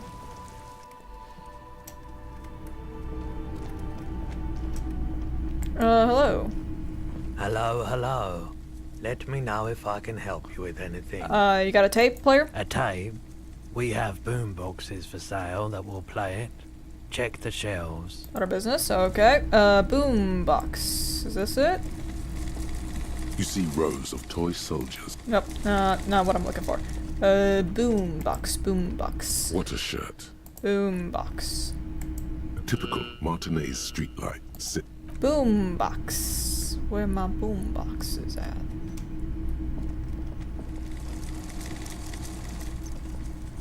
Boom box. Where's the boom box? Roy, I'm looking real hard. I can't find it. I'm having a hard time finding your boombox. I don't know where you've hidden it. A typical Martinez street. Hello, hello. Let tape. tape. We have boomboxes Check for the sale. shelves. Okay. Alright, well this is the only shelf I can check though. You see rows of toy soldiers guarding. Step away from it. Oh, here. The boomboxes on the shelf look well loved and well traveled. Chipped, dented, they stare at you with the unblinking eyes of their tape reels. See on the tips are just. One especially catches your eye. Deep gold and amber plastic with a big old handle on top. A classic boombox that says Stereo 8 approved. Just make sure it works before you buy it. This one. Is the Harman Welshie W2. Made in Vespa. Designed in Seoul. Plays all reel-to-reel formats. 2mm, 8mm, 12mm. It's even got a little radio in there. It'll set you back 12 real. You sure it works? Absolutely. I've tested each one myself with recordings of speech. Found sounds and music from a variety of genres. Even though I don't really like music. Can I play a tape just to make sure? Sorry, man. I can't be giving out freebies. Never have, won't now. Can I get a discount? A discount? I do have to keep the lights on, man. It's 12 real. Remember, he doesn't like music. He likes sounds. The Doorgunner Megamix is his type of tape.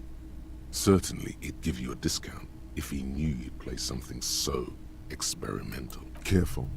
You can only do this once. I'm not doing any police work. I got a Doorgunner Mega Mix here. 4 real is offensively low. But just this once. For the music, concrete, cop. That's all. Okay, let me see what I can sell you. Hello, hello. Let me know if I can help you with anything. Something to sell? Sure. Let me have a look. Fantastic photo of a corpse here. Oh, no. I don't like those kinds of objects. No sale. Do you know what they mean? A photic path, counter-radiance network, anti-magnetism. It's darkness. That's all I know. Sell me something lighter. You have absolutely no idea what aphotic paths are. But the tattoos on the man are not that. Alright. Anything else you're thinking of selling?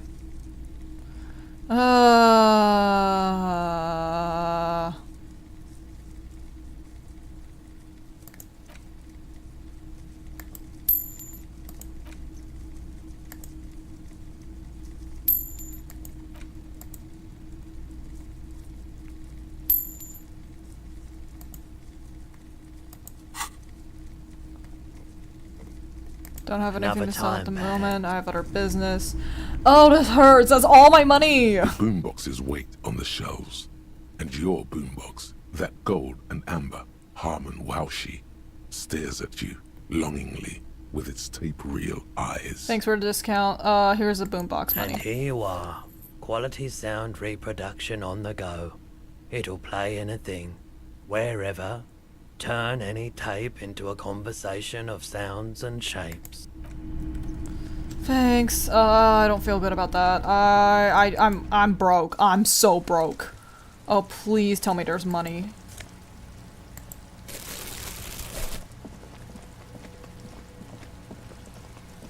Okay. I've probably looted all the goddamn bottles I can out of this damn street. Let me go and... Let's go to the apartment complex, cause we're gonna have to look for the guy anyways, right?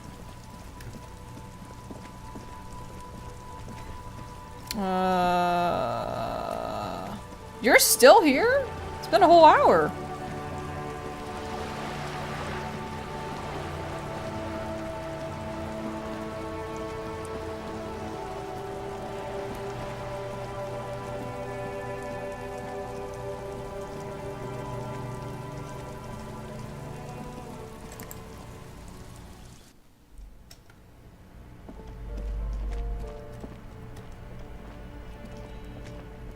Why? Why? Why? I'm so confused on where you're heading, Henry. Why are you still here? You said you had places to be.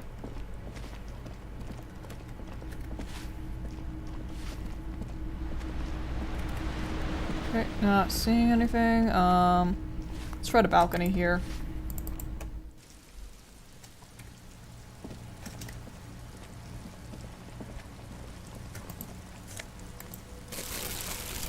Hey, man. Hello again, officers. Have you come to admire my mural? Is that bed and coal room yours? Ooh. Not only have you found my address, you've discovered my biggest secret. I'm a coal miner. She does have eyes that seem to be smeared with coal. Really? You're a miner? Yes. I keep hoping a shaft will collapse on me. But somehow, it never happens. I guess that'll have to do. It doesn't have to do anything at all. Nothing does. Like me. Right now, I'm doing nothing at all. Does anyone in a city like this? Fair enough. Other questions? Shoot, Piggy. It's what you do, isn't it? I want some paint. What for? The apocalypse is coming. I need to warn people. What do you think I'm trying to paint here? A mural for a better tomorrow? Why do you really need it? It's for art, okay? Well, if it's for art... But what kind of art are we talking about? Grand art, art deluxe, artiest, most groundbreaking. Let me stop you right there, Piggy. You have no idea, do you? No idea. No brush? Fuck off. You'll see. You all see and tremble. Yeah. Not gonna hold my breath, Piggy. You look like you'd suck. Everything, really. Okay, that's impossible. Alright, that's okay. I don't really need to. It's fine if we don't. Okay. Can I talk to Joyce, or is this too high up? I think we're too high up to talk to Joyce. Okay. Goodbye, Cindy. Thank you.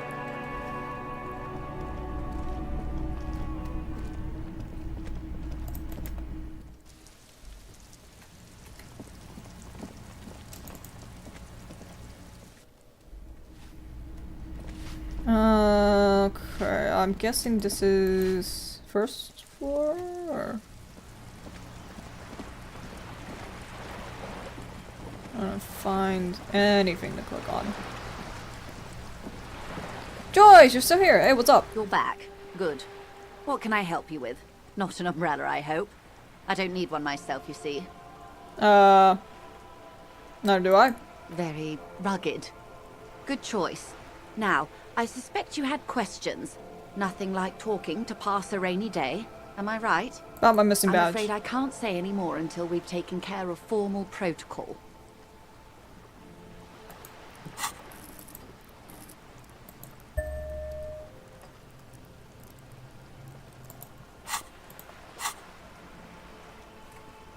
Okay.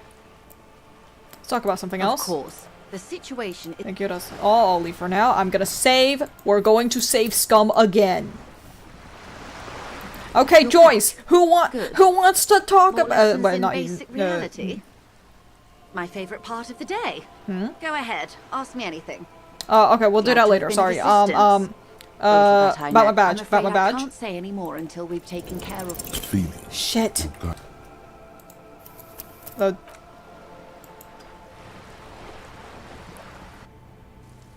Do it. Just load. Just load. Just do it again. Good. About my badge. I'm afraid I do can't it. say any more until we. She's a negotiator. Just float a favor at her. Insinuate. Surely there's some other way. I will be frank with you. If I'm going to break protocol, I need to be able to justify it to my superiors. They're going to want to see something very tangible. You're in, but expect her to drive a hard bargain. Like what? Reports from inside Terminal B suggest it's a hub for the local drug trade. This is an open secret in Martinez. The Union controls the terminal, so it goes to reason. They're profiting from this trade. The company has tried looking into this matter before, to no avail. Perhaps someone with your authority and resources might turn over the right stones. Or You can recover your badge. Though if I may be blunt with you, it sounds like that may be a lost cause. Detective, a word in private before we continue. Excuse us. What's up, Kim? This is not going quite as I hoped it would. How'd you hope? Honestly, I was expecting you to use your unorthodox technique to keep her off balance, and not volunteer us to be her henchman. I thought it was going well. This woman is running circles around us. Okay, Maybe we've this heard is this. all her plan. She could have I wouldn't known. go that What far. do you propose? What I propose is... We just ask find her- my badge. The situation... You could request a Let's new... get back to her. You're back. Good. What can I help you with? Tell me about this drug trafficking. It's quite straightforward. Someone is using Terminal B to smuggle raw ingredients from the Samaran Isola into Revachol with the Union's blessing. Wild Pines has suspected it for years. Ingredients for what, ma'am? Meth and dextroamphetamine, GBL, and various synthetic psychedelics. Honestly, it might be quicker to say what you can't make from the stuff. The materials come for the terminal? Yes. After they clear the terminal, we lose track. The actual production is taking place at various sites in and around Jamrock Quarter, north of here. Wild Pine seems to be well apprised of the local drug trade, ma'am. Do you mean to say the Union also produces the product? Sells drugs, I mean? We're in logistics. It's our business to know. And no. As far as the company knows, the Union does not produce it. They transport the ingredients for a cut. And you want to investigate? Yes, but you won't get anything out of Evrat and the Dock Workers Union.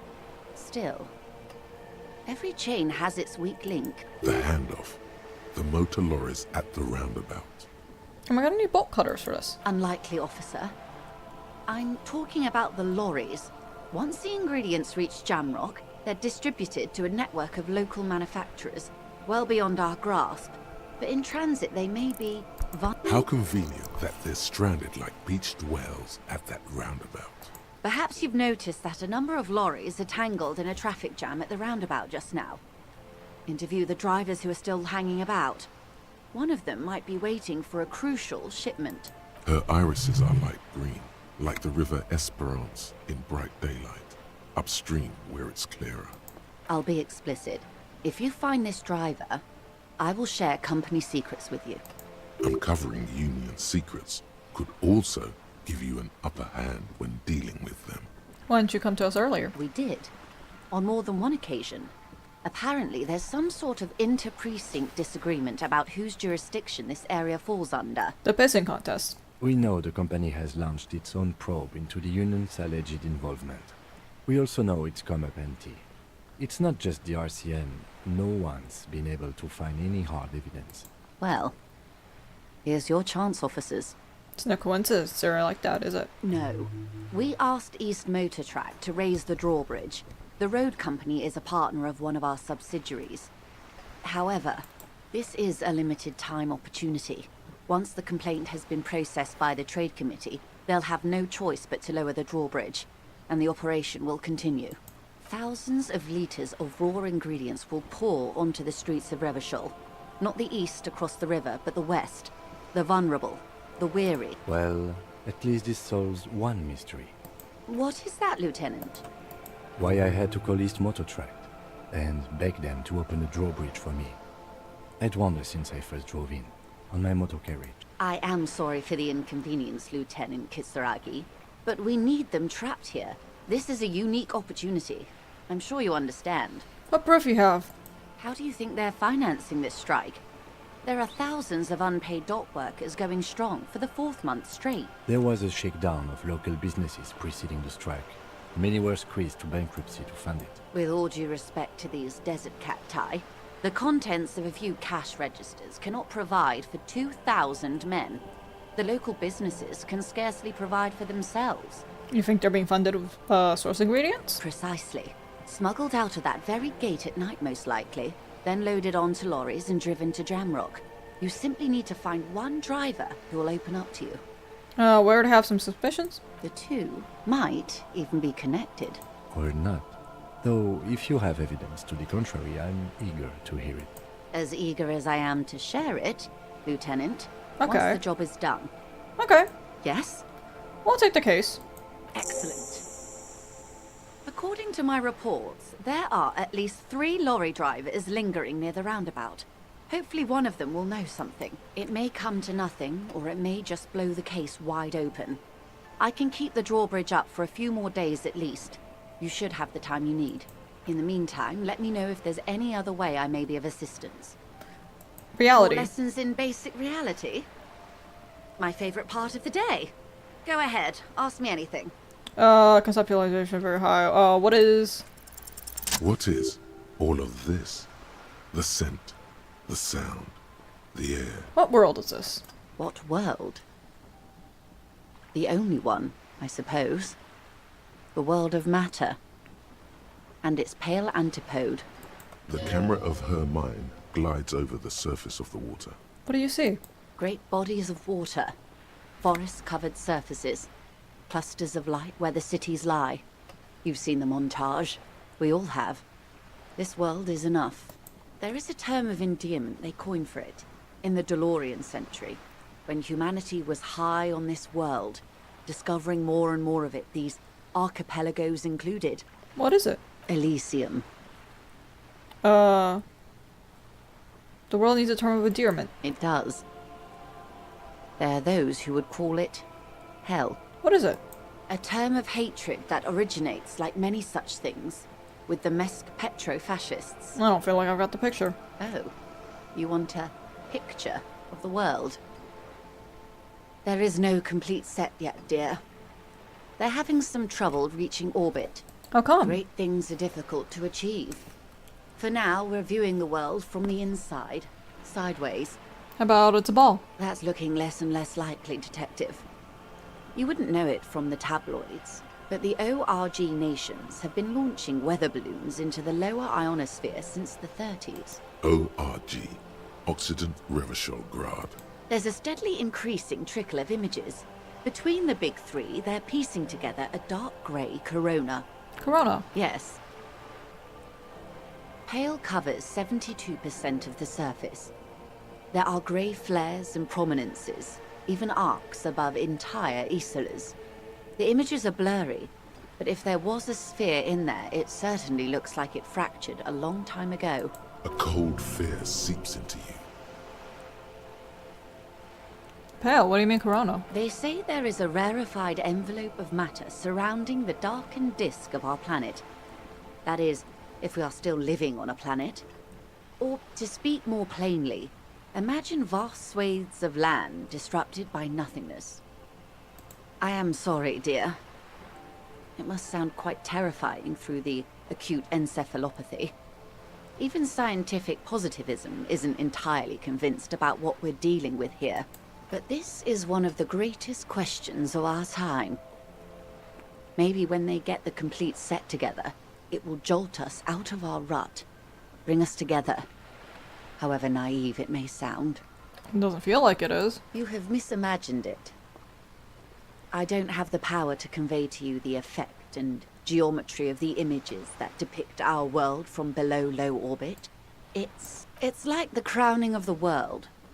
It's insane. Very disco. Well, if you say it's disco. See? Everyone finds something worth holding on to in this world, however wasted its opportunities. Suddenly, you're conscious of yourself standing there, on whatever this all is. Your arms hang down by your sides. The lieutenant observes you both, silently. He adjusts his glasses. It's over now. Glad to have been of assistance. The little that I know. Anything else? Thank you. Nothing else, Joy. Is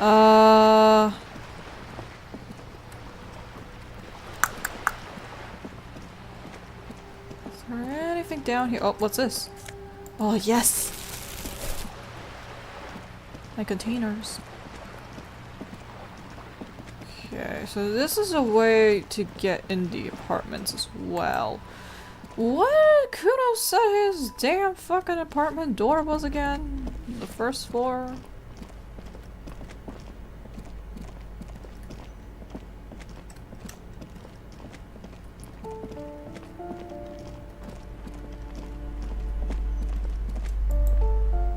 A shabby door hangs oddly on its hinges.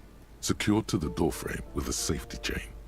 An unpaid energy bill is attached, threatening to cut off the electricity. It's addressed to Mr. Uno Doroita. Looks like we found out what Kuno's dad lives. And the place comes with 3 months' worth of utility bills. Not likely. No response. The apartment numbers have fallen off the door, leaving the panel with a sticky 1 shaped shadow and a marker drawn 2. You'll need to equip the chain cutters to enter. Snip right through the metal. Okay, let's do that. Where are my cutters?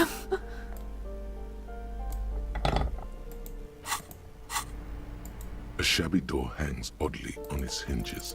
Snip. The cutter goes through them like dead leaves. The links fall to the ground on the other side of the door. I know there's no stopping you, but let's at least make this quick. Okay, just gonna save. Just gonna save. I don't feel safe about that.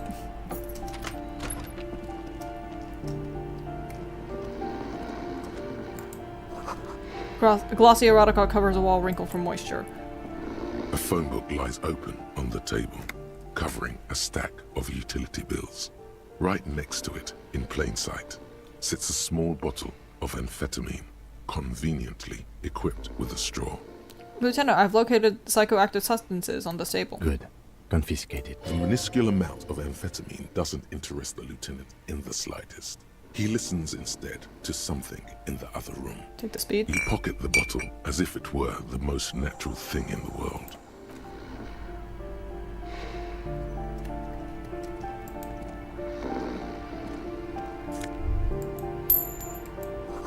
Revolutionaries love to pose with their guns.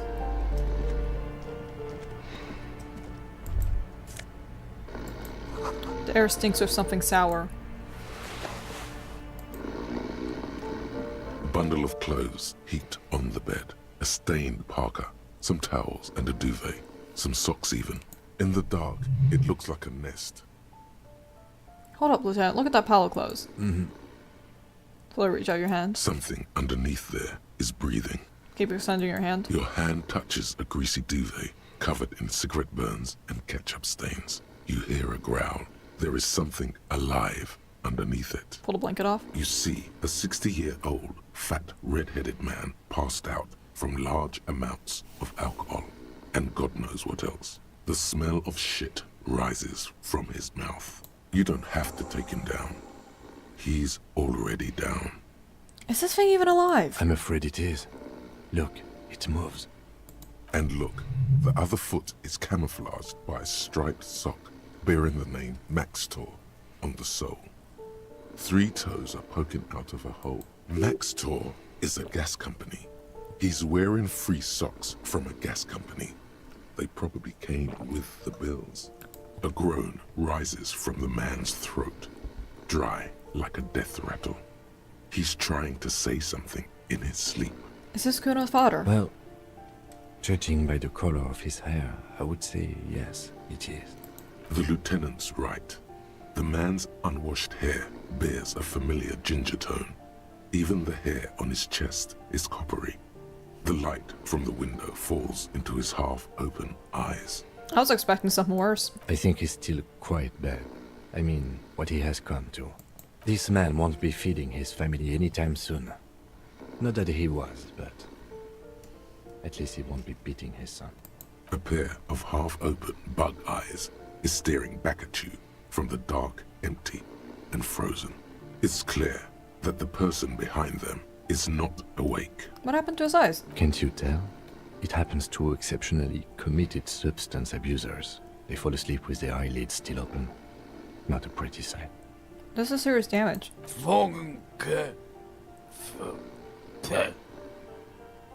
Look, he's trying to communicate. Should we help him? What is there to do? We could turn him on his side so he doesn't choke on his own vomit, but he's already on his side. Poor guy. We could take him to Remedy or Saint-Baptiste, but he doesn't have money for medical services. The almshouse would turn him down. They don't do charity for people who are trying to kill themselves. Besides, he'll be dead in a few. Years, months, weeks. The pile of blankets grunts miserably. Alright, here, figure it out. The man Shit! groans once again. That's why I saved. That's why I saved. That's why I saved. That's why I saved. Okay, go in. Go in. Take that. A phone book lies. Thank you, thank you, A thank you. minuscule amount of amphetamine. No, A phone take book it, take you it, can take it. pocket Thank the you, thank you. Alright, okay. Kim, I really want to get in here, thank you.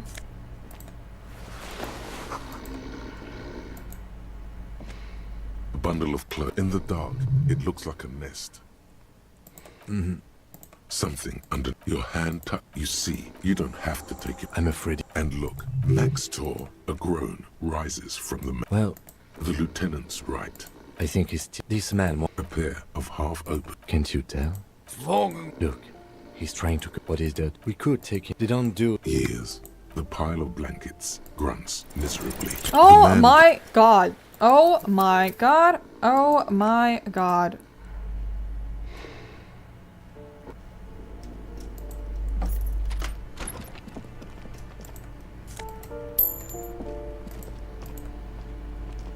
A phone book lies open on the table. Good. A minuscule amount. You pocket the bottle as if it were the most. Okay, we're going to do everything in this apartment before we interact with the dad. Okay, save, save, save. We're just gonna save over this one. A bundle of clothes in the dark. It. Something underneath your hand touches. You see, you don't have to take him. I'm afraid it. And look, next door, a groan. Right. Well, the lieutenant's right. I think this man. A pair of half. Can't you tell? Look, he's trying to communicate. What is there to do? We could turn him on his side. We could take. They don't do. Ears. The pile of blankets grunts miserably. The man groans once again, but his tongue keeps failing him. It's impossible to make out the syllables.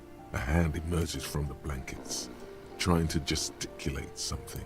And then it dawns upon you, clear and surreal. Pigs, he says. He's trying to call you pigs. He's awake. His hand falls back on the bed, limp and defeated. A loud snore escapes his mouth. He's asleep again. At least he got to say his piece. Take care, offend me. Silence. Only heat emanates from the sleeping body. Alright, goodbye.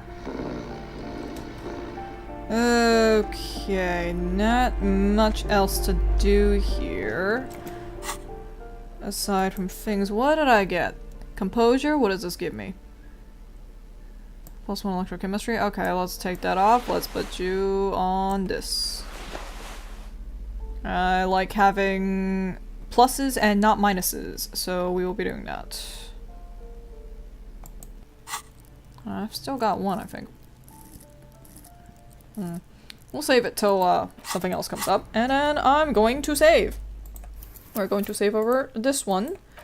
Alright, I am going to call it a night because it's actually really freaking late, and I am eepy. So, thank you everybody for coming. I'm going to call it. I put some music on. See you guys later. Bye.